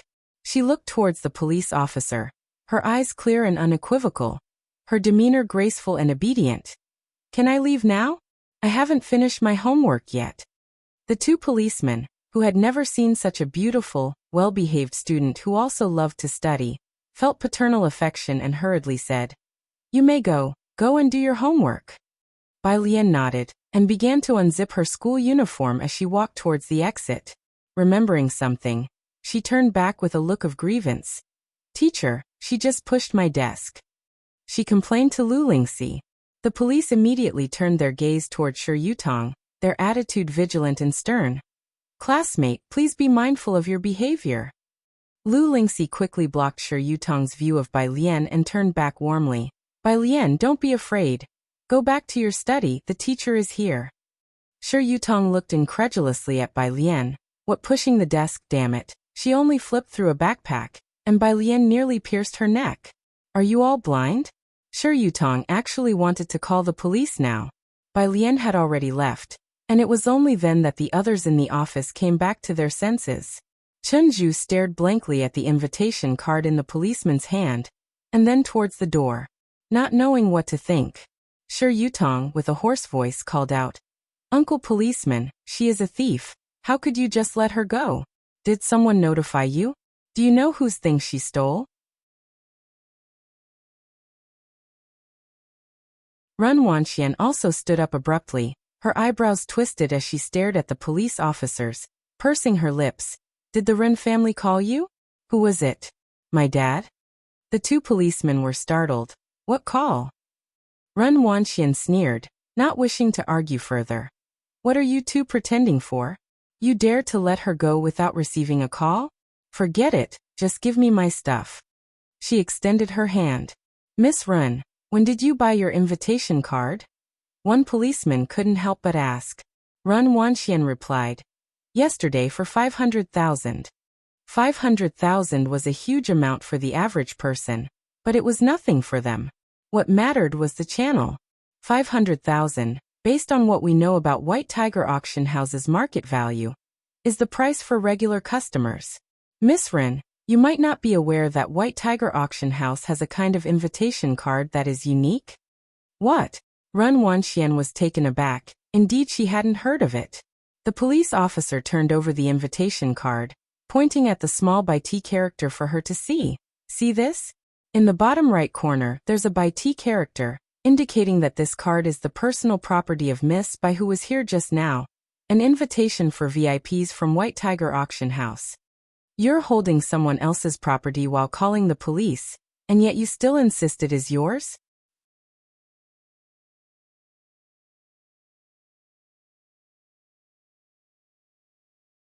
Chapter 36.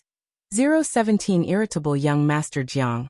Ordinary high school senior _ The Ren family in Xiangqing was akin to a colossal hand that could almost cover the sky, yet the young police officer didn't flinch.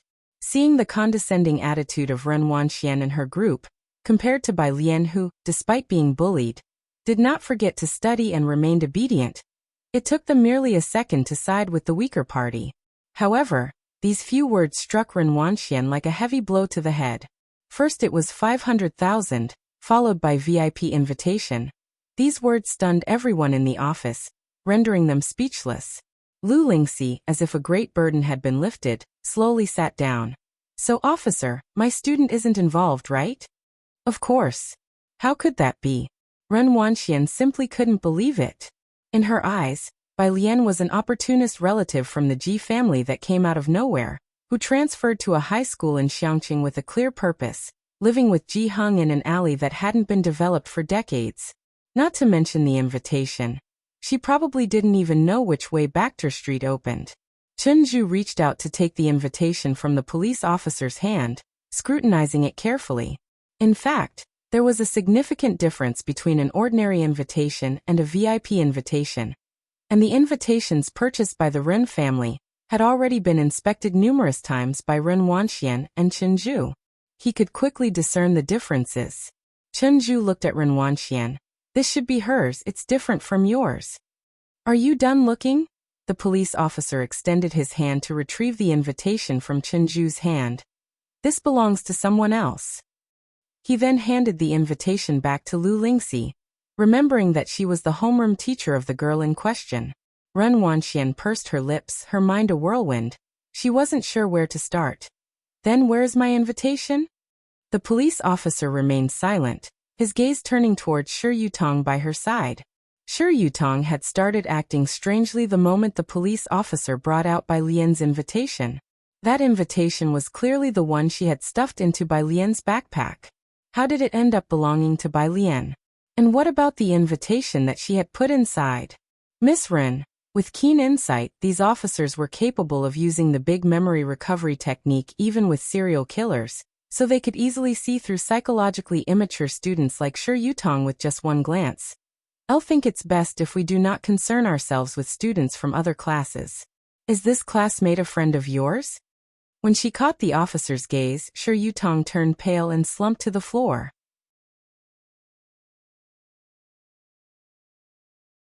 Ren Wanxian lowered her head, staring intently at Shi Yutong. The class leader of Class 8, who was at the door, only realized what had happened after hearing this and hurriedly went back to search Shi Yutong's desk in Class 8.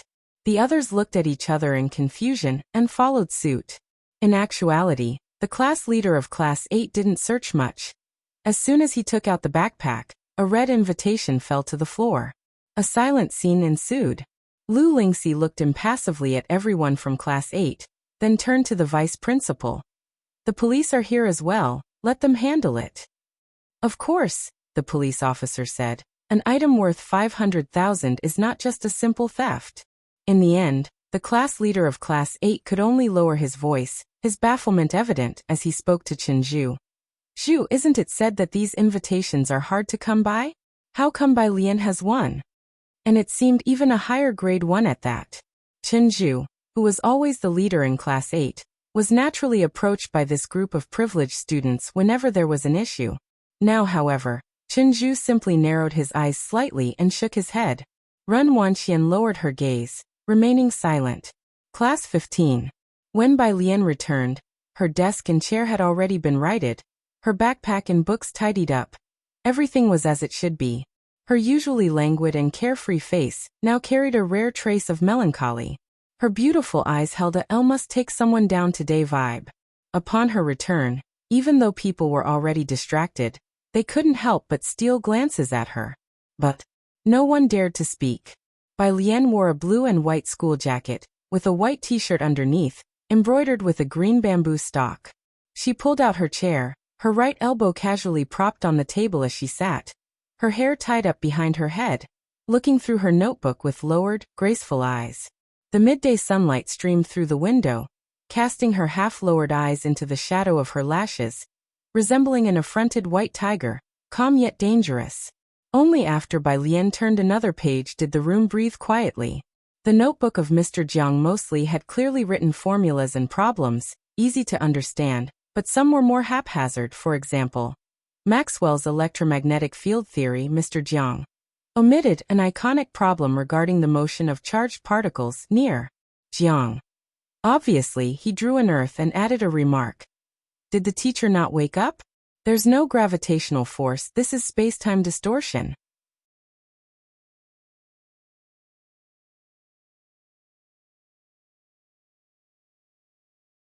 Chapter 37.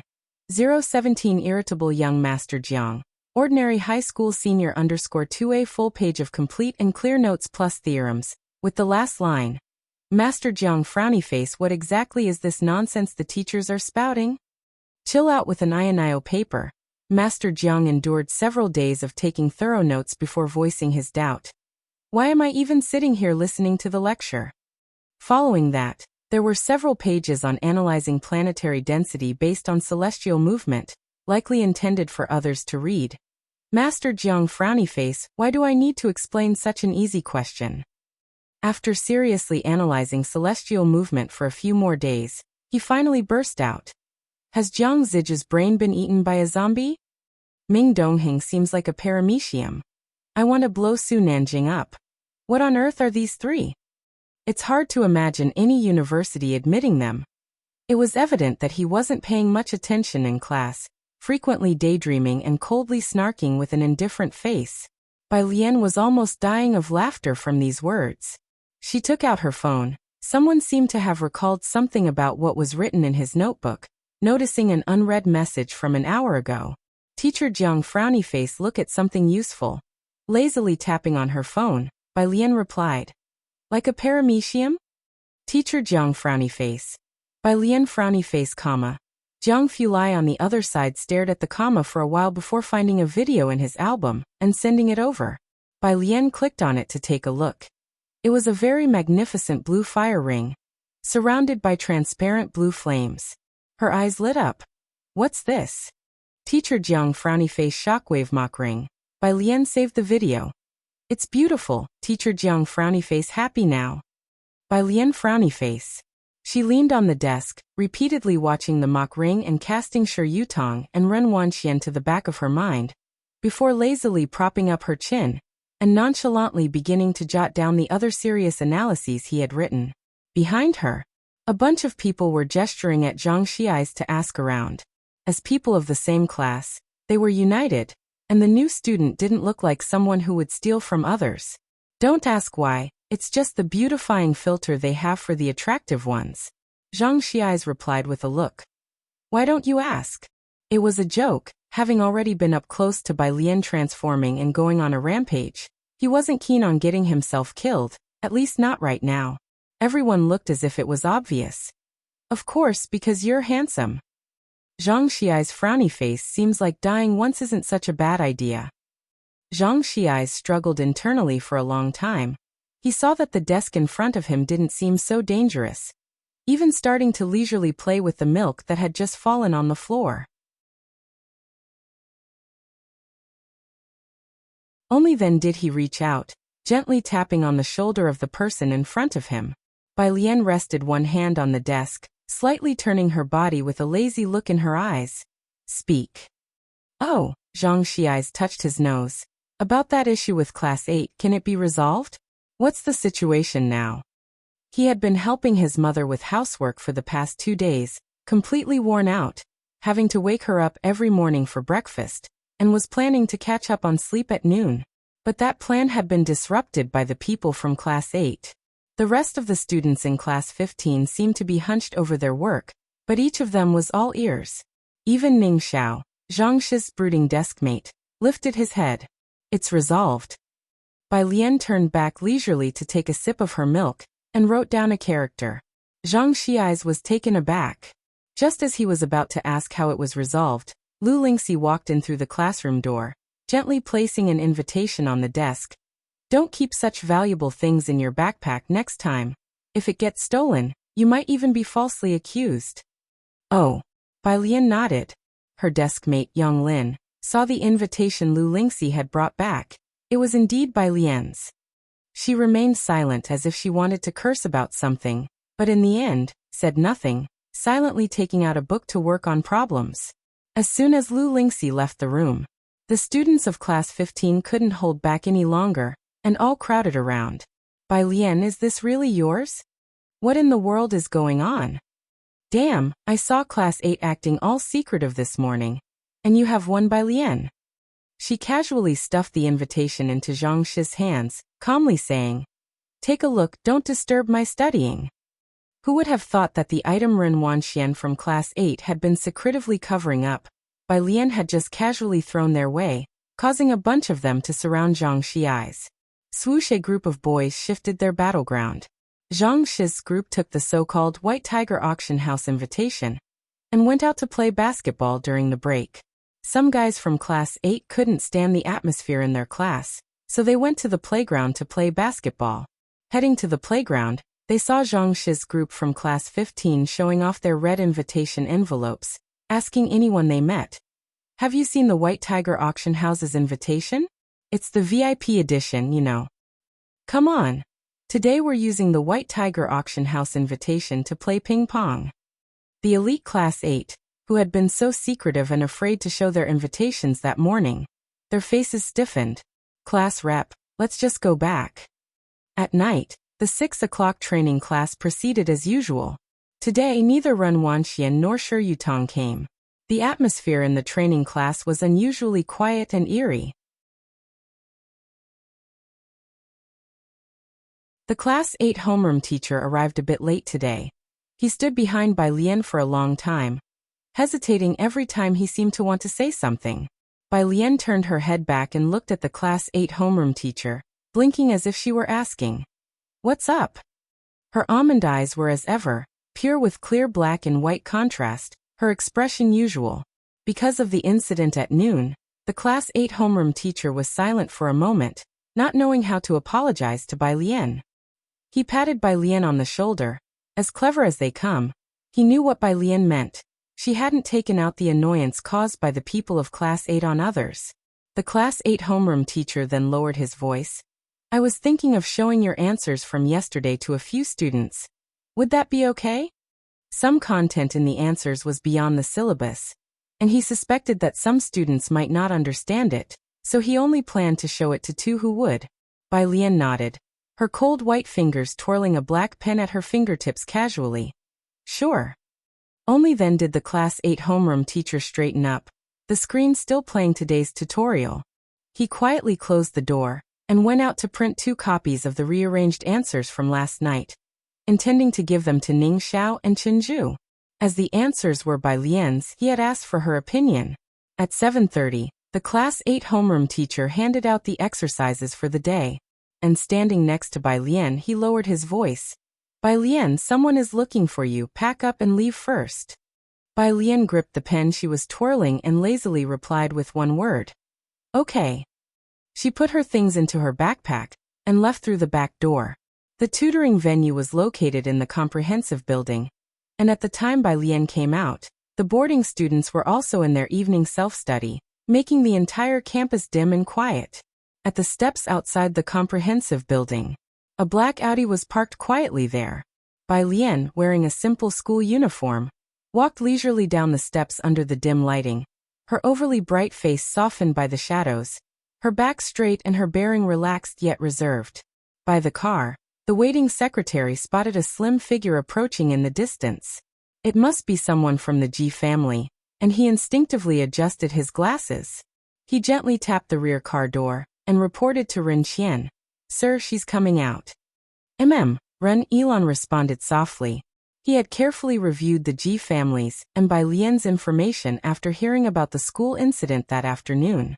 The information was quite ordinary. Bai Lian had just moved her registration to Xiangqing, with no detailed information about her parents.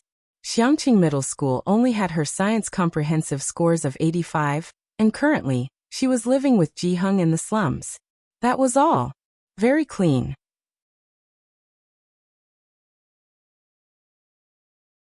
At least the documents didn't indicate anything special, just a very ordinary high school senior. So ordinary that she could be lost in a crowd with hardly a ripple stirred.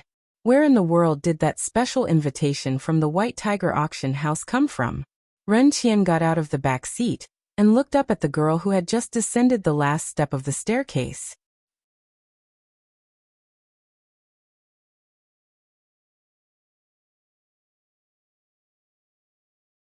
Chapter 38. 018 Make Good Friends. Poverty Alleviation Study Group _L. Hello, I'm Ren Wangshuan's grandfather. Ren Qian was the first to speak, standing not far away, squinting slightly as he sized up Bai Lian, his aura as a person in a position of power feeling quite oppressive. Bai Lian. Bai Lian nodded at him, her tone lacking any discernible emotion. Ren Qian watched her quietly, noting her school uniform was just like the other students. And even the hairpin on her head was handmade. From head to toe. Even her shoes were nothing out of the ordinary. Everything about her resonated with the rundown, impoverished Purist Street. Yet standing in the night, backed by a long staircase and a street lamp that wasn't even very bright, the quiet look she returned was like a mandrake growing on the cliffs of the night. Wanxian has been spoiled by us. I apologize for what happened today. Ren Qian regained his composure, full of regret. She hadn't anticipated that you would also have an invitation to the White Tiger auction house. I've arranged a banquet tonight, and hope you can forgive my granddaughter. There's no need, Bai Lian smiled, a hint of indifference in her lazy demeanor under the light. Elle got the invitation by helping someone by accident, and I've already sold it this afternoon. That made sense, since Purist Street was close to two boundaries. It wasn't strange to run into some people there. The Secretary General pondered internally and then deliberately mentioned the Wanha building. Miss Bai, our gentleman has made a reservation for a meal at the Wanha building. Wanha building, the most famous members-only restaurant in Xiangqing. A random dish there would start at 4 digits and required a reservation. An ordinary person couldn't even get through the door. I have other plans, Bai Lian interrupted. I'll take my leave first. The Secretary General stood dumbfounded, watching Bai Lian walk away. Sir, does she not watch the news? The Secretary General turned to ask Ren Qian, unable to hide his confusion. Just a glance more at the news and she would know who Ren Qian was, wouldn't she? This girl has an unusual air about her, Ren Qian mused, then instructed. Send a gift to the Ji family tomorrow. Was this an indication of seeking good relations? The Secretary General was surprised but gained a measure of respect for the Ji family. Although Bai Lian's invitation had been acquired unintentionally, what if she formed a relationship with that person in the future? Ren Qian returned to his car. The girl seated in the back was still looking down at her phone, not bothering to look up. He spoke helplessly. Xian, this student Bai Lian is different from what one imagined. She has a sense of integrity. You should have gone down to apologize to her.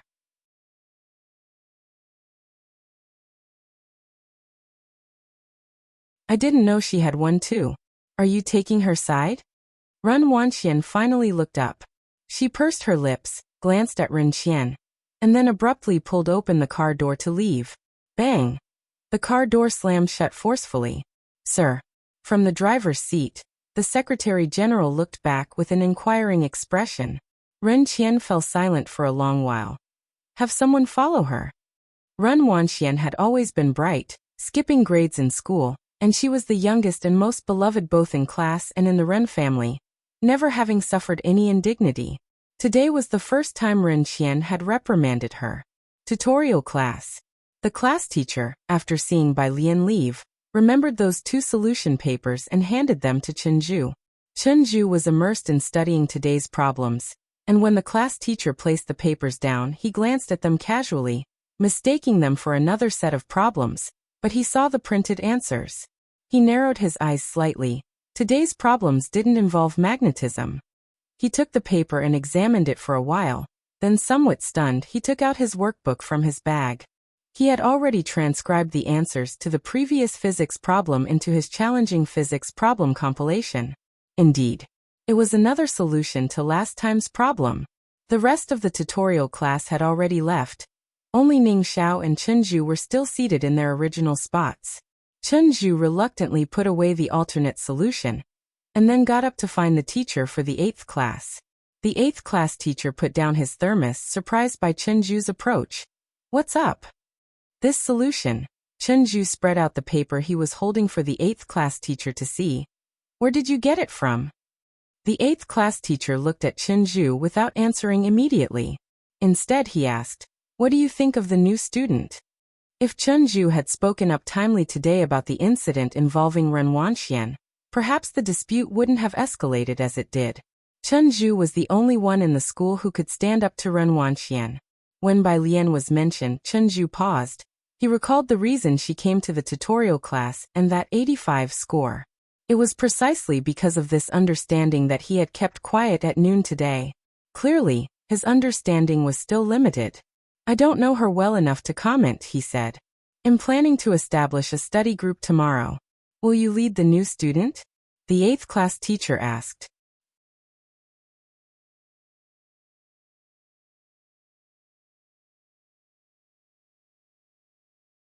Chapter 39, 018 Make Good Friends, Poverty Alleviation Study Group _2 Chinju paused for a moment, without giving it much thought. Elle should probably be in the same group as Ren Wanxian. He had known Ren Wanxian since they were young, and they had been paired together in a group since childhood. Plus, Ren Wanxian was indeed very smart. Being in her group meant he wouldn't have to worry much. Now she had a conflict with Bai Lian. Chinju's meaning was very clear. He was refusing. Elle showed this problem-solving approach to my teacher. The 8th grade homeroom teacher nodded, not saying much more. It is very similar to the solutions provided by the Jiangjing preparatory camp. If similar solutions appear in the future, I will consult her as appropriate, and try to make them available to you all. Chinju was startled but eventually nodded, and politely bid farewell to the homeroom teacher. Ming Dongheng was still keeping Jiang He company at the milk tea shop. Every day he would wait for Bai Lian to finish school before leaving. Today was no exception. However, when he said goodbye to Bai Lian, she gave him an extra look. And to be honest, although Ming Dongheng was tall and strong, the way he looked at people was sharp, but his expression rather dull. He didn't seem very smart. In fact, he kind of resembled a paramecium. This sense of identification was somewhat inexplicable.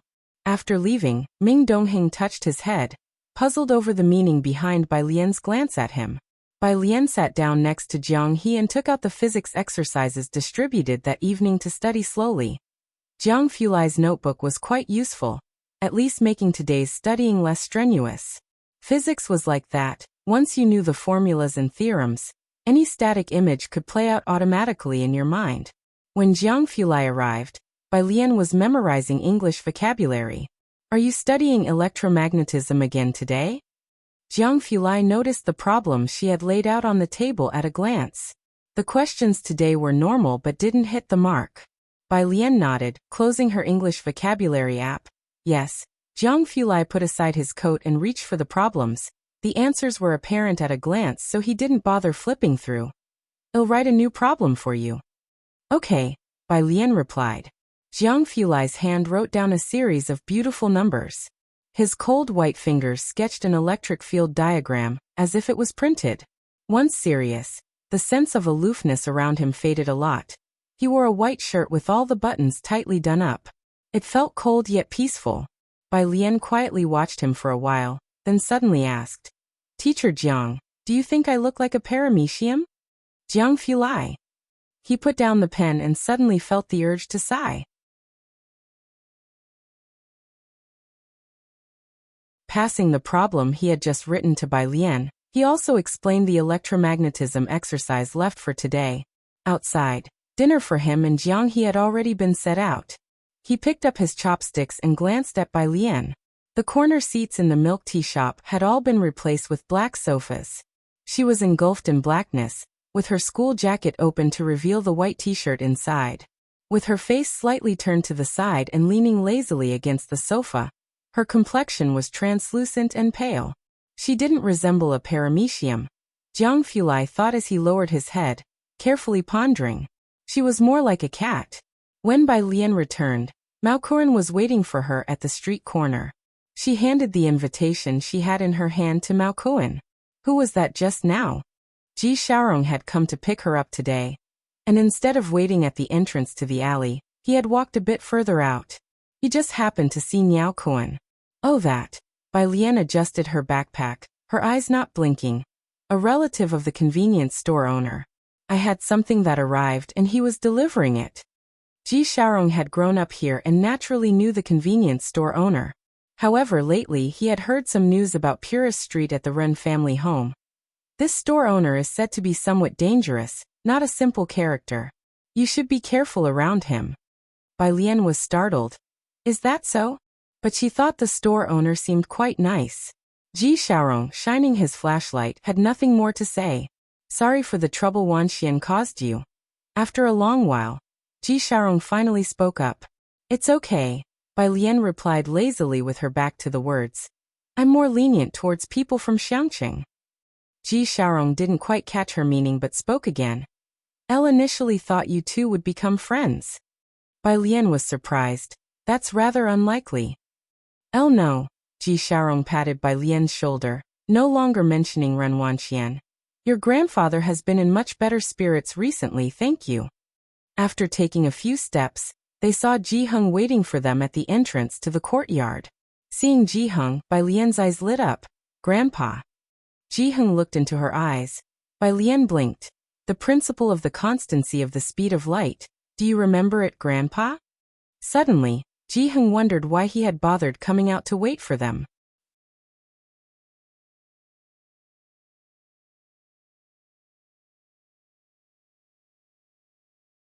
Chapter 40. 018 Make Good Friends. Poverty Alleviation Study Group _3 He turned and went back to the yard to continue his carpentry. Then I'll explain it to you again tomorrow morning, Bai Lian said, minding her own business. Ji Heng, no matter what speed I travel at, the speed of light is always a constant 300,000 kilometers for me. Even if I reach the speed of light and move at 300,000 kilometers, the speed of light relative to me is still 300,000 kilometers. Listening on the side, Ji Xiaorong. Is his dad prepping for university in his old age? Bai Lian was somewhat dissatisfied. She put down her school bag and followed Ji Heng to the courtyard. Grandpa, what you said is so vague. Let me explain it to you again. Bai Lian didn't go back to her room to continue solving problems until she heard the answer she wanted from Ji Heng's mouth. Ji Xiaorong watched the scene in amazement. Ji Heng finished making a small stool, and then picked up the tobacco pipe beside him, lit it, and said, Children and grandchildren have their own blessings. Stop worrying about Wanxian and aliens matters. It's late, so stay here tonight. Having said that, he took the small stool and went into his room. Ji Xiaorong knew what Ji Heng meant and didn't insist further. The next morning, when Ji Xiaorong got up, he saw Bai Lian sitting by Ji Heng's bed, waiting for him to wake up. So why make a small stool? Isn't he afraid of someone getting up earlier and earlier? Today is Friday. The last class of the afternoon was Chinese. Lu Lingxi stood on the platform. Next weekend is the monthly exam. Everyone gear up. Also, as you all know, the school anniversary is coming up. The benefactor of Xiangqing Middle School will come to watch, and the school has ruled that each class must present at least one performance. Cultural committee members, go back and plan what our class is going to perform. Close to Friday, everyone was very excited. Okay, Ms. Lu. Zhang Xiais and a group of boys slammed their desks in agreement. Bai Lian had a training class to attend after school. The class teacher of Class 8 collected yesterday's practice problems and played today's video. After the video was over, the class teacher of Class 8 didn't hand out practice problems. Standing in front, he smiled and said, To promote studying, I've decided to create study groups with 3 to 4 people in each. Everyone is free to form their own group. As soon as these words came out, everyone in the training class set their sights on Chen Zhu, Ren Wanxian, and Ning Xiao. Brother Zhu, shall we group up? Ren Wanxian looked at Chen Zhu beside her. Chen Zhu nodded. Naturally. Out of the whole school, he only recognized the abilities of Ren Wanxian and Ning Xiao. He didn't really care much for the others. Wouldn't those two pairing up be a strong combination? In an instant, everyone in the training class surged towards where Ren Wanxian and Chen Zhu were. Not to mention their scores. Just based on their family backgrounds, one had to strive to join this duo's group. I'm with Brother Zhu. Ren Wanxian glanced at Bai Lian, who hadn't found a group, before looking at the crowd surrounding her and Chen Zhu, tilting her head. Why don't you guys draw lots? We want choose. Well, rely solely on luck. Sure, Yutong was still absent, so there were 2 more spots in Ren Wangshuan's group. Quickly, the 2 chosen students let out cries of surprise. Seeing no hope for themselves, others began to search for other teammates. Even the reticent Ning Xiao was occasionally disturbed by others, but he didn't respond. Only one person was left unapproached, Bai Lian. Bai Lian was attractive, but Ren Wanxian had announced her grades on the first day. 85 in comprehensive science. No one knew why she came here and naturally, No one wanted to team up with her since they formed study groups to improve their scores. In the end, there were only 4 people left in the class. Then Ning Xiao, Bai Lian, Tang Ming, and Zhu Jiaran, you 4 will automatically become a group, declared the class teacher of Class 8 with finality. Only then did he begin to distribute today's practice problems. Zhu Jiaran looked distressed. After the study groups were formed, everyone quickly adjusted their seats to sit together as a group. Bai Lian and Ning Xiao were already sitting adjacent to each other, so Tang Ming and Zhu Jiaran took their seats near them. Tang Ming surreptitiously took out his phone and succeeded in adding Bai Lian on WeChat. Classmate Bai Lian, if you have any problems in the future, feel free to ask me. Zhu Jiaran leaned on the desk, observing Ning Xiao, who didn't utter a word and kept his head down doing homework. He was wearing the school uniform and had only initially glanced at Zhu Jiaran and Tang Ming, his dark eyes peeking through long, tousled hair.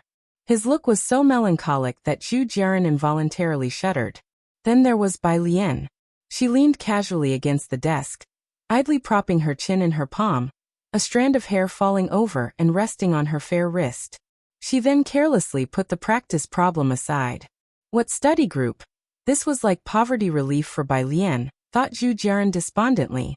Even if she couldn't join Chen Zhu's and Ren Wanxian's group, being in another group from Class 8 would do. Why on earth did she have to end up in this group that clearly seemed to have no future? Tang Ming looked at Zhu Jiaran, who had competed with him before. Zhu Jiaran, let's discuss any problems together in the future. Why don't you add Bai Lian and Ning Xiao on WeChat too?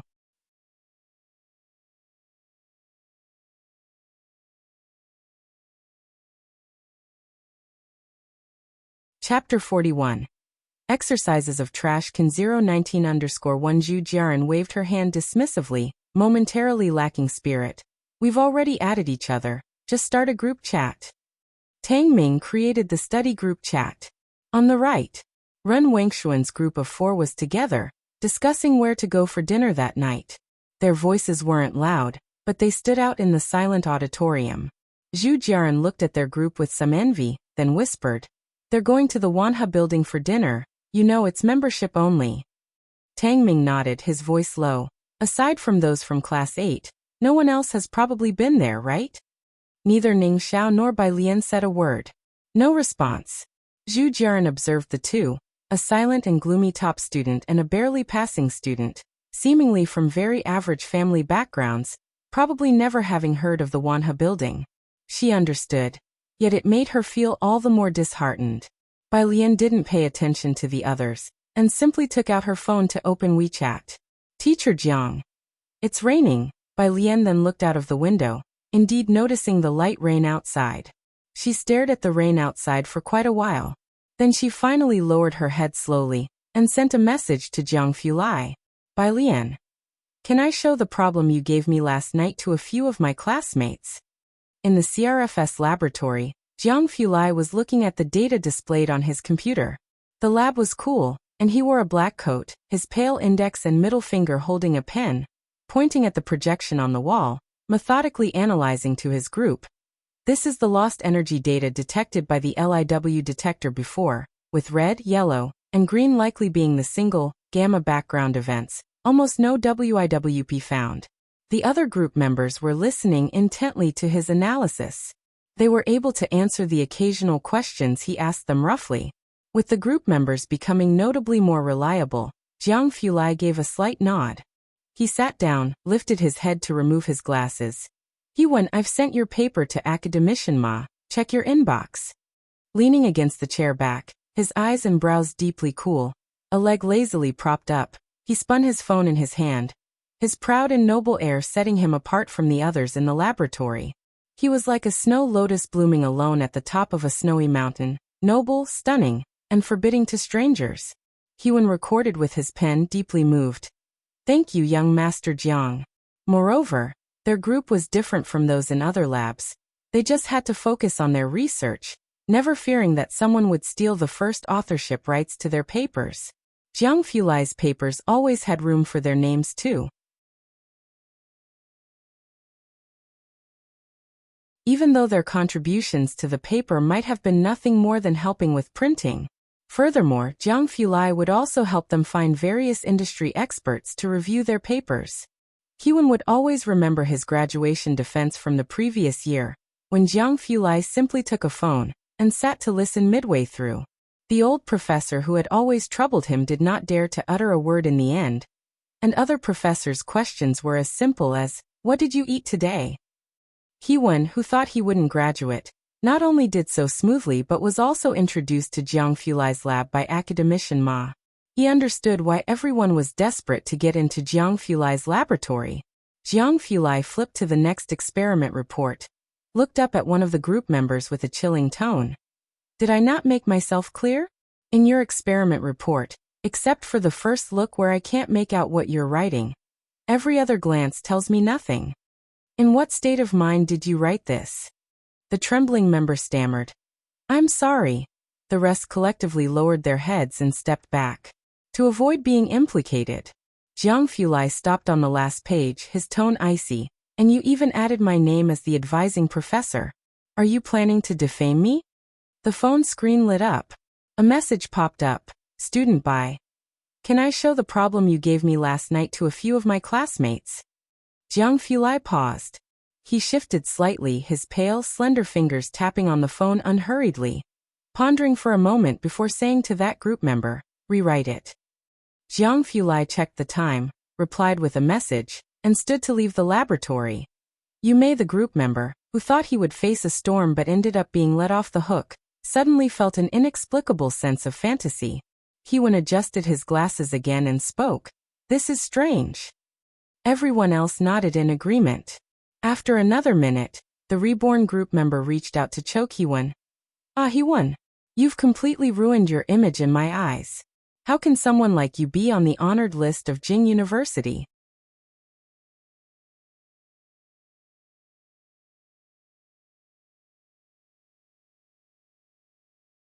Chapter 42.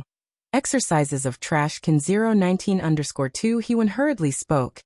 "Elle bought a recording pen for each of you. They should be arriving soon." "Hey, stop hitting me." Hewen, the great scholar, "Were you planning on dazzling everyone with your secret recordings? Then you guys also stop hitting my face now." Bai Lian had always listened to the teacher's instructions, so when the teacher mentioned a study group, she approached Jiang Fulai. After getting Jiang Fulai's permission, she placed her phone back into the desk cubby and copied the problems Jiang Fulai gave her into 3 sets, distributing them to the other 3 members of the group. Ning Xiao in front glanced at her and reached out to take them. Tang Ming was surprised when he saw the papers. Having never seen such neat handwriting, he gave her a thumbs up.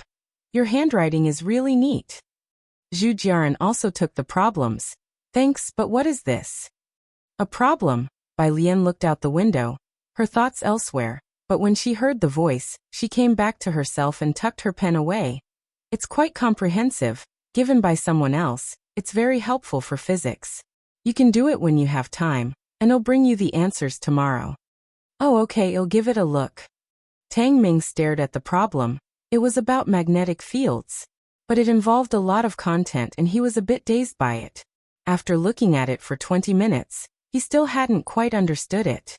So he temporarily clipped it into his book and set it aside. Half an hour passed quickly, but many people didn't leave on time tonight because of the study group. In front, Ning Xiao tossed the problems given by the teacher aside. Engrossed in the problem Bai Lian had given him, Bai Lian saw people leaving and also got up with her backpack to leave the lecture hall. Ning Xiao didn't pack up, still pondering over the problem Bai Lian had given him. To the right, Ren Wanxian packed up her things. "My mom has already reserved a place." She stood up and spoke to the others. "Let's go first." That immediately won them cheers. The other study groups could only look on enviously. Zhu Jiaran stayed put, watching Ren Wanxian and her group without taking her eyes off them until they left through the back door. Sigh. Zhu Jiaran let out a long sigh. Tang Ming was a boarding student and wasn't in a hurry to get back. He took a screenshot of Bai Lian's profile picture to show his roommates. "I'll swear, she really didn't post anything on her moments. If I took a sneak photo of her, wouldn't that make me a pervert?" Seeing Tang Ming's worthless reaction, Zhu Jiaran pursed her lips, unwilled to pack her things anymore. and prepared to head back to the dorm. Bai Lian stood at the entrance of the comprehensive building staircase.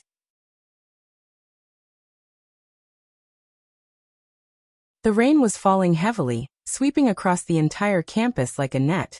The already dimly lit school was shrouded in rain mist, becoming even more hazy. There was hardly a soul on the road.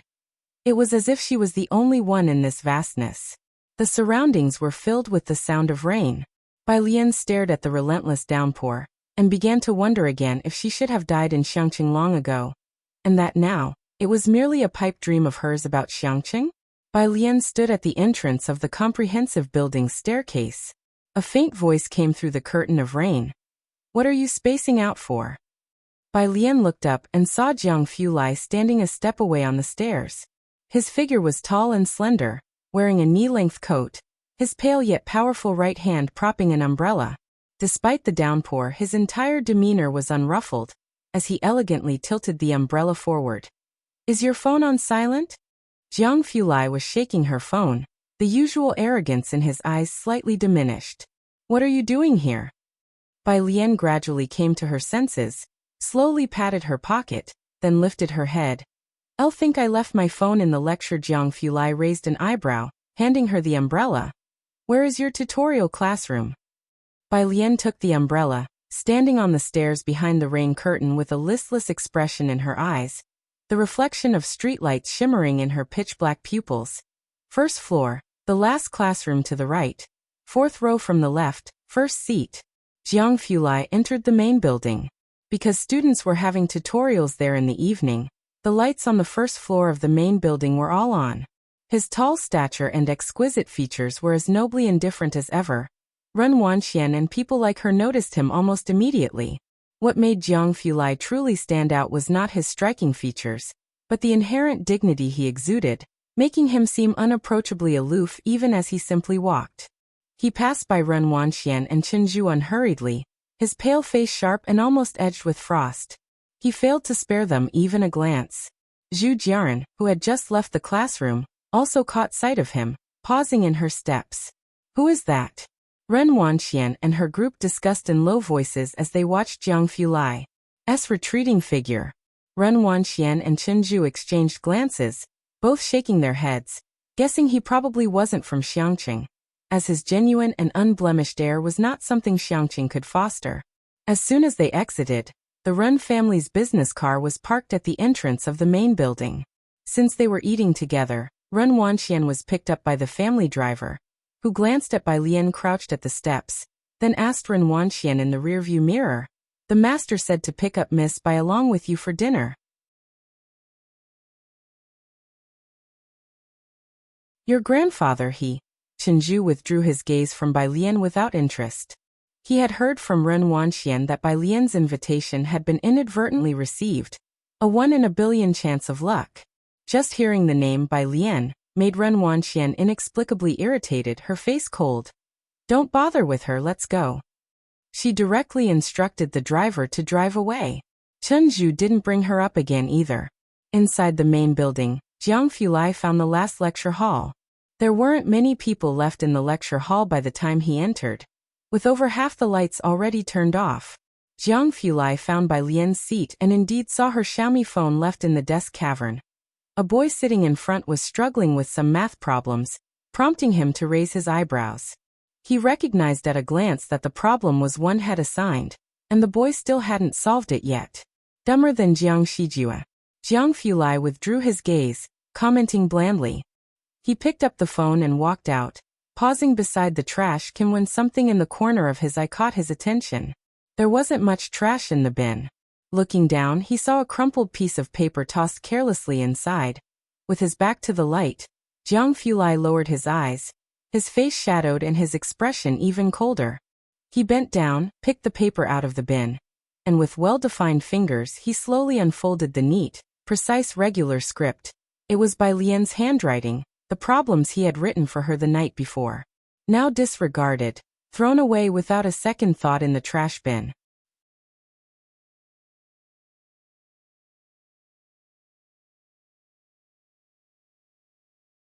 Chapter 43. 020 Green Tassel enters the temple hall. The true Liang style _ L Jiang Fulai returned to find that Bai Lian was still squatting at the doorway. She folded her umbrella and looked up lazily at the endless heavy rain. Her long hair was casually coiled at the back of her head with a simple wooden hairpin. The strands of hair by her forehead were dampened by the misty rain, and gently fell across her pale cheeks. Like a cat wandering in the rain, tentative, hesitant, lonely, unable to find its way home, accidentally intruding into an ink wash painting. "You walk very slowly," Bai Lian said, looking up at him. Her eyelashes dark and long, casting a faint shadow on her eyelids. Jiang Fulai handed her phone back to her, took the umbrella and opened it, and said indifferently, "Took a glance at one of your less intelligent classmates' problems." "Ooh." Bai Lian stood up and walked with him outside. The training classes were full of top students from Xiangqing Middle School. There were none that lacked intelligence. She took her phone, the red ribbon on her right hand contrasting sharply against her wrist, fair as white jade. "Sits in front of you." Bai Lian. Ning Xiao, the legend who was expected to be admitted to Jiangjing University this year, consistently ranked first or second in the whole school. "He's not very intelligent?" Jiang Fulai held the umbrella, his fingers' knuckles distinct. "Why did you want to show your classmates the problems today?" "Oh, we were grouped in fours." Bai Lian walked languidly. "I'll just copied a set for the other 3 teammates." Jiang Fulai narrowed his eyes slightly. As they talked, they arrived at the milk tea shop where Ming Dongheng and Jiang He were squatting at the door. Jiang He was still slowly turning the 7x7 Rubik's Cube. It was a spherical puzzle with 12 sides, having many complicated speed-solving algorithms. However, Jiang Fulai found them too mundane to write algorithms for him, so he had to rely on memory to restore it. His movements were unbearable for Jiang Fulai to watch, and Jiang Fulai shifted his gaze away lightly. "Jiang He." He was silent for a moment, then turned his back to Jiang Fulai. Then Bai Lian tugged at his collar, pinched his face. "What's the matter?" Jiang He just clutched the hem of her clothes, resolved not to look at Jiang Fulai. When Jiang Fulai arrived, Ming Dongheng got up and followed him, handing him the red invitation in his hand. "Chief Chen got an invitation from the black market. The auction starts at 7 in the evening the DAV after tomorrow. You sure it's an authentic piece from Liang Zuan's apprentice?" Jiang Fulai put the umbrella aside, took the invitation, and his tone was cold and clear. "Certain, but the specific origin will only be announced at the auction." Jiang Fulai nodded, his tall figure leaning against the corner sofa as he carelessly placed the invitation on the table. "What problems did you guys leave today?"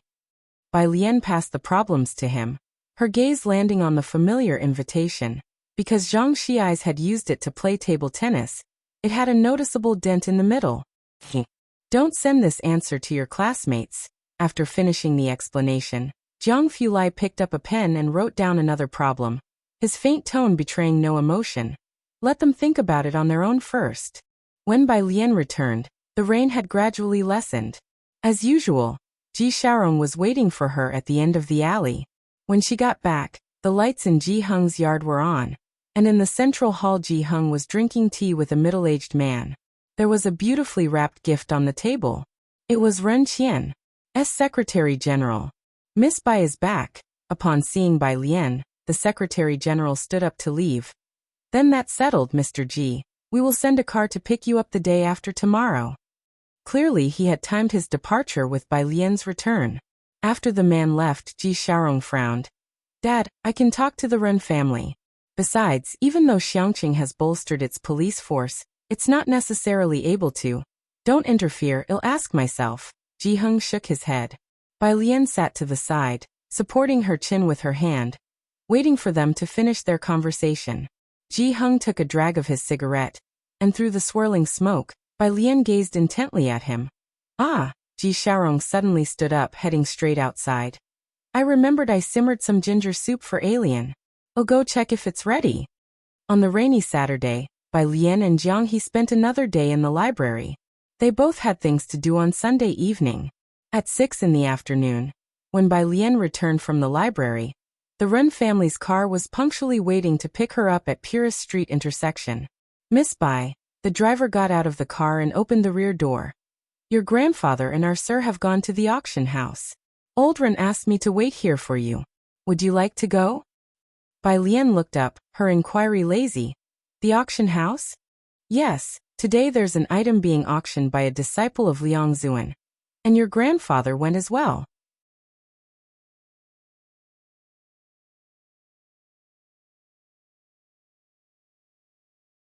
Chapter 44. 020 Green Tassel enters the temple hall. The true Liang style _2 Bai Lian stood still for a while before nodding her head. The driver glanced at her, and wasn't surprised at all. Sitting in the back seat, Bai Lian casually rested her wrist on her knee, and started memorizing English vocabulary, through an app on her phone. The driver looked in the rear-view mirror, somewhat astonished. He knew she was from the Ji family. However, he hadn't expected that she would be so at ease during her first ride in such a high-class business car. The car slowly entered the entrance of Bakhtar Street. At the entrance, the driver respectfully handed over a document before they were allowed to pass. Looking at the rearview mirror, he explained, "A pass is needed to enter here, especially today with the auction taking place. Not just anyone can come in." Bai Lian continued memorizing words, not even lifting her head. The White Tiger auction house was at the end of Bakhtar Street, where a majestic 20-meter-high stone sculpture of a white tiger was sprawled at the entrance. There was a crowd of people queuing up at the entrance. The driver couldn't drive any further, parking the car at a distance. "Miss Bai, please go and join the queue. After Mr. Run and the others go in, someone will meet you at the entrance." Wearing earphones, Bai Lian got out of the car and walked into the crowd. Mao Kuan, with a cigarette in his hand, was standing at the entrance of the auction house to prevent any troublemakers. He had blonde hair and an aura of notoriety. On this street, his reputation for violence was well known, especially since recent rumors suggested that the downfall of Poison Scorpion was related to him. The well-known fighter of Bakhtar Street, Poison Scorpion, could be taken down by Mao Kuan, which indicated that he was no ordinary person. His infamy was widespread, and even those from fighting arenas regarded him with great respect. Today's auction, which catered to global VIPs, had him there to maintain order, courtesy of his godfather. Others who knew him made sure to stay at least 3 meters away. His eyes roamed and soon spotted Bai Lian in the crowd. Mao Kuan narrowed his eyes and quickly stood up straight, making his way into the crowd. Whoosh! The group of wealthy businessmen in line hastily made way. "Sis." Mao Kuan approached Bai Lian and awkwardly scratched his head. "I thought you weren't coming? Why squeeze in with these people? I'll take you in through the back entrance." Mao Kuan led Bai Lian into the VIP entrance from the back. The White Tiger auction house was very large, circular in shape, descending from the top floor with 3 levels. The first and second floors were regular booths, while the third level had special ones.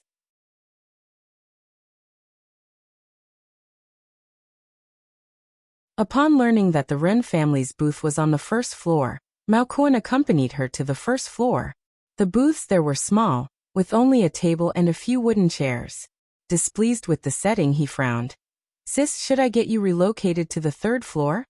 Bai Lian chose a seat by the window and sat down, lazily resting her elbow on the windowsill. She was dressed in a gradient blue wide-sleeve top, with neatly fastened light blue braided buttons.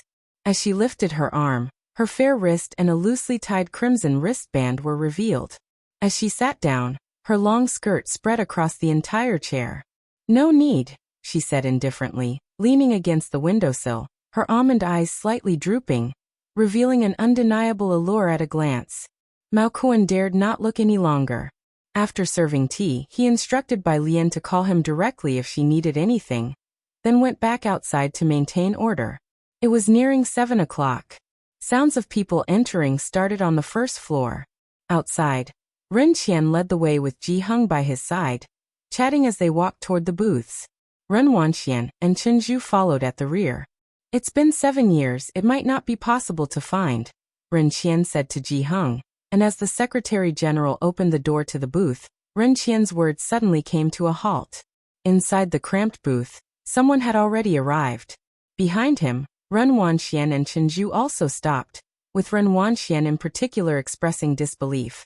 "How did you get here first?" To enter the White Tiger auction house, one had to go through stringent queuing and security checks. They had arrived early, but it still took nearly 2 hours to get in, only to find Bai Lian already seated by the window.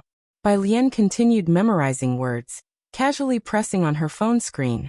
Hearing the noise, she lazily tilted her head. "Grandpa." She paused, then politely greeted Ren Qian. All the while, she did not rise from her seat. Ren Wanxian looked at her in polite demeanor, and then at Ji Heng, who also remained seated. She couldn't help but sit down beside Chenju. Her eyes narrowed as she slowly uttered 2 words. "Uncouth." Having been trained well in etiquette, she looked down on the rude manners of the Ji family. Chenju remained silent as the auction started promptly at 7. The first item up for bid was a red tourmaline. The beautiful and elegant auctioneer presented the red tourmaline encased in glass. A collector's grade red tourmaline, 106 carats, with a starting price of 2 million. Those present were not short on cash, and the price quickly rose to 3 million. Ren Qian, who had been conversing with Ji Heng, finally paused. Beside him, his secretary general pressed the bidding button. 3 to 5 million.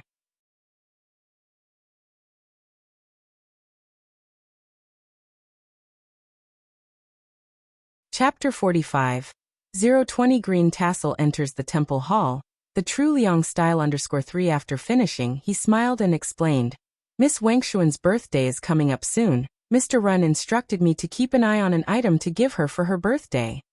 While speaking, he suddenly saw Bai Lian. The secretary general coughed abruptly, then stopped talking.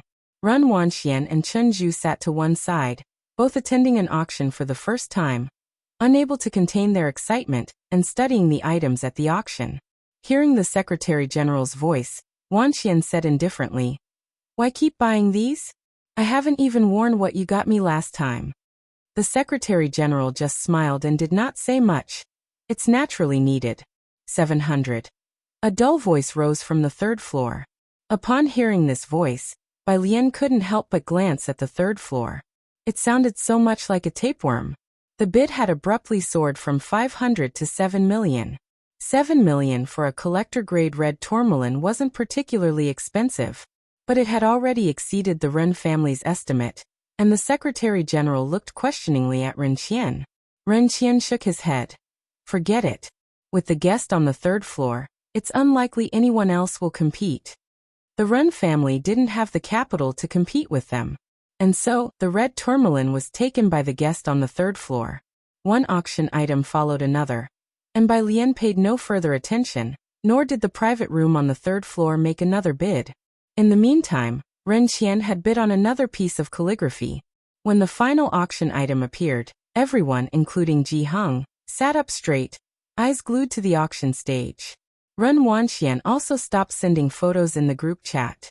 It was 9:30.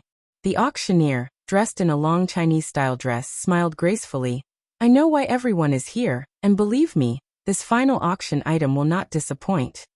Saying this, she reached behind her and drew aside the red cloth. A carefully preserved piece of calligraphy appeared before everyone, a poem written with unrestrained flourish.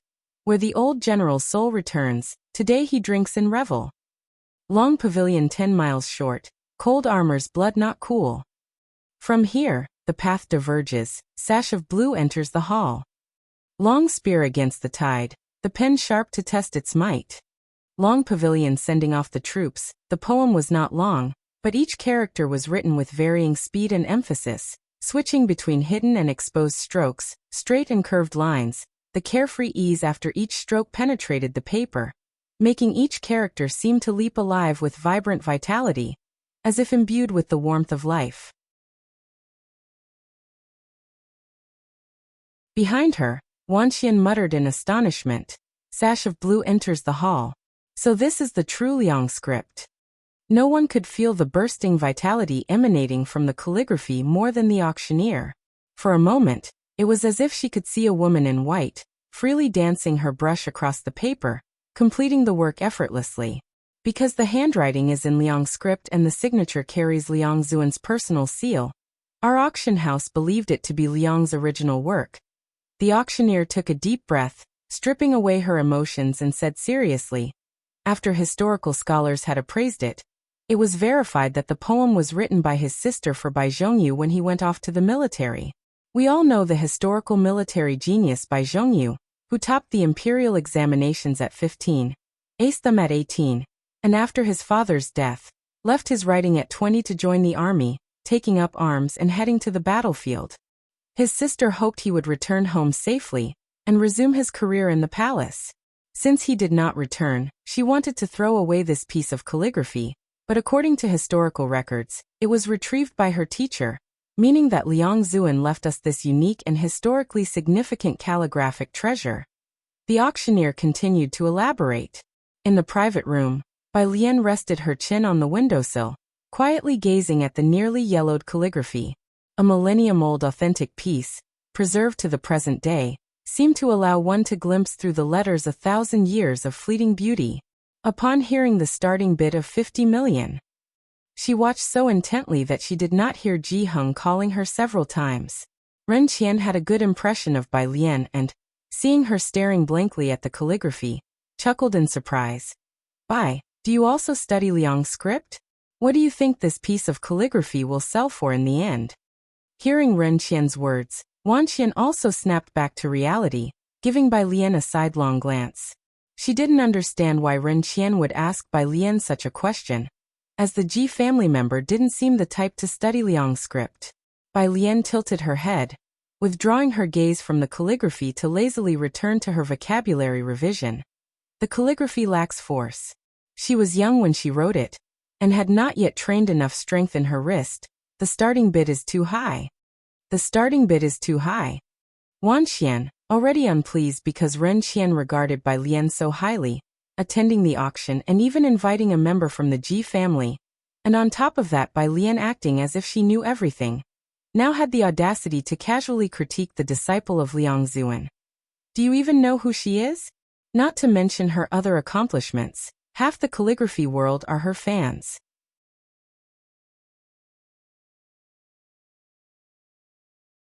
You couldn't reach a tenth of her skill even if you practiced for 100 years, let alone saying she lacks wrist strength. If you don't understand, can you not go back and read more books?